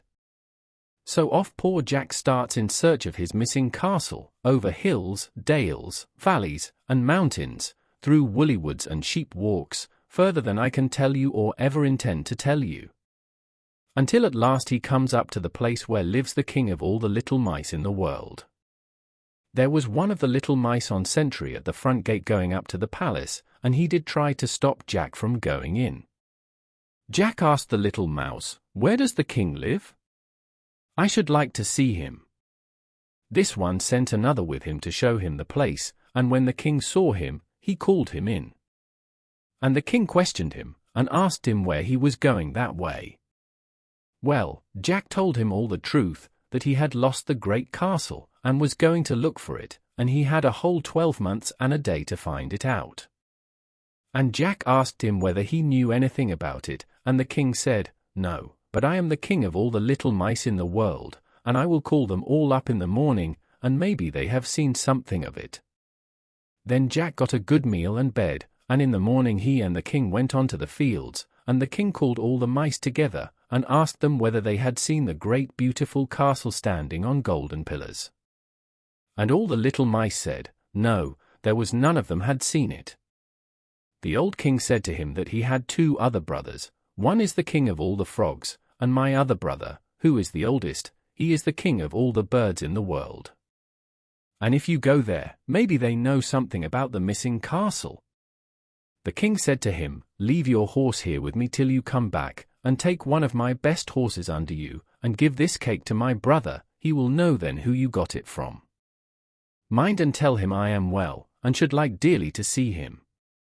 And then the king and Jack shook hands together. And when Jack was going through the gates, the little mouse asked him, should he go with him, and Jack said to him, "No, I shall get myself into trouble with the king." And the little thing told him, "It will be better for you to let me go with you, maybe I shall do some good to you sometime without you knowing it. Jump up, then." And the little mouse ran up the horse's leg, and made it dance, and Jack put the mouse in his pocket. Now Jack, after wishing good morning to the king and pocketing the little mouse which was on sentry, trudged on his way, and such a long way he had to go, and this was his first day. At last he found the place, and there was one of the frogs on sentry, and gun upon his shoulder, and he did try to hinder Jack from going in, but when Jack said to him that he wanted to see the king, he allowed him to pass, and Jack made up to the door. The king came out, and asked him his business, and Jack told him all from beginning to end. "Well, well, come in."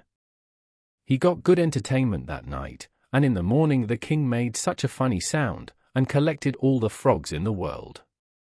And he asked them, did they know or see anything of a castle that stood upon 12 golden pillars, and they all made a curious sound, crow crow, crow crow, and said, no. Jack had to take another horse, and a cake to this king's brother, who is the king of all the fowls of the air, and as Jack was going through the gates, the little frog that was on sentry asked him should he go with him. Jack refused him for a bit, but at last he told him to jump up, and Jack put him in his other waistcoat pocket. And away he went again on his great long journey. It was 3 times as long this time as it was the first day. However, he found the place, and there was a fine bird on sentry. And Jack passed him, and he never said a word to him, and he talked with the king, and told him everything, all about the castle. "Well," said the king to him, "you shall know in the morning from my birds whether they know anything or not." Jack put up his horse in the stable, and then went to bed, after having something to eat. And when he got up in the morning the king and he went on to the fields, and there the king made some funny noises, and there came all the fowls that there were in the world. And the king asked them, did they see a fine castle? And all the birds answered, no. Well, said the king, where is the great bird? They had to wait then for a long time for the eagle to make his appearance, when at last he came all in a perspiration, after 2 little birds had been sent high up in the sky to whistle on him to make all the haste he possibly could. The king asked the great bird, did he see the great castle? And the bird said, yes, I came from there where it now is. Well, said the king to him, this gentleman has lost it, and you must go with him back to it, but stop till you get a bit of something to eat first. They killed a calf, and sent the best part of it to feed the eagle on his journey over the seas, and he had to carry Jack on his back. Now when they came in sight of the castle, they did not know what to do to get the little golden box. Well, the little mouse said to them, leave me down, and I will get the little box for you. So the mouse stole into the castle, and got hold of the box, and when he was coming down the stairs, it fell down, and he was very near being caught. He came running out with it, laughing his best. Have you got it? Jack said to him. He said, yes, and off they went back again, and left the castle behind. As they were all of them, Jack, Mouse, Frog, and Eagle, passing over the great sea, they fell to quarrelling about which it was that got the little box, till down it slipped into the water. It was by their looking at it and handing it from one hand to the other that they dropped the little box to the bottom of the sea. Well, well, said the frog, I knew that I would have to do something, so you had better let me go down in the water. And they let him go, and he was down for 3 days and 3 nights, and up he comes, and shows his nose and little mouth out of the water, and all of them asked him, did he get it? And he told them, no. Well, what are you doing there, then? Nothing at all, he said, only I want my full breath, and the poor little frog went down the second time, and he was down for a day and a night, and up he brings it. And away they did go, after being there 4 days and nights, and after a long tug over seas and mountains, arrived at the palace of the old king, who is the master of all the birds in the world. And the king was very proud to see them, and had a hearty welcome and a long conversation. Jack opened the little box, and told the men to go back and to bring the castle here to them, and all of you make as much haste back again as you possibly can. The 3 little men went off, and when they came near the castle they were afraid to go to it till the gentleman and lady and all the servants were gone out to some dance. And there was no one left behind there, only the cook and another maid with her, and the little red men asked them which would they rather, go, or stop behind. And they both said, I will go with you, and the little men told them to run upstairs quick. They were no sooner up and in one of the drawing rooms than there came just in sight the gentleman and lady and all the servants, but it was too late. Off the castle went at full speed, with the women laughing at them through the window, while they made motions for them to stop, but all to no purpose. They were 9 days on their journey, in which they did try to keep the Sunday holy, when one of the little men turned to be the priest, the other the clerk, and third preside at the organ, and the women were the singers, for they had a grand chapel in the castle already. Strange to say, there was a discord made in the music, and one of the little men ran up one of the organ pipes to see where the bad sound came from, when he found out it only happened to be that the 2 women were laughing at the little red man stretching his little legs full length on the bass pipes, also his 2 arms the same time, with his little red nightcap, which he never forgot to wear, a sight they never witnessed before, and which could not help making them laugh long and loud and heartily. And poor things! Through their not going on with what they begun, they very near came to danger, as the castle was once all but sinking in the middle of the sea. At length, after a merry journey, they came again to Jack and the king. The king was quite struck with the sight of the castle, and going up the golden stairs, went to see the inside.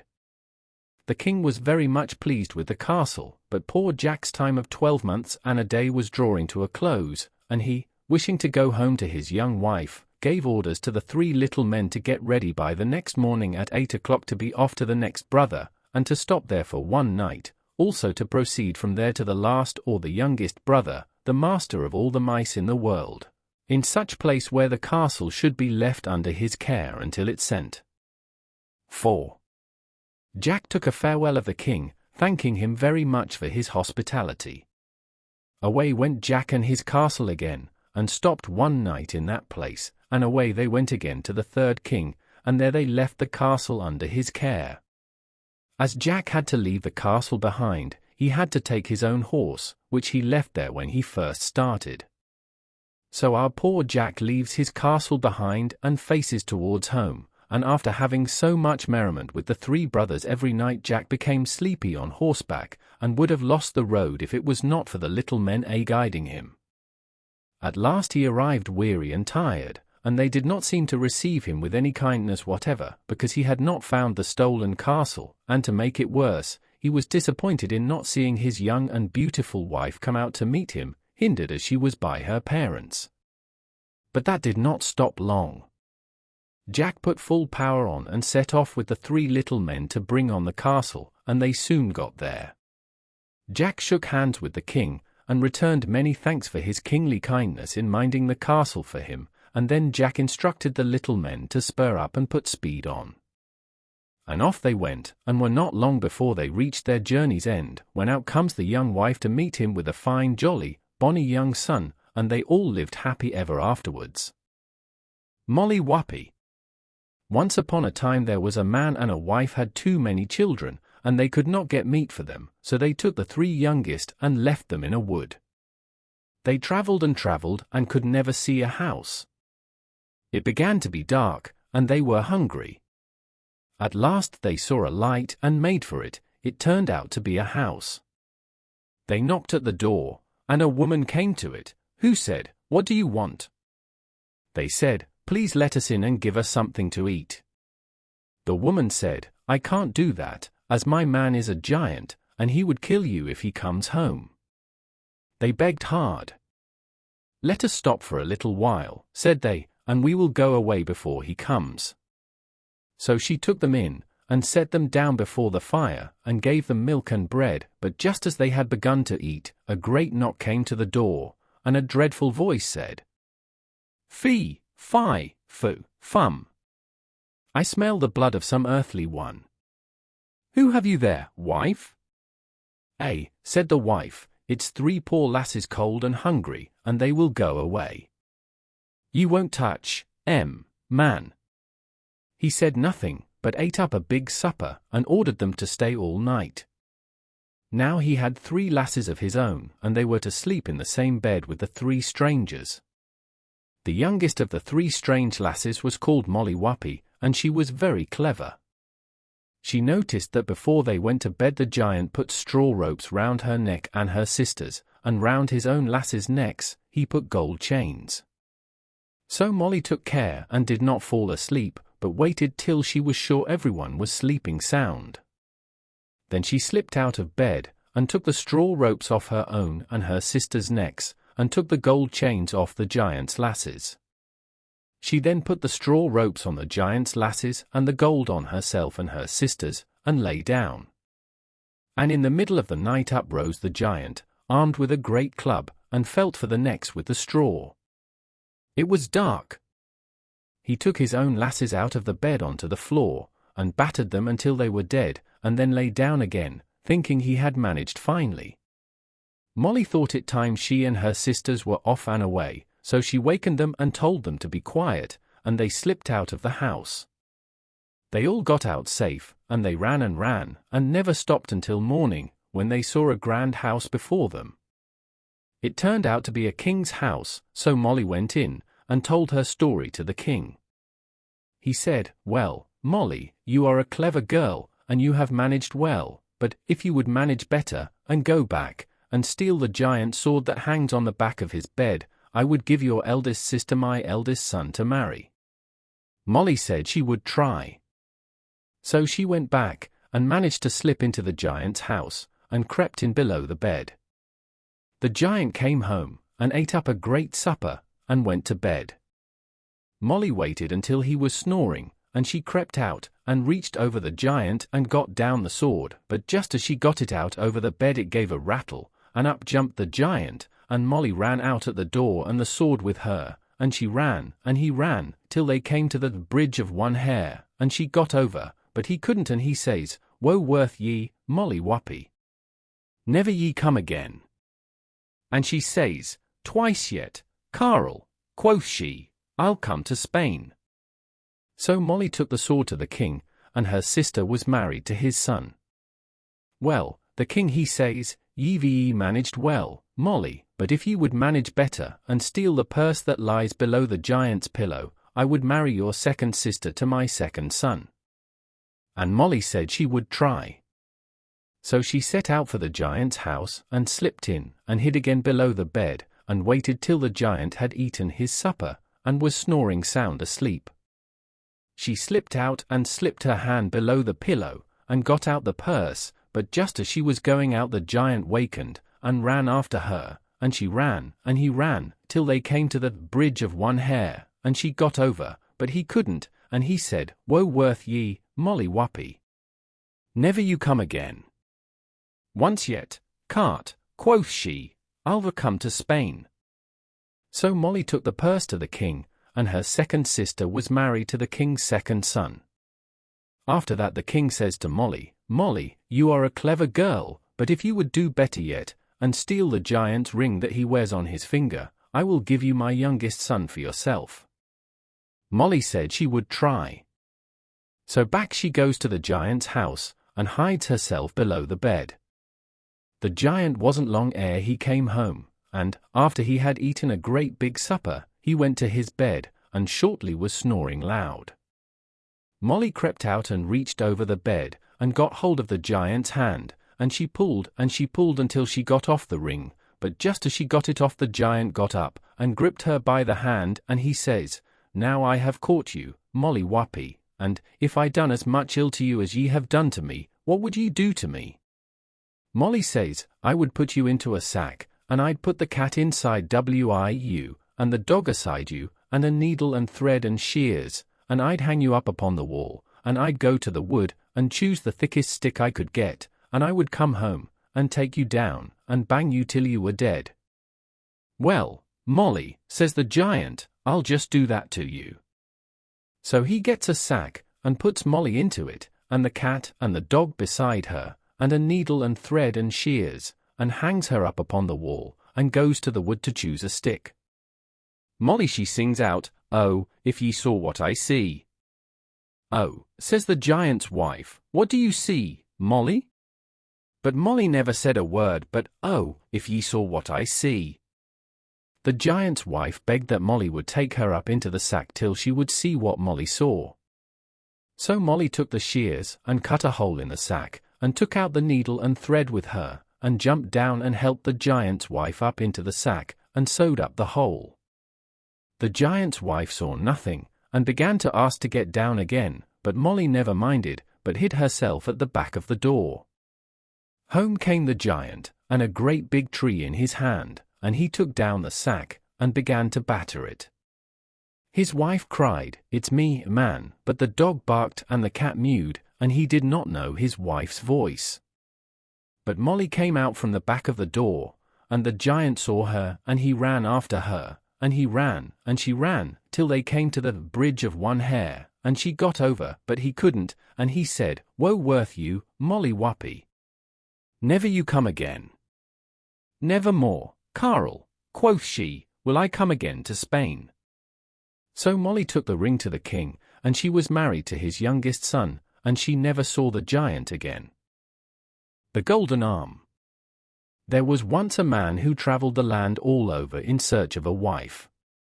He saw young and old, rich and poor, pretty and plain, and could not meet with one to his mind.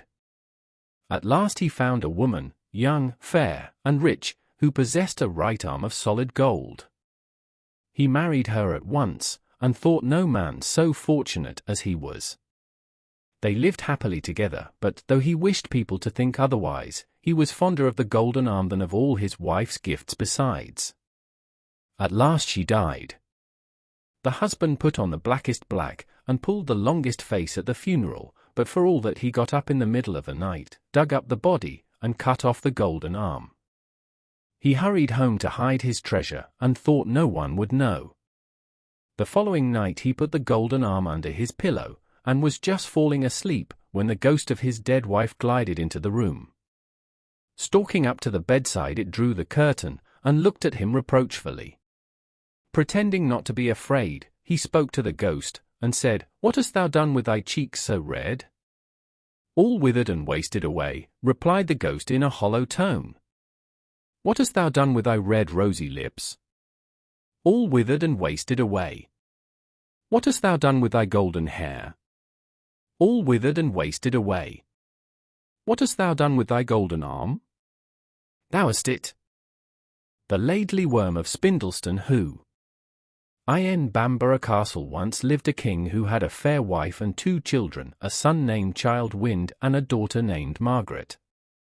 Child Wind went forth to seek his fortune, and soon after he had gone the queen his mother died. The king mourned her long and faithfully, but one day, while he was hunting, he came across a lady of great beauty, and fell so much in love with her that he determined to marry her. So he sent word home that he was going to bring a new queen to Bamborough Castle. Princess Margaret was not very glad to hear of her mother's place being taken, but she did not repine, but did her father's bidding, and at the appointed day came down to the castle gate with the keys all ready to hand over to her stepmother.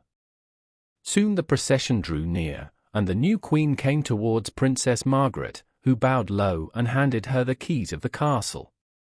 She stood there with blushing cheeks and eyes on ground, and said, "Oh, welcome, father dear, to your halls and bowers, and welcome to you, my new mother, for all that's here is yours," and again she offered the keys.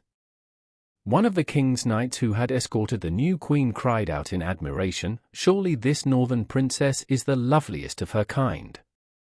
At that the new queen flushed up and cried out, "At least your courtesy might have accepted me," and then she muttered below her breath, "I'll soon put an end to her beauty." That same night the queen, who was a noted witch, stole down to a lonely dungeon wherein she did her magic, and with spells 3 times 3, and with passes 9 times 9, she cast Princess Margaret under her spell. And this was her spell: "I wid ye to be a laidly worm, and borrowed shall ye never be, until Child Wind, the king's own son, come to the who and thrice kiss thee. Until the world comes to an end, borrowed shall ye never be." So Lady Margaret went to bed a beauteous maiden, and rose up a laidly worm. And when her maidens came in to dress her in the morning, they found coiled up on the bed a dreadful dragon, which uncoiled itself and came towards them. But they ran away shrieking, and the laidly worm crawled and crept, and crept and crawled till it reached the who or rock of the Spindleston round, which it coiled itself, and lay there basking with its terrible snout in the air. Soon the country round about had reason to know of the laidly worm of Spindleston Who. For hunger drove the monster out from its cave, and it used to devour everything it could come across. So at last they went to a mighty warlock and asked him what they should do. Then he consulted his works and familiar, and told them, "The laidly worm is really the Princess Margaret, and it is hunger that drives her forth to do such deeds. Put aside for her 7 kine, and each day as the sun goes down, carry every drop of milk they yield to the stone trough at the foot of the who, and the laidly worm will trouble the country no longer. But if ye would that she be borrowed to her natural shape, and that she who bespelled her be rightly punished, send over the seas for her brother, Child Wind." All was done as the warlock advised. The laidly worm lived on the milk of the 7 kine, and the country was troubled no longer. But when Child Wind heard the news, he swore a mighty oath to rescue his sister and revenge her on her cruel stepmother. And 33 of his men took the oath with him. Then they set to work and built a long ship, and its keel they made of the rowan tree. And when all was ready, they out with their oars and pulled sheer for Bamborough Keep. But as they got near the keep, the stepmother felt by her magic power that something was being wrought against her, so she summoned her familiar imps and said, "Child Wind is coming over the seas, he must never land. Raise storms, or bore the hull, but nohow must he touch the shore." Then the imps went forth to meet Child Wind's ship, but when they got near they found they had no power over the ship, for its keel was made of the rowan tree. So back they came to the Queen Witch, who knew not what to do. She ordered her men-at-arms to resist Child Wind if he should land near them, and by her spells she caused the laidly worm to wait by the entrance of the harbour. As the ship came near, the worm unfolded its coils, and, dipping into the sea, caught hold of the ship of Child Wind, and banged it off the shore. 3 times Child Wind urged his men on to row bravely and strong, but each time the Laidly Worm kept it off the shore. Then Child Wind ordered the ship to be put about, and the Witch Queen thought he had given up the attempt. But instead of that, he only rounded the next point and landed safe and sound in Buddle Creek, and then, with sword drawn and bow bent, rushed up, followed by his men, to fight the terrible worm that had kept him from landing. But the moment Child Wind had landed, the Witch Queen's power over the Laidly Worm had gone, and she went back to her bower all alone, not an imp, nor a man-at-arms to help her, for she knew her hour was come. So when Child Wind came rushing up to the Laidly Worm, it made no attempt to stop him or hurt him, but just as he was going to raise his sword to slay it, the voice of his own sister Margaret came from its jaws, saying, "Oh, quit your sword, unbend your bow, and give me kisses 3. For though I am a poisonous worm, no harm I'll do to thee." Child Wind stayed his hand, but he did not know what to think if some witchery were not in it. Then said the Laidly Worm again, "Oh, quit your sword, unbend your bow, and give me kisses 3. If I'm not one ere set of sun, one never shall I be." Then Child Wind went up to the Laidly Worm and kissed it once, but no change came over it. Then Child Wind kissed it once more, but yet no change came over it. For a 3rd time he kissed the loathsome thing, and with a hiss and a roar the Laidly Worm reared back, and before Child Wind stood his sister Margaret. He wrapped his cloak about her, and then went up to the castle with her. When he reached the keep, he went off to the Witch Queen's bower, and when he saw her, he touched her with a twig of a rowan tree. No sooner had he touched her than she shriveled up, till she became a huge ugly toad, with bold staring eyes and a horrible hiss. She croaked and she hissed, and then hopped away down the castle steps, and Child Wind took his father's place as king, and they all lived happy afterwards. But to this day a loathsome toad is seen at times haunting the neighborhood of Bamborough Keep, and the wicked Witch Queen is that Laidly Toad. Hennypenny. One day Hennypenny was picking up corn in the cornyard when, whack, something hit her upon the head. "Goodness gracious me," said Hennypenny, "the sky's going to fall, I must go and tell the king." So she went along, and she went along, and she went along till she met Cock-a-Locky. "Where are you going, Hennypenny?" says Cock-a-Locky. "Oh, I'm going to tell the king the sky's falling," says Hennypenny. "May I come with you?" says Cock-a-Locky. "Certainly," says Hennypenny. So Hennypenny and Cock-a-Locky went to tell the king the sky was falling. They went along, and they went along, and they went along, till they met Ducky Daddles. "Where are you going to, Hennypenny and Cock-a-Locky?" says Ducky Daddles. "Oh, we're going to tell the king the sky's falling," said Hennypenny and Cock-a-Locky. "May I come with you?" said Ducky Daddles. "Certainly," said Hennypenny and Cock-a-Locky. So Hennypenny, Cock-a-Locky, and Ducky Daddles went to tell the king the sky was falling. So they went along, and they went along, and they went along, till they met Goosey-Poosey.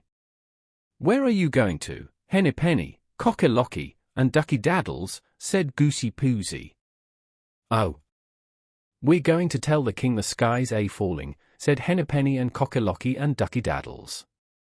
"May I come with you?" said Goosey-Poosey. "Certainly," said Hennypenny, Cock-a-Locky, and Ducky Daddles. So Hennypenny, Cock-a-Locky, Ducky Daddles, and Goosey-Poosey went to tell the king the sky was falling. So they went along, and they went along, and they went along, till they met Turkey-Lurkey. "Where are you going, Hennypenny, Cock-a-Locky, Ducky Daddles, and Goosey-Poosey?" says Turkey-Turkey. "Oh, we're going to tell the king the sky's falling," said Hennypenny, Cock-a-Locky, Ducky Daddies, and Goosey-Poosey. "May I come with you, Hennypenny, Cock-a-Locky, Ducky Daddles, and Goosey-Poosey?" said Turkey-Lurkey. "Oh, certainly, Turkey-Turkey," said Hennypenny, Cock-a-Locky, Ducky Daddles, and Goosey Poosey. So Henny Penny, Cocky Locky, Ducky Daddles, Goosey Poosey, and Turkey Lurkey all went to tell the king the sky was a-falling. So they went along, and they went along, and they went along, till they met Foxy Woxy, and Foxy Woxy said to Henny Penny, Cocky Locky, Ducky Daddles, Goosey Poosey, and Turkey Lurkey, where are you going? Henny Penny, Carcalarkey, Ducky Daddles, Goosey Poosey, and Turkey Lurkey? And Henny Penny, Cocky Locky, Ducky Daddles, Goosey Poosey, and Turkey Lurkey said to Foxy Woxy, we re going to tell the king the sky's a-falling. Oh. But this is not the way to the king, Henny Penny, Cocky Locky, Ducky Daddles, Goosey Poosey, and Turkey Lurkey, says Foxy Woxy, I know the proper way, shall I show it you? Oh, certainly, Foxy Woxy, said Henny Penny, Cocky Locky, Ducky Daddles, Goosey Poosey, and Turkey Lurkey. So Henny Penny, Carcalarkey, Ducky Daddles, Goosey Poosey, Turkey Lurkey, and Foxy Woxy all went to tell the king the sky was a-falling. So they went along, and they went along, and they went along, till they came to a narrow and dark hole. Now this was the door of Foxy Woxy's cave. But Foxy Woxy said to Henny Penny, Cocky Locky, Ducky Daddles, Goosey Poosey, and Turkey Turkey, this is the short way to the king's palace, you'll soon get there if you follow me. I will go first and you come after, Henny Penny, Cocky Locky, Ducky Daddles, Goosey Poosey, and Turkey Turkey. Why, of course, certainly, without doubt, why not, said Henny Penny, Cocky Locky, Ducky Daddles, Goosey Poosey, and Turkey Lurkey. So Foxy Woxy went into his cave, and he didn't go very far, but turned round to wait for Henny Penny, Cocky Locky, Ducky Daddles, Goosey Poosey, and Turkey Lurkey. So at first Turkey Lurkey went through the dark hole into the cave. He hadn't got far when Hrumph, Foxy Woxy snapped off Turkey Lurkey's head and threw his body over his left shoulder. Then Goosey Poosey went in, and Hrumph, off went her head and Goosey Poosey was thrown beside Turkey Lurkey. Then Ducky Daddles waddled down, and Hrumph snapped Foxy Woxy, and Ducky Daddles' head was off and Ducky Daddy's was thrown alongside Turkey Turkey and Goosey Poosey. Then Cocky Locky strutted down into the cave, and he hadn't gone far when a snap, Hrumph, went Foxy Woxy, and Cocky Locky was thrown alongside of Turkey Lurkey, Goosey Poosey, and Ducky Daddles. But Foxy Woxy had made 2 bites at Cocky Locky, and when the first snap only hurt Cocky Locky, but didn't kill him, he called out to Henny Penny. But she turned tail and off she ran home, so she never told the king the sky was a-falling. Johnny Cake. Once upon a time there was an old man, and an old woman, and a little boy. One morning the old woman made a Johnny Cake, and put it in the oven to bake. You watch the Johnny Cake while your father and I go out to work in the garden. So the old man and the old woman went out and began to hoe potatoes, and left the little boy to tend the oven. But he didn't watch it all the time, and all of a sudden he heard a noise, and he looked up and the oven door popped open, and out of the oven jumped Johnny Cake, and went rolling along end over end, towards the open door of the house. The little boy ran to shut the door, but Johnny Cake was too quick for him and rolled through the door, down the steps, and out into the road long before the little boy could catch him. The little boy ran after him as fast as he could clip it, crying out to his father and mother, who heard the uproar, and threw down their hoes and gave chase too. But Johnny Cake outran all 3 a long way, and was soon out of sight, while they had to sit down, all out of breath, on a bank to rest. On went Johnny Cake, and by he came to 2 well-diggers who looked up from their work and called out, "Where ye going, Johnny Cake?" He said, "I've outrun an old man, and an old woman, and a little boy, and I can outrun you, too." "Oh. Ye can ye?" "We'll see about that," said they, and they threw down their picks and ran after him, but couldn't catch up with him, and soon they had to sit down by the roadside to rest. On ran Johnny Cake, and by he came to 2 ditch diggers who were digging a ditch. "Where ye going, Johnny Cake?" said they. He said, "I've outrun an old man, and an old woman, and a little boy, and 2 well-diggers, and I can outrun you, 200. Ye can ye? We'll see about that, said they, and they threw down their spades, and ran after him, too. But Johnny Cake soon outstripped them also, and seeing they could never catch him, they gave up the chase and sat down to rest. On went Johnny Cake, and by he came to a bear.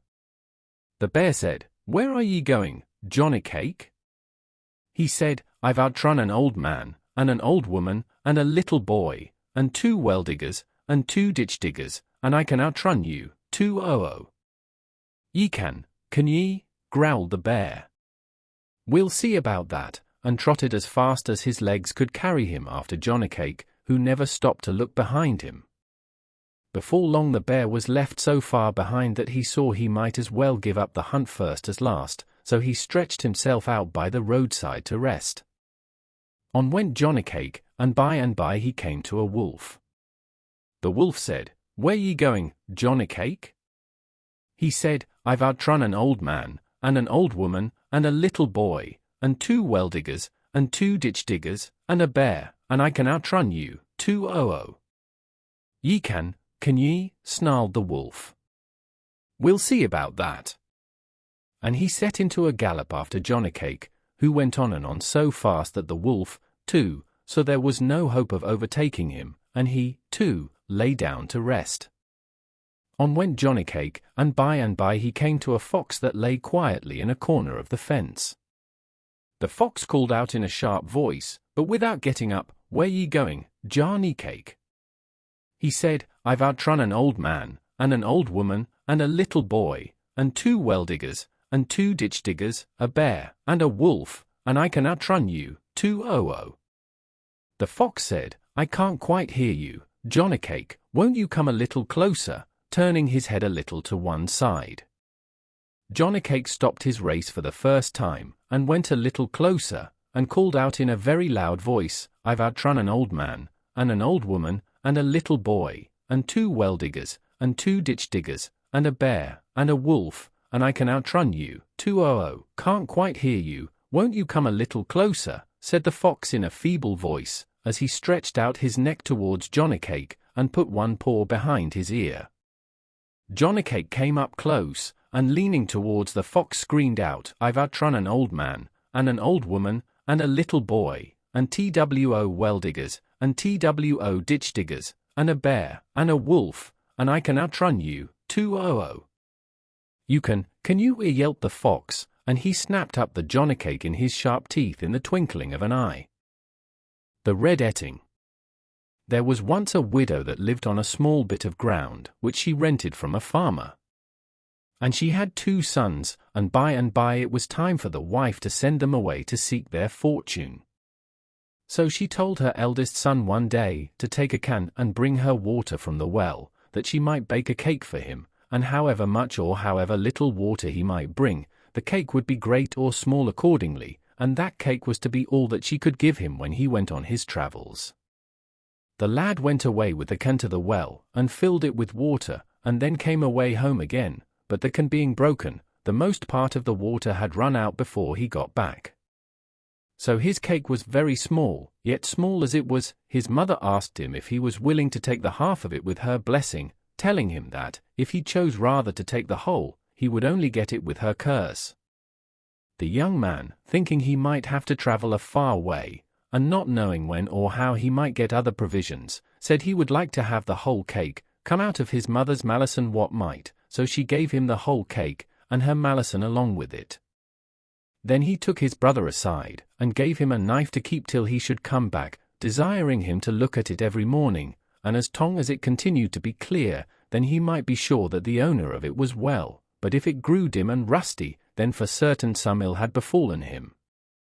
So the young man went to seek his fortune. And he went all that day, and all the next day, and on the 3rd day, in the afternoon, he came up to where a shepherd was sitting with a flock of sheep. And he went up to the shepherd and asked him who the sheep belonged to, and he answered, "The Red Etting of Ireland once lived in Ballygan, and stole King Malcolm's daughter, the King of fair Scotland. He beats her, he binds her, He lays her on a band, and every day he strikes her with a bright silver wand. Like Julian the Roman, he's one that fears no man. It's said there's one predestinate to be his mortal foe, but that man is yet unborn, and long may it be so. This shepherd also told him to beware of the beasts he should next meet, for they were of a very different kind from any he had yet seen. So the young man went on, and by he saw a multitude of very dreadful beasts, with 2 heads, and on every head 4 horns. And he was sore frightened, and ran away from them as fast as he could, and glad was he when he came to a castle that stood on a hillock, with the door standing wide open to the wall. And he went into the castle for shelter, and there he saw an old wife sitting beside the kitchen fire. He asked the wife if he might stay for the night, as he was tired with a long journey, and the wife said he might, but it was not a good place for him to be in, as it belonged to the red etting, who was a very terrible beast, with 3 heads, that spared no living man it could get hold of. The young man would have gone away, but he was afraid of the beasts on the outside of the castle, so he beseeched the old woman to hide him as best she could, and not tell the etting he was there. He thought, if he could put over the night, he might get away in the morning, without meeting with the beasts, and so escape. But he had not been long in his hiding hole, before the awful etting came in, and no sooner was he in, than he was heard crying, "Snook but and snook ben! I find the smell of an earthly man. Be he living, or be he dead, his heart this night shall kitch in my bread." The monster soon found the poor young man, and pulled him from his hole. And when he had got him out, he told him that if he could answer him 3 questions his life should be spared. So the first head asked, "A thing without an end, what's that?" But the young man knew not. Then the second head said, "The smaller, the more dangerous, what's that?" But the young man knew it not. And then the third head asked, "The dead carrying the living, riddle me that?" But the young man had to give it up. The lad not being able to answer one of these questions, the red etting took a mallet and knocked him on the head, and turned him into a pillar of stone. On the morning after this happened, the younger brother took out the knife to look at it, and he was grieved to find it all brown with rust. He told his mother that the time was now come for him to go away on his travels also, so she requested him to take the can to the well for water, that she might make a cake for him. And he went, and as he was bringing home the water, a raven over his head cried to him to look, and he would see that the water was running out. And he was a young man of sense, and seeing the water running out, he took some clay and patched up the holes, so that he brought home enough water to bake a large cake. When his mother put it to him to take the half cake with her blessing, he took it in preference to having the whole with her malison, and yet the half was bigger than what the other lad had got. So he went away on his journey, and after he had travelled a far way, he met with an old woman that asked him if he would give her a bit of his bannock. And he said, "I will gladly do that," and so he gave her a piece of the bannock, and for that she gave him a magic wand, that might yet be of service to him, if he took care to use it rightly. Then the old woman, who was a fairy, told him a great deal that would happen to him, and what he ought to do in all circumstances, and after that she vanished in an instant out of his sight. He went on a great way further, and then he came up to the old man herding the sheep, and when he asked whose sheep these were, the answer was, "The Red Etting of Ireland once lived in Ballygan, and stole King Malcolm's daughter, the King of fair Scotland. He beats her, he binds her, he lays her on a band, and every day he strikes her with a bright silver wand. Like Julian the Roman, he's one that fears no man. But now I fear his end is near, and destiny at hand.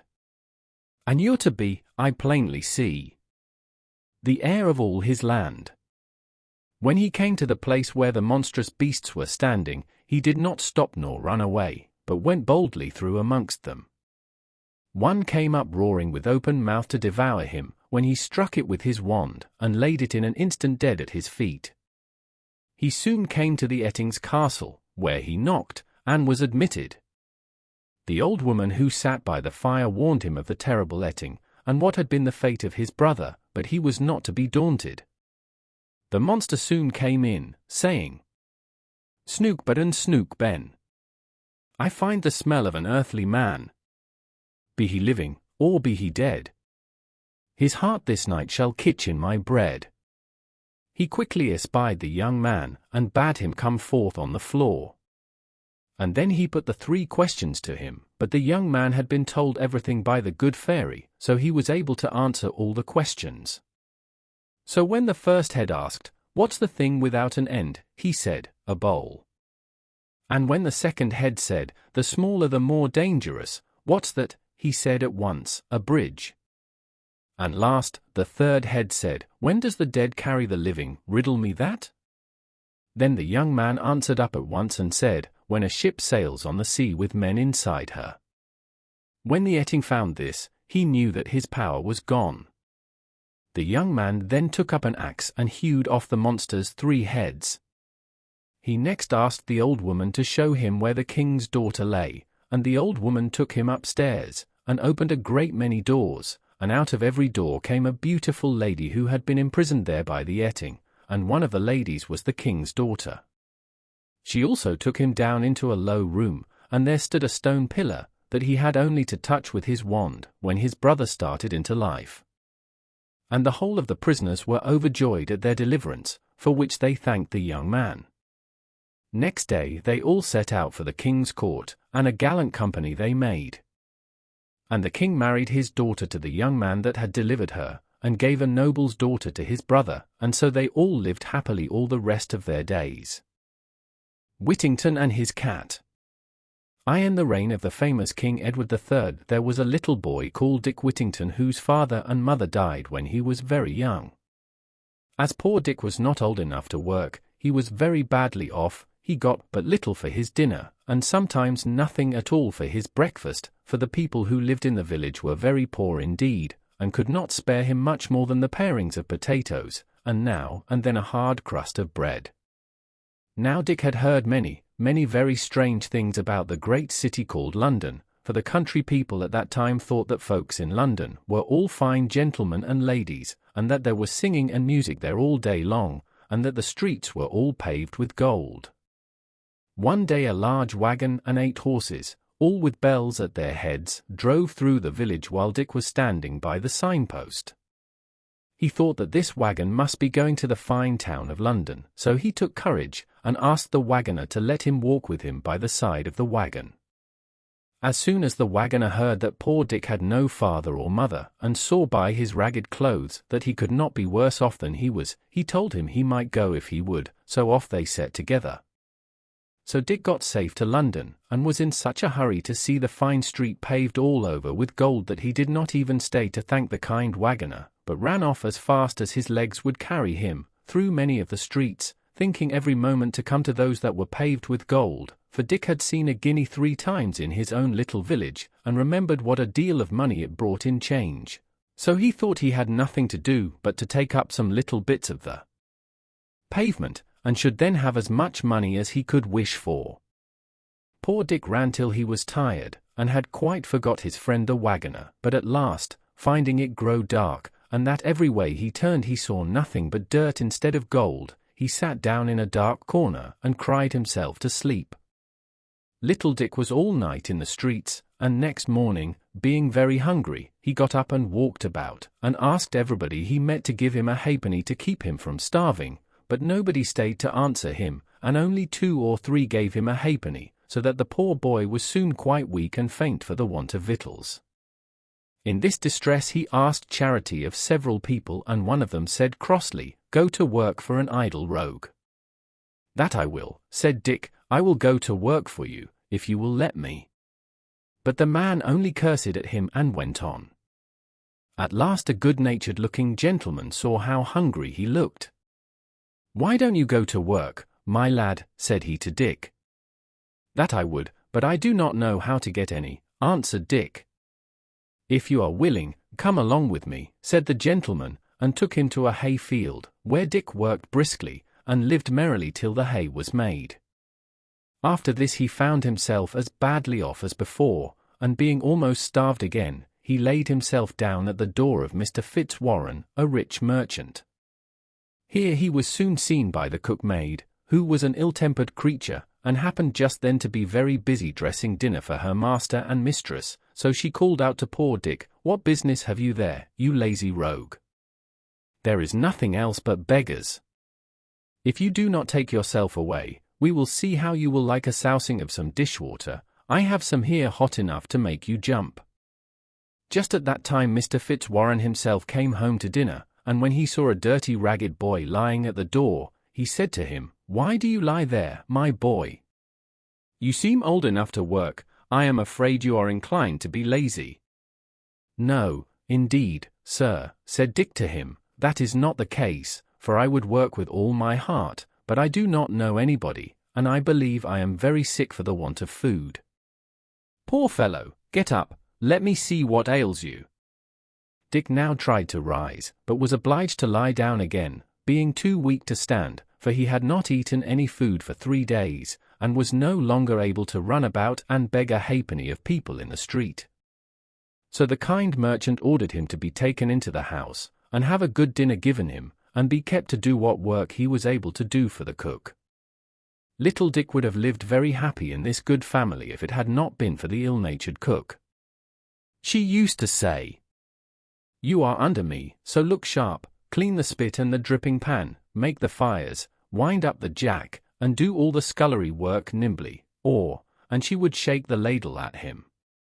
Besides, she was so fond of basting that when she had no meat to baste she would baste poor Dick's head and shoulders with a broom, or anything else that happened to fall in her way.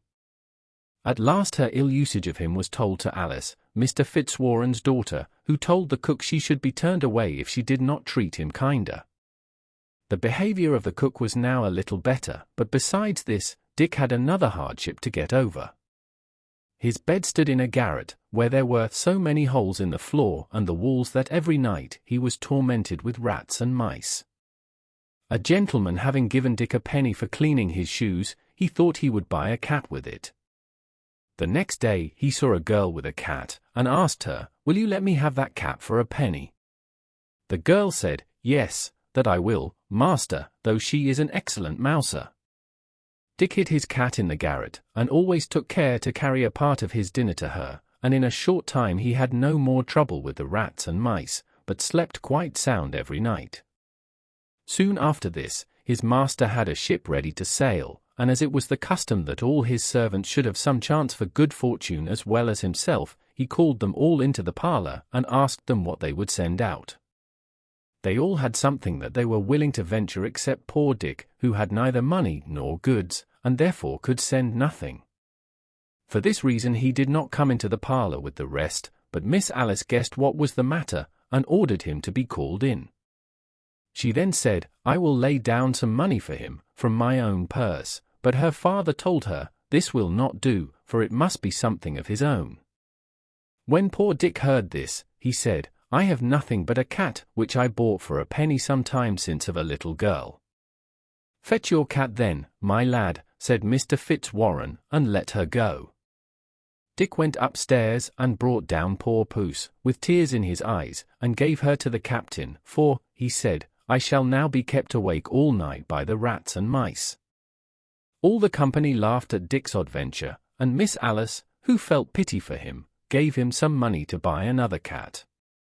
This, and many other marks of kindness shown him by Miss Alice, made the ill-tempered cook jealous of poor Dick, and she began to use him more cruelly than ever, and always made game of him for sending his cat to sea. She asked him, "Do you think your cat will sell for as much money as would buy a stick to beat you?" At last poor Dick could not bear this usage any longer, and he thought he would run away from his place, so he packed up his few things, and started very early in the morning, on All Hallows Day, the 1st of November. He walked as far as Holloway, and there sat down on a stone, which to this day is called Whittington Stone, and began to think to himself which road he should take.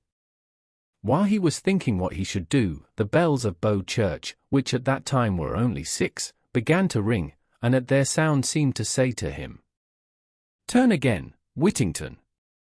Thrice Lord Mayor of London. Lord Mayor of London, said he to himself. Why, to be sure, I would put up with almost anything now, to be Lord Mayor of London, and ride in a fine coach, when I grow to be a man. Well, I will go back, and think nothing of the cuffing and scolding of the old cook, if I am to be Lord Mayor of London at last. Dick went back, and was lucky enough to get into the house, and set about his work before the old cook came downstairs. We must now follow Miss Puss to the coast of Africa. The ship with the cat on board was a long time at sea, and was at last driven by the winds on a part of the coast of Barbary, where the only people were the Moors, unknown to the English. The people came in great numbers to see the sailors, because they were of different colour to themselves, and treated them civilly, and, when they became better acquainted, were very eager to buy the fine things that the ship was loaded with. When the captain saw this, he sent patterns of the best things he had to the king of the country, who was so much pleased with them that he sent for the captain to the palace. Here they were placed, as it is the custom of the country, on rich carpets flowered with gold and silver. The king and queen were seated at the upper end of the room, and a number of dishes were brought in for dinner. They had not sat long, when a vast number of rats and mice rushed in, and devoured all the meat in an instant. The captain wondered at this, and asked if these vermin were not unpleasant. Oh, yes, said they, very offensive, and the king would give half his treasure to be freed of them, for they not only destroy his dinner, as you see, but they assault him in his chamber, and even in bed, so that he is obliged to be watched while he is sleeping, for fear of them. The captain jumped for joy. He remembered poor Whittington and his cat, and told the king he had a creature on board the ship that would dispatch all these vermin immediately. The king jumped so high at the joy which the news gave him that his turban dropped off his head. "Bring this creature to me," says he. "Vermin are dreadful in a court, and if she will perform what you say, I will load your ship with gold and jewels in exchange for her." The captain, who knew his business, took his opportunity to set forth the merits of Miss Puss. He told his Majesty, it is not very convenient to part with her, as, when she is gone, the rats and mice may destroy the goods in the ship, but to oblige your Majesty, I will fetch her. "Run, run," said the Queen, "I am impatient to see the dear creature." Away went the captain to the ship, while another dinner was got ready. He put Puss under his arm, and arrived at the place just in time to see the table full of rats. When the cat saw them, she did not wait for bidding, but jumped out of the captain's arms, and in a few minutes laid almost all the rats and mice dead at her feet. The rest of them in their fright scampered away to their holes. The king was quite charmed to get rid so easily of such plagues, and the queen desired that the creature who had done them so great a kindness might be brought to her, that she might look at her. Upon which the captain called, "Pussy, Pussy, Pussy," and she came to him. He then presented her to the queen, who started back, and was afraid to touch a creature who had made such a havoc among the rats and mice. However, when the captain stroked the cat and called, "Pussy, Pussy," the queen also touched her and cried, "Putty, Putty," for she had not learned English. He then put her down on the queen's lap, where she purred and played with her Majesty's hand, and then purred herself to sleep. The king, having seen the exploits of Miss Puss, and being informed that her kittens would stock the whole country, and keep it free from rats, bargained with the captain for the whole ship's cargo, and then gave him 10 times as much for the cat as all the rest amounted to. The captain then took leave of the royal party, and set sail with a fair wind for England, and after a happy voyage arrived safe in London. One morning, early, Mr. Fitzwarren had just come to his counting-house and seated himself at the desk to count over the cash and settle the business for the day, when somebody came tap, tap, at the door. "Who's there?" said Mr. Fitzwarren. "A friend," answered the other. "I come to bring you good news of your ship Unicorn." The merchant, bustling up in such a hurry that he forgot his gout, opened the door, and who should he see waiting but the captain and factor, with a cabinet of jewels and a bill of lading. When he looked at this, the merchant lifted up his eyes, and thanked heaven for sending him such a prosperous voyage. They then told the story of the cat, and showed the rich present that the king and queen had sent for her to poor Dick. As soon as the merchant heard this, he called out to his servants, "Go send him in, and tell him of his fame. Pray call him Mr. Whittington by name." Mr. Fitzwarren now showed himself to be a good man, for when some of his servants said so great a treasure was too much for him, he answered, "God forbid I should deprive him of the value of a single penny, it is his own, and he shall have it to a farthing." He then sent for Dick, who at that time was scouring pots for the cook, and was quite dirty.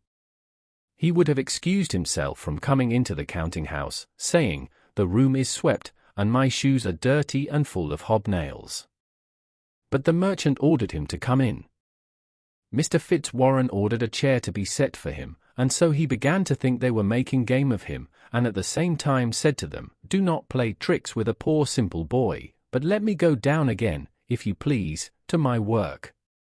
"Indeed, Mr. Whittington," said the merchant, "we are all quite in earnest with you, and I most heartily rejoice in the news that these gentlemen have brought you, for the captain has sold your cat to the King of Barbary, and brought you in return for her more riches than I possess in the whole world, and I wish you may long enjoy them." Mr. Fitzwarren then told the men to open the great treasure they had brought with them, and said, "Mr. Whittington has nothing to do but to put it in some place of safety." Poor Dick hardly knew how to behave himself for joy. He begged his master to take what part of it he pleased, since he owed it all to his kindness.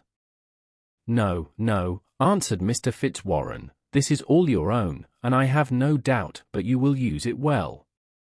Dick next asked his mistress, and then Miss Alice, to accept a part of his good fortune, but they would not, and at the same time told him they felt great joy at his good success. But this poor fellow was too kind-hearted to keep it all to himself, so he made a present to the captain, the mate, and the rest of Mr. Fitzwarren's servants, and even to the ill-natured old cook. After this Mr. Fitzwarren advised him to send for a proper tailor, and get himself dressed like a gentleman, and told him he was welcome to live in his house till he could provide himself with a better. When Whittington's face was washed, his hair curled, his hat cocked, and he was dressed in a nice suit of clothes, he was as handsome and genteel as any young man who visited at Mr. Fitzwarren's, so that Miss Alice, who had once been so kind to him, and thought of him with pity, now looked upon him as fit to be her sweetheart, and the more so, no doubt, because Whittington was now always thinking what he could do to oblige her, and making her the prettiest presents that could be.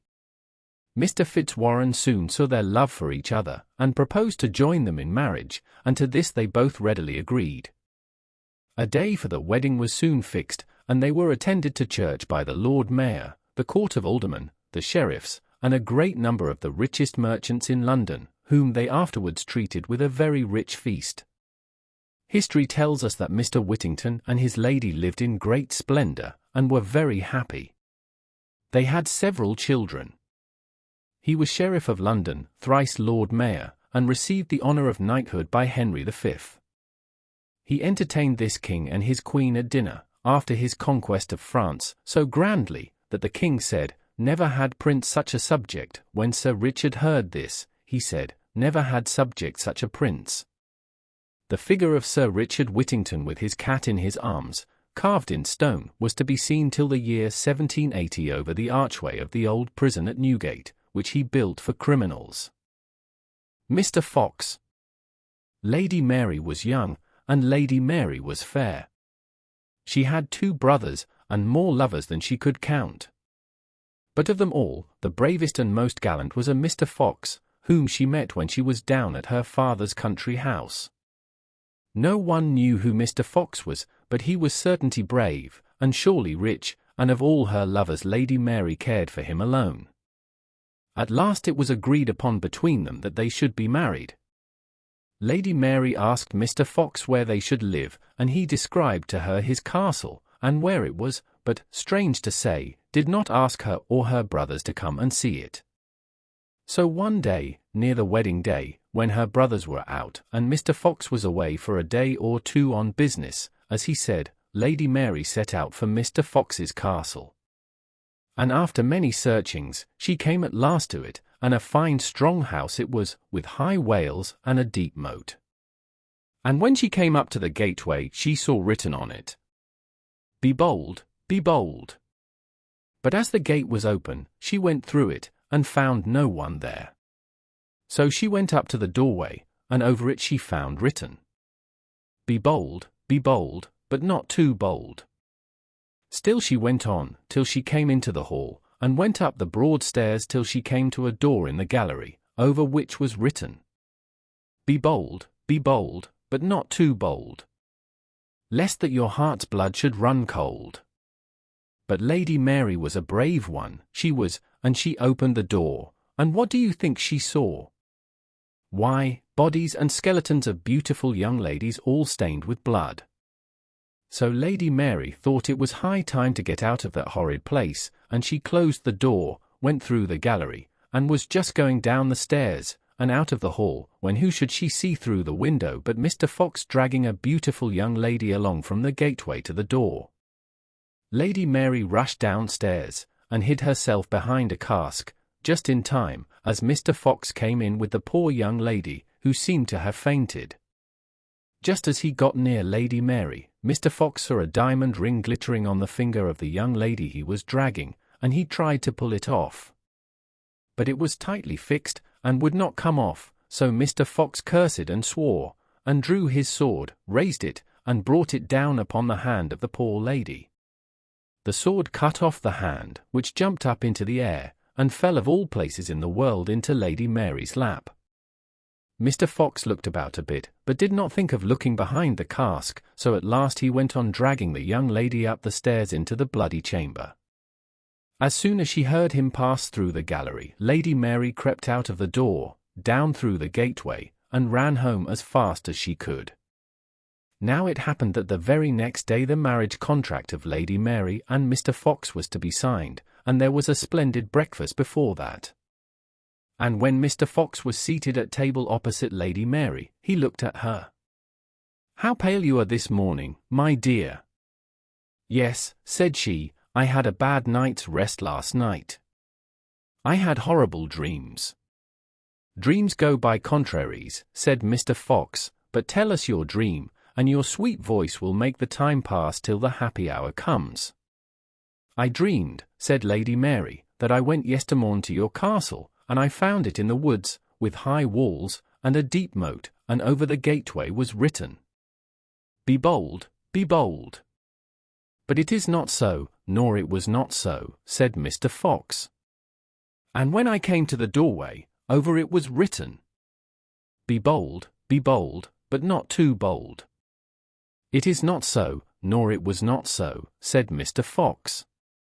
"And then I went upstairs, and came to a gallery, at the end of which was a door, on which was written, Be bold, but not too bold, lest that your heart's blood should run cold." "It is not so, nor it was not so," said Mr. Fox. And then I opened the door, and the room was filled with bodies and skeletons of poor dead women, all stained with their blood. "It is not so, nor it was not so." "And God forbid it should be so," said Mr. Fox. "I then dreamed that I rushed down the gallery, and just as I was going down the stairs I saw you, Mr. Fox, coming up to the hall door, dragging after you a poor young lady, rich and beautiful." "It is not so, nor it was not so." "And God forbid it should be so," said Mr. Fox. "I rushed downstairs, just in time to hide myself behind a cask, when you, Mr. Fox, came in dragging the young lady by the arm. And, as you passed me, Mr. Fox, I thought I saw you try and get off her diamond ring, and when you could not, Mr. Fox, it seemed to me in my dream, that you out with your sword and hacked off the poor lady's hand to get the ring." "It is not so, nor it was not so." "And God forbid it should be so," said Mr. Fox, and was going to say something else as he rose from his seat, when Lady Mary cried out, "But it is so, and it was so. Here's hand and ring I have to show," and pulled out the lady's hand from her dress, and pointed it straight at Mr. Fox. At once her brothers and her friends drew their swords and cut Mr. Fox into 1,000 pieces. Kate Crackernuts. Once upon a time there was a king and a queen, as in many lands have been. The king had a daughter, Anne, and the queen had one named Kate, but Anne was far bonnier than the queen's daughter, though they loved one another like real sisters. The queen was jealous of the king's daughter being bonnier than her own, and cast about to spoil her beauty. So she took counsel of the henwife, who told her to send the lassie to her next morning fasting. So next morning early, the queen said to Anne, "Go, my dear, to the henwife in the glen, and ask her for some eggs." So Anne set out, but as she passed through the kitchen she saw a crust, and she took and munched it as she went along. When she came to the henwife she asked for eggs, as she had been told to do. The henwife said to her, "Lift the lid off that pot there and see." The lassie did so, but nothing happened. "Go home to your Minnie and tell her to keep her larder door better locked," said the henwife. So she went home to the queen and told her what the henwife had said. The queen knew from this that the lassie had had something to eat, so watched the next morning and sent her away fasting. But the princess saw some country folk picking peas by the roadside, and being very kind she spoke to them and took a handful of the peas, which she ate by the way. When she came to the henwife said, "Lift the lid off the pot and you'll see." So Anne lifted the lid, but nothing happened. Then the henwife was rare angry and said to Anne, "Tell your Minnie the pot won't boil if the fire's away." So Anne went home and told the queen. The third day the queen goes along with the girl herself to the henwife. Now, this time, when Anne lifted the lid off the pot, off falls her own pretty head, and on jumps a sheep's head. So the queen was now satisfied, and went back home. Her own daughter, Kate, however, took a fine linen cloth and wrapped it round her sister's head and took her by the hand, and they both went out to seek their fortune. They went on, and they went on, and they went on, till they came to a castle. Kate knocked at the door and asked for a night's lodging for herself and a sick sister. They went in and found it was a king's castle, who had 2 sons, and one of them was sickening away to death, and no one could find out what ailed him. And the curious thing was that whoever watched him at night was never seen any more. So the king had offered a peck of silver to anyone who would stop up with him. Now Katie was a very brave girl, so she offered to sit up with him. Till midnight all went well. As 12 o'clock rang, however, the sick prince rose, dressed himself, and slipped downstairs. Kate followed, but he didn't seem to notice her. The prince went to the stable, saddled his horse, called his hound, jumped into the saddle, and Kate leaped lightly up behind him. Away rode the prince and Kate through the greenwood, Kate, as they passed, plucking nuts from the trees and filling her apron with them. They rode on and on till they came to a green hill. The prince here drew bridle and spoke, "Open, open, green hill, and let the young prince in with his horse and his hound," and Kate added, "and his lady behind him." Immediately the green hill opened and they passed in. The prince entered a magnificent hall, brightly lighted up, and many beautiful fairies surrounded the prince and led him off to the dance.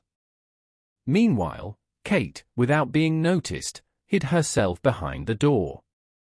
There she saw the prince dancing, and dancing, and dancing, till he could dance no longer, and fell upon a couch. Then the fairies would fan him till he could rise again, and go on dancing. At last the cock crew, and the prince made all haste to get on horseback. Kate jumped up behind and home they rode.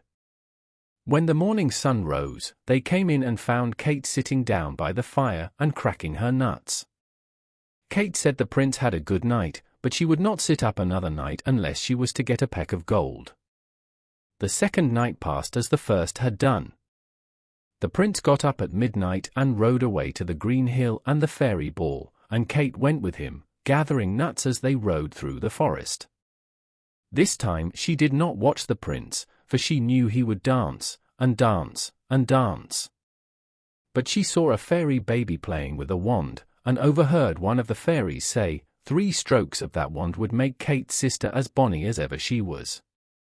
So Kate rolled nuts to the fairy baby, and rolled nuts till the baby toddled after the nuts and let fall the wand, and Kate took it up and put it in her apron.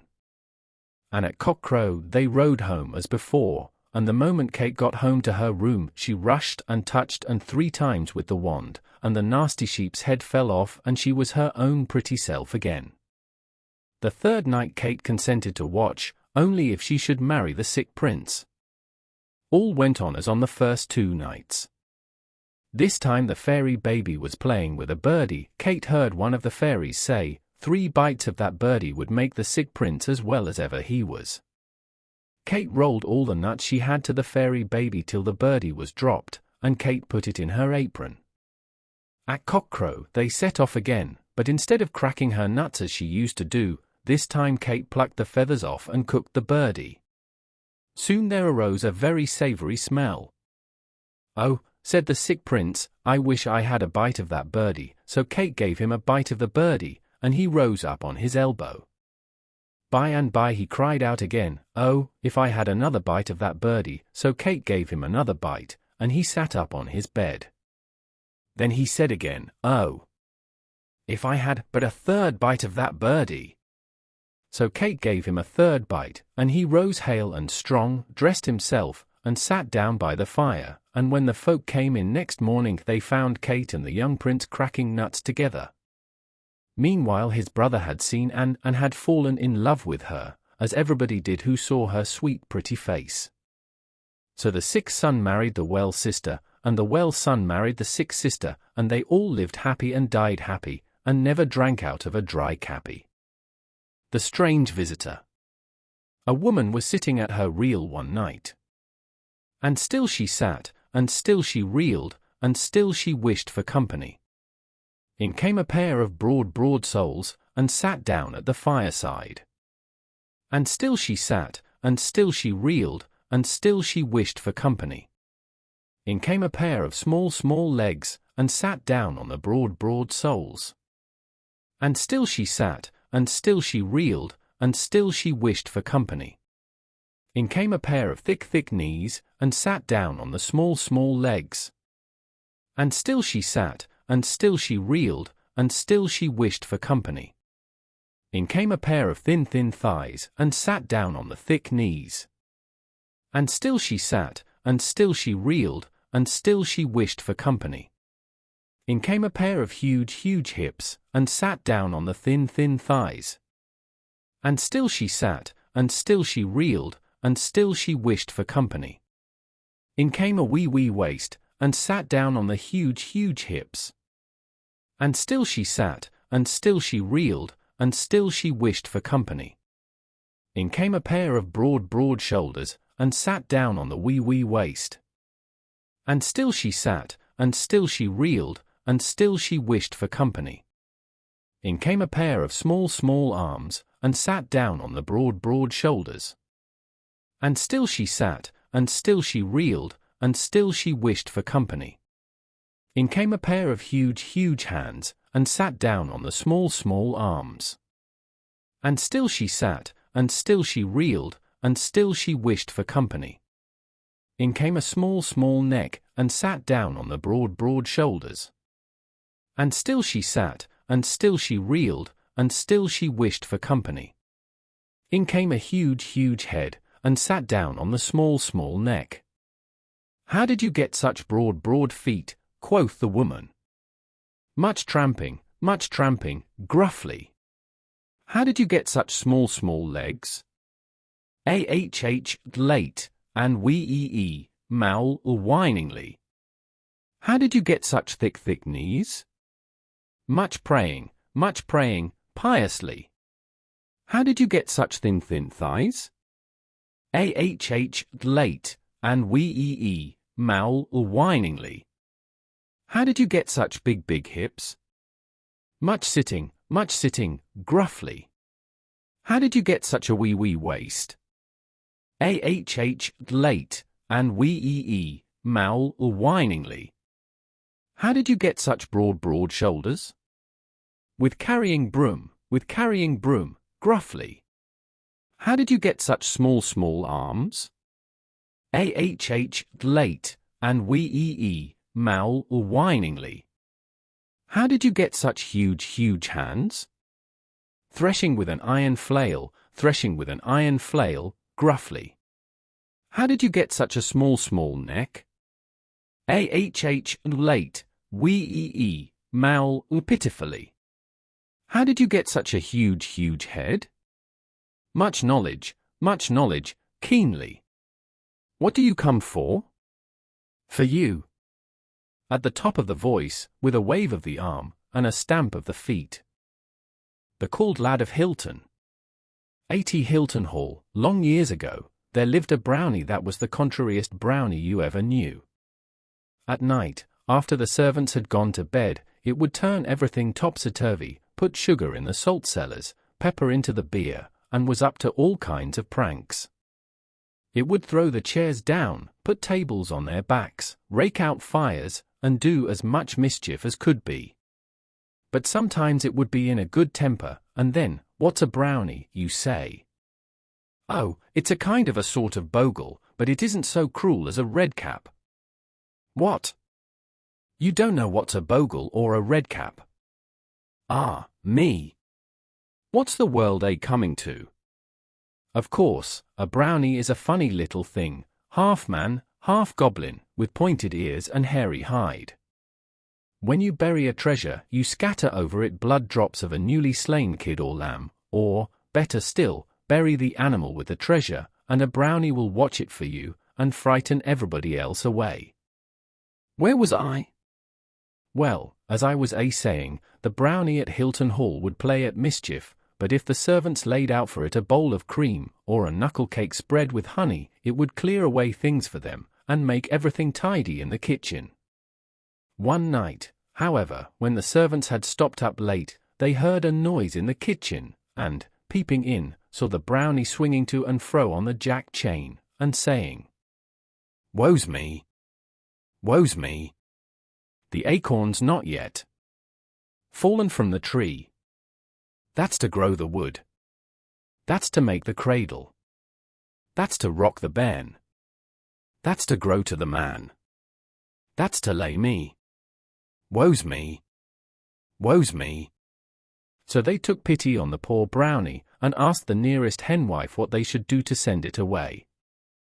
"That's easy enough," said the henwife, and told them that a brownie that's paid for its service, in aught that's not perishable, goes away at once.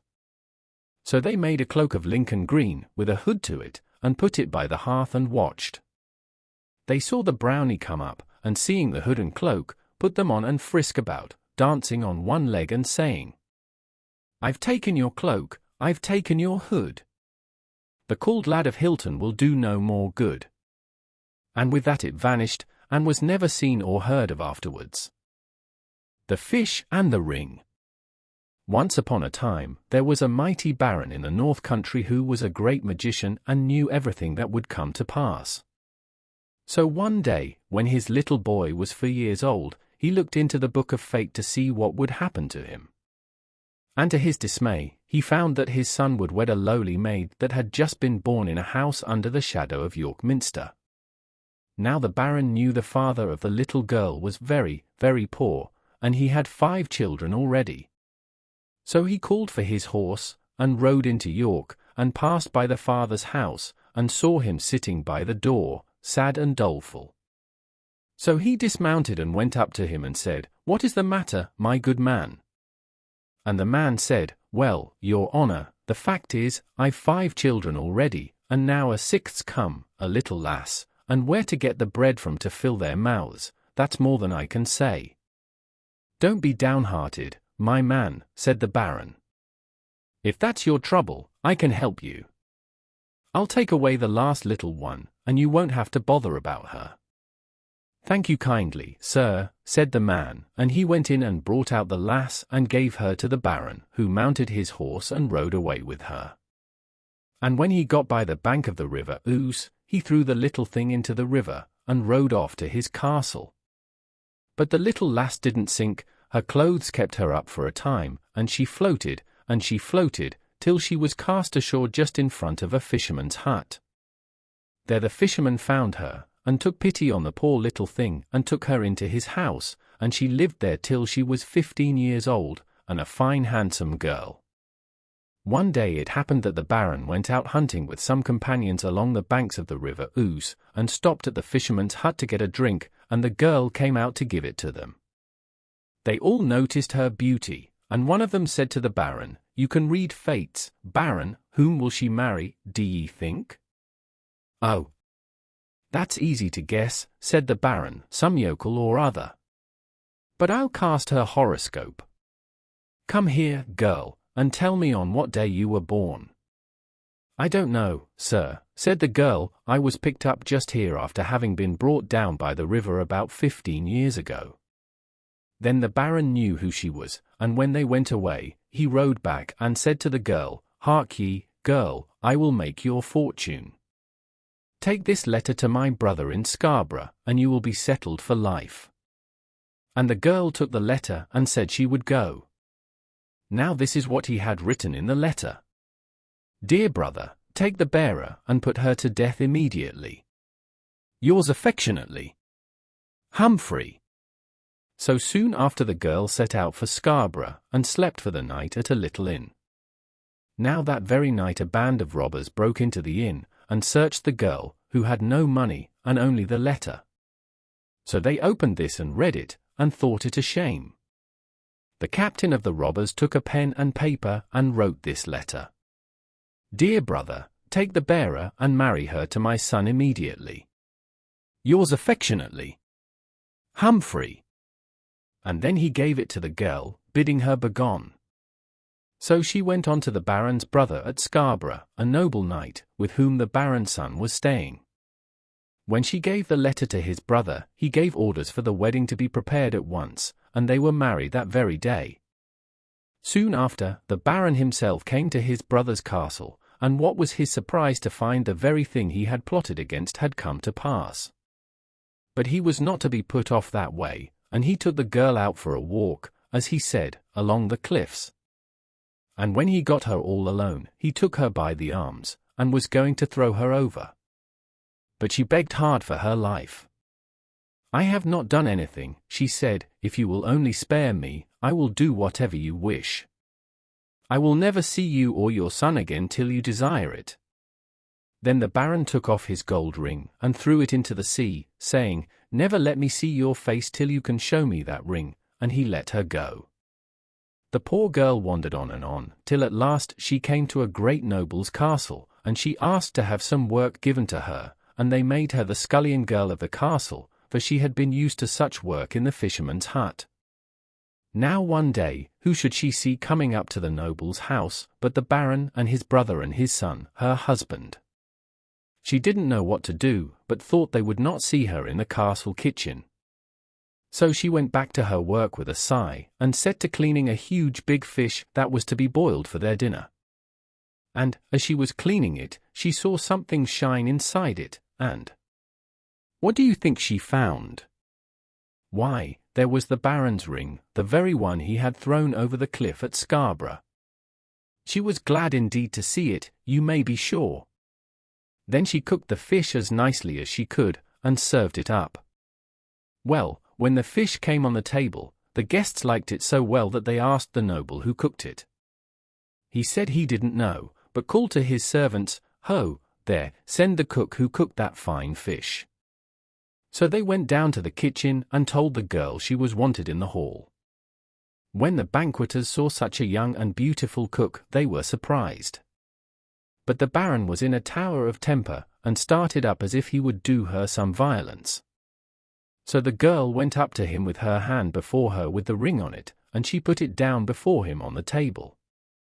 Then at last the Baron saw that no one could fight against fate, and he handed her to a seat and announced to all the company that this was his son's true wife, and he took her and his son home to his castle, and they all lived happy as could be ever afterwards.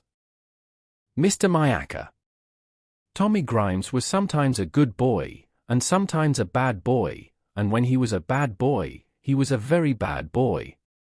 Now his mother used to say to him, "Tommy, Tommy, be a good boy, and don't go out of the street, or else Mr. Myaka will take you." But still when he was a bad boy he would go out of the street, and one day, sure enough, he had scarcely got round the corner when Mr. Myaka did catch him and popped him into a bag upside down, and took him off to his house. When Mr. Myaka got Tommy inside, he pulled him out of the bag and sat him down, and felt his arms and legs. "You're rather tough," says he, "but you're all I've got for supper, and you'll not taste bad boiled. But body o' me, I forgot the herbs, and it's bitter you'll taste without herbs. Sally! Here, I say, Sally," and he called Mrs. Myaka. So Mrs. Myaka came out of another room and said, "What do ye want, my dear?" "Oh, here's a little boy for supper," said Mr. Myaka, "and I forgot the herbs.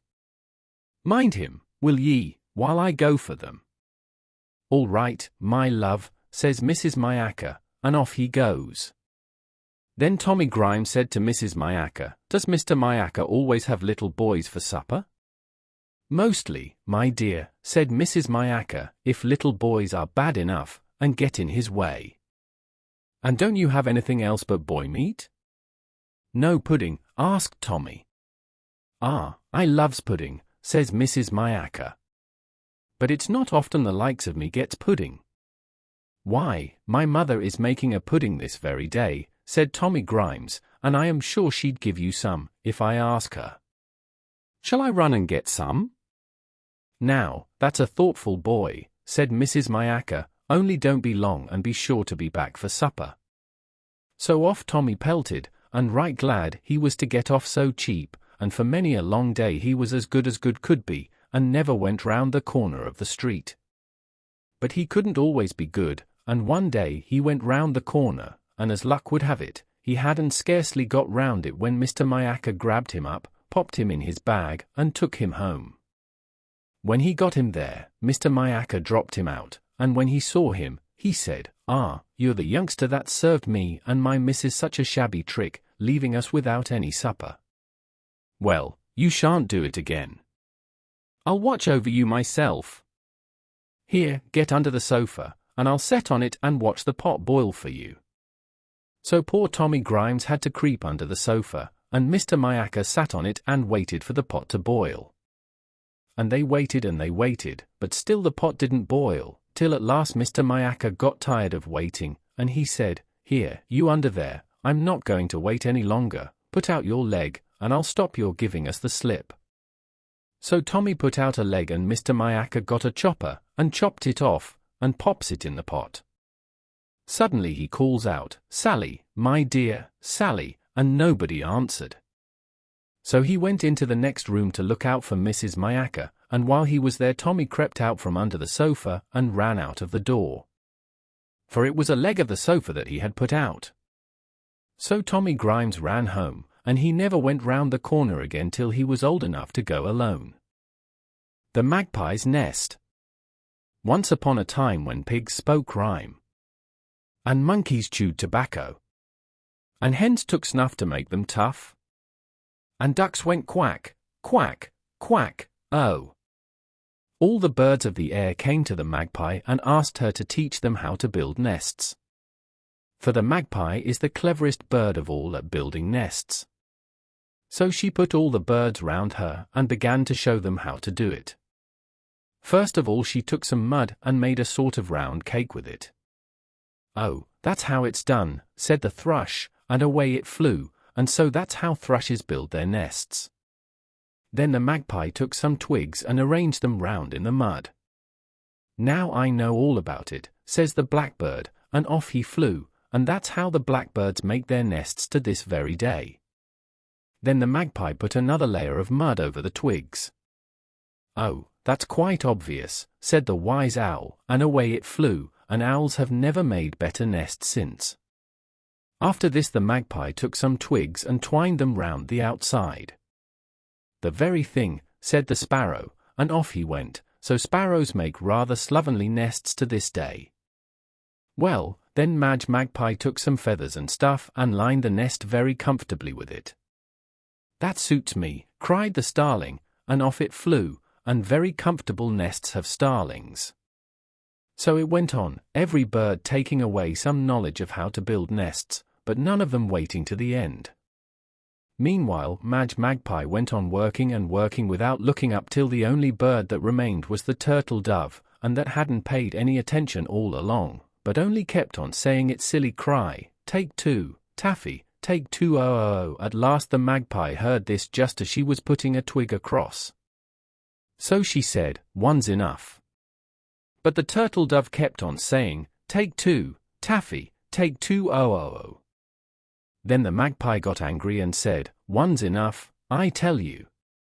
Still the turtle dove cried, "Take two, Taffy, take two, oh oh oh." At last, the magpie looked up and saw nobody near her but the silly turtle dove, and then she got really angry and flew away and refused to tell the birds how to build nests again. And that is why different birds build their nests differently. Master of all masters. A girl once went to the fair to hire herself a servant. At last a funny-looking old gentleman engaged her, and took her home to his house. When she got there, he told her that he had something to teach her, for that in his house he had his own names for things. He said to her, "What will you call me?" "Master or Mister, or whatever you please, sir," says she. He said, "You must call me Master of all Masters." "And what would you call this?" pointing to his bed. "Bed or couch, or whatever you please, sir." "No, that's my barnacle." "And what do you call these?" said he, pointing to his pantaloons. "Breeches or trousers, or whatever you please, sir." "You must call them squibs and crackers." "And what would you call her?" pointing to the cat. "Cat or kit, or whatever you please, sir." "You must call her white-faced simony." "And this now," showing the fire, "what would you call this?" "Fire or flame, or whatever you please, sir." "You must call it hot cockalorum. And what this?" he went on, pointing to the water. "Water or wet, or whatever you please, sir." "No, pondalorum is its name." "And what do you call all this?" asked he as he pointed to the house. "House or cottage, or whatever you please, sir." "You must call it high top a mountain. That very night the servant woke her master up in a fright and said, "Master of all masters, get out of your barnacle and put on your squibs and crackers. For white-faced simony has got a spark of hot cockalorum on its tail, and unless you get some pondalorum high top a mountain will be all on hot cockalorum, that's all." The ass, the table and the stick. A lad named Jack was once so unhappy at home through his father's ill-treatment, that he made up his mind to run away and seek his fortune in the wide world. He ran, and he ran, until he could run no longer, and then he ran right up against a little old woman who was gathering sticks. He was too much out of breath to beg pardon, but the woman was good-natured, and she said he seemed to be a likely lad, so she would take him to be her servant, and would pay him well. He agreed, for he was very hungry, and she brought him to her house in the wood, where he served her for 12 months and a day. When the year had passed, she called him to her, and said she had good wages for him. So she presented him with an ass out of the stable, and he had but to pull Neddy's ears to make him begin at once to or. And when he brayed there dropped from his mouth silver sixpences, and half-crowns, and golden guineas. The lad was well pleased with the wage he had received, and away he rode till he reached an inn. There he ordered the best of everything, and when the innkeeper refused to serve him without being paid beforehand, the boy went off to the stable, pulled the ass's ears, and obtained his pocket full of money. The host had watched all this through a crack in the door, and when night came on he put an ass of his own for the precious Neddy of the poor youth. So Jack, without knowing that any change had been made, rode away next morning to his father's house. Now, I must tell you that near his home dwelt a poor widow with an only daughter. The lad and the maiden were fast friends and true loves, but when Jack asked his father's leave to marry the girl, "Never till you have the money to keep her," was the reply. "I have that, father," said the lad, and going to the ass he pulled its long ears. Well, he pulled, and he pulled, till one of them came off in his hands, but Neddy, though he hee-hawed and he hee-hawed, let fall no half-crowns or guineas. the father picked up a hayfork and beat his son out of the house. I promise you he ran. Ah!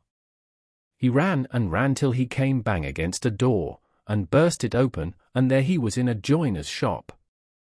"You're a likely lad," said the joiner, "serve me for a 12 months and a day, and I will pay you well." So he agreed, and served the carpenter for a year and a day. "Now," said the master, "I will give you your wage," and he presented him with a table, telling him he had but to say, "Table, be covered," and at once it would be spread with lots to eat and drink. Jack hitched the table on his back, and away he went with it till he came to the inn. "Well, host," shouted he, "my dinner today, and that of the best." "Very sorry, but there is nothing in the house but ham and eggs." "Ham and eggs for me," exclaimed Jack, "I can do better than that. Come, my table, be covered." At once the table was spread with turkey and sausages, roast mutton, potatoes, and greens. The innkeeper opened his eyes, but he said nothing, not he. That night he fetched down from his attic a table very like that of Jack's, and exchanged the two. Jack, none the wiser, next morning hitched the worthless table to his back and carried it home. "Now, father, may I marry my lass?" he asked. "Not unless you can keep her," replied the father. "Look here," exclaimed Jack. "Father, I have a table which does all my bidding." "Let me see it," said the old man. The lad set it in the middle of the room, and bade it be covered, but all in vain, the table remained bare. In a rage, the father caught the warming pan down from the wall and warmed his son's back with it, so that the boy fled howling from the house, and ran till he came to a river, and tumbled in. A man picked him out and bade him help him in making a bridge over the river, and how do you think he was doing it? Why, by casting a tree across. So Jack climbed up to the top of the tree and threw his weight on it, so that when the man had rooted the tree up, Jack and the tree head dropped on the farther bank. "Thank you," said the man, "and now for what you have done I will pay you." So saying, he tore a branch from the tree, and fettled it up into a club with his knife. "There," exclaimed he, "take this stick, and when you say to it, 'Up stick and bang him,' it will knock anyone down who angers you." The lad was overjoyed to get this stick, so away he went with it to the inn, and as soon as the innkeeper appeared, "Up stick and bang him," was his cry.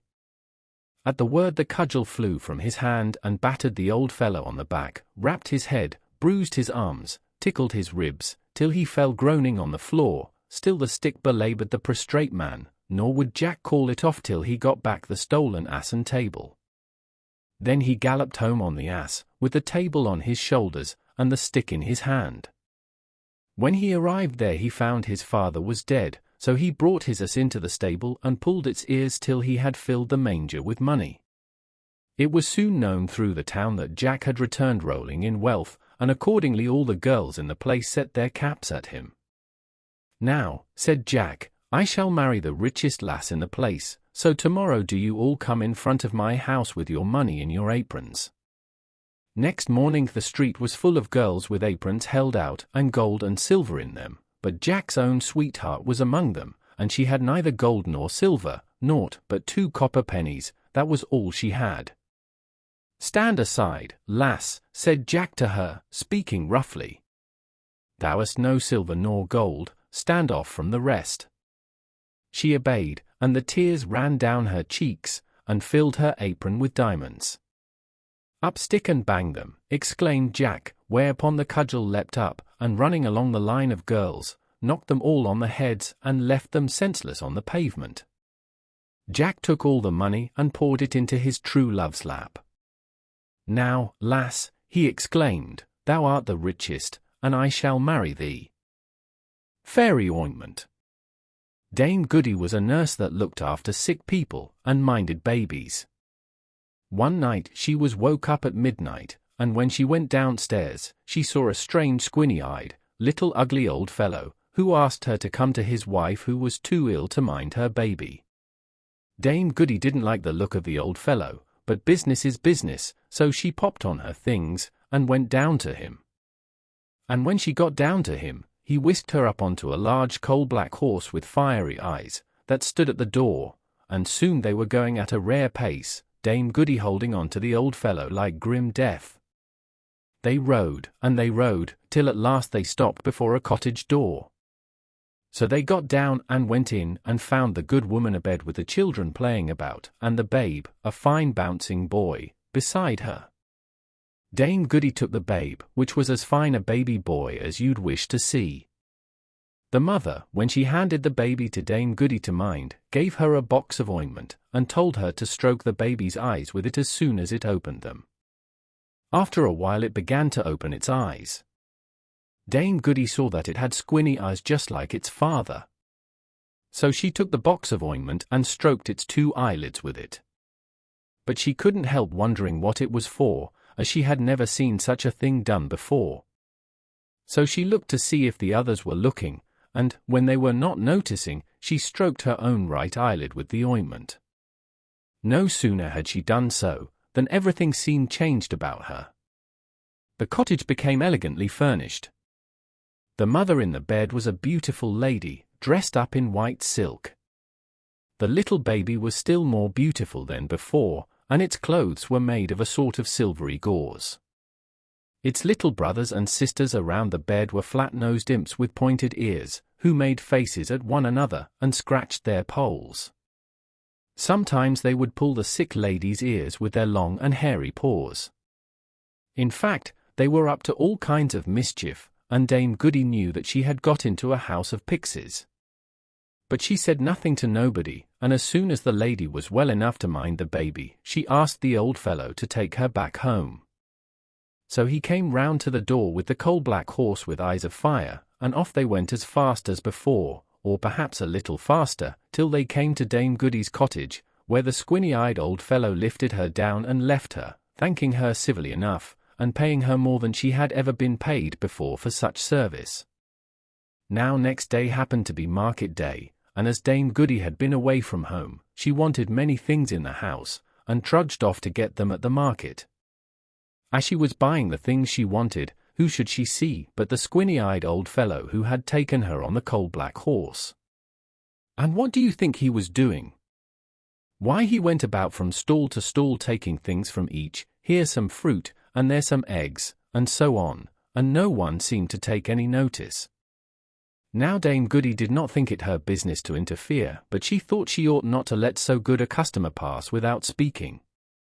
So she ups to him and bobs a curtsy and said, "Gooden, sir, I hopes as how your good lady and the little one are as well as," but she couldn't finish what she was saying, for the funny old fellow started back in surprise, and he says to her, says he, "What? Do you see me today?"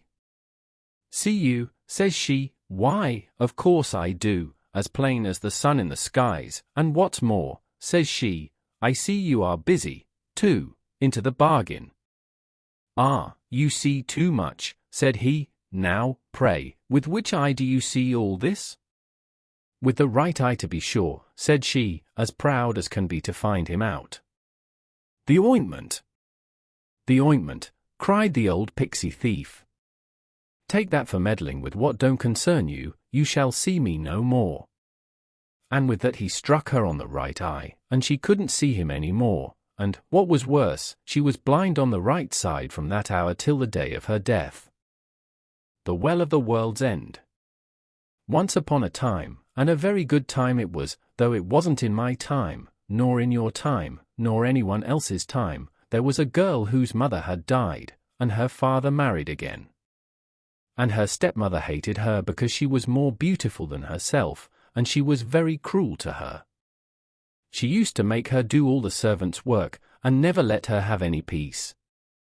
At last, one day, the stepmother thought to get rid of her altogether, so she handed her a sieve and said to her, "Go, fill it at the Well of the World's End and bring it home to me full, or woe betide you."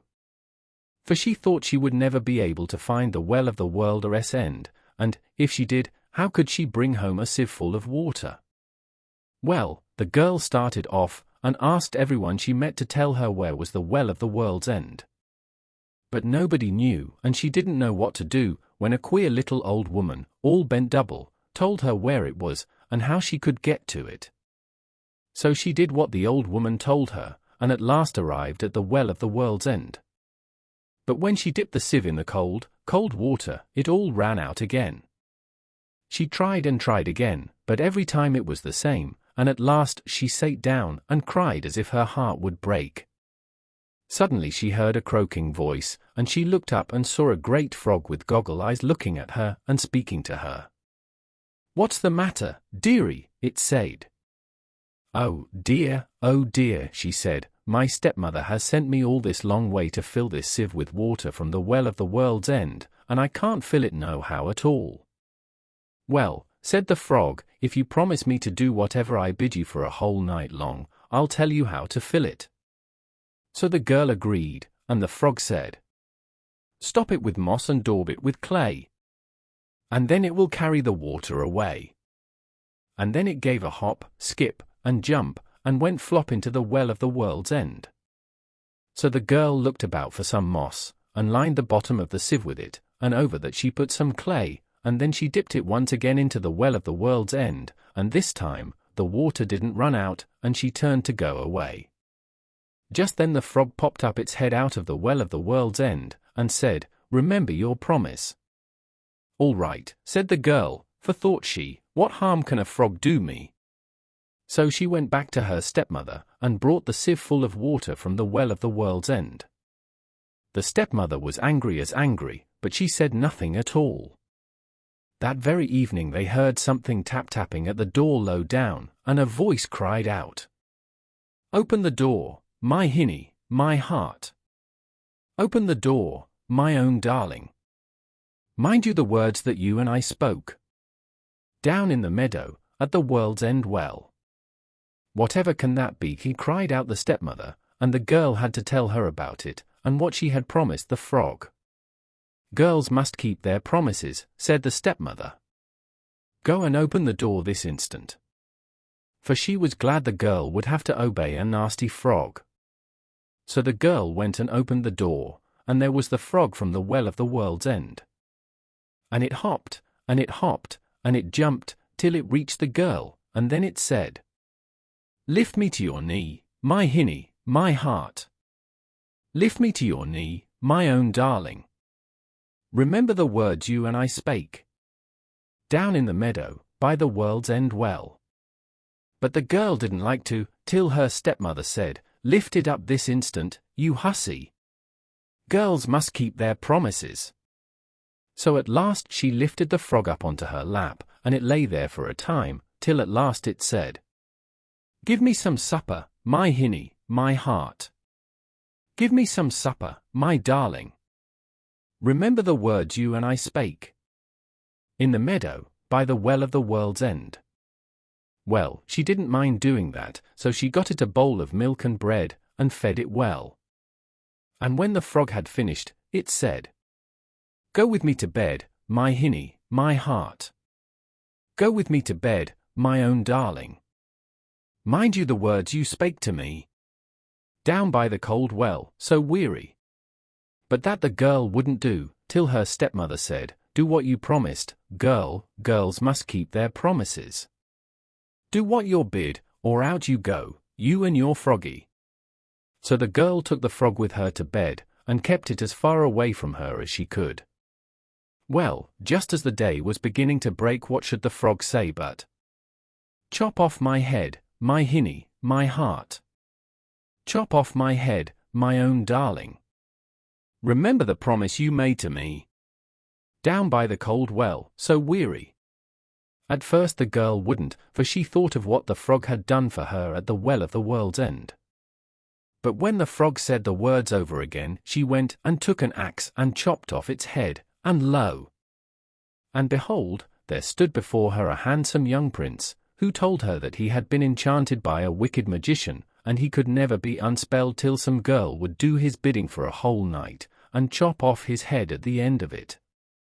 The stepmother was surprised indeed when she found the young prince instead of the nasty frog, and she wasn't best pleased, you may be sure, when the prince told her that he was going to marry her stepdaughter because she had unspelled him. But married they were, and went away to live in the castle of the king, his father, and all the stepmother had to console her was that it was all through her that her stepdaughter was married to a prince.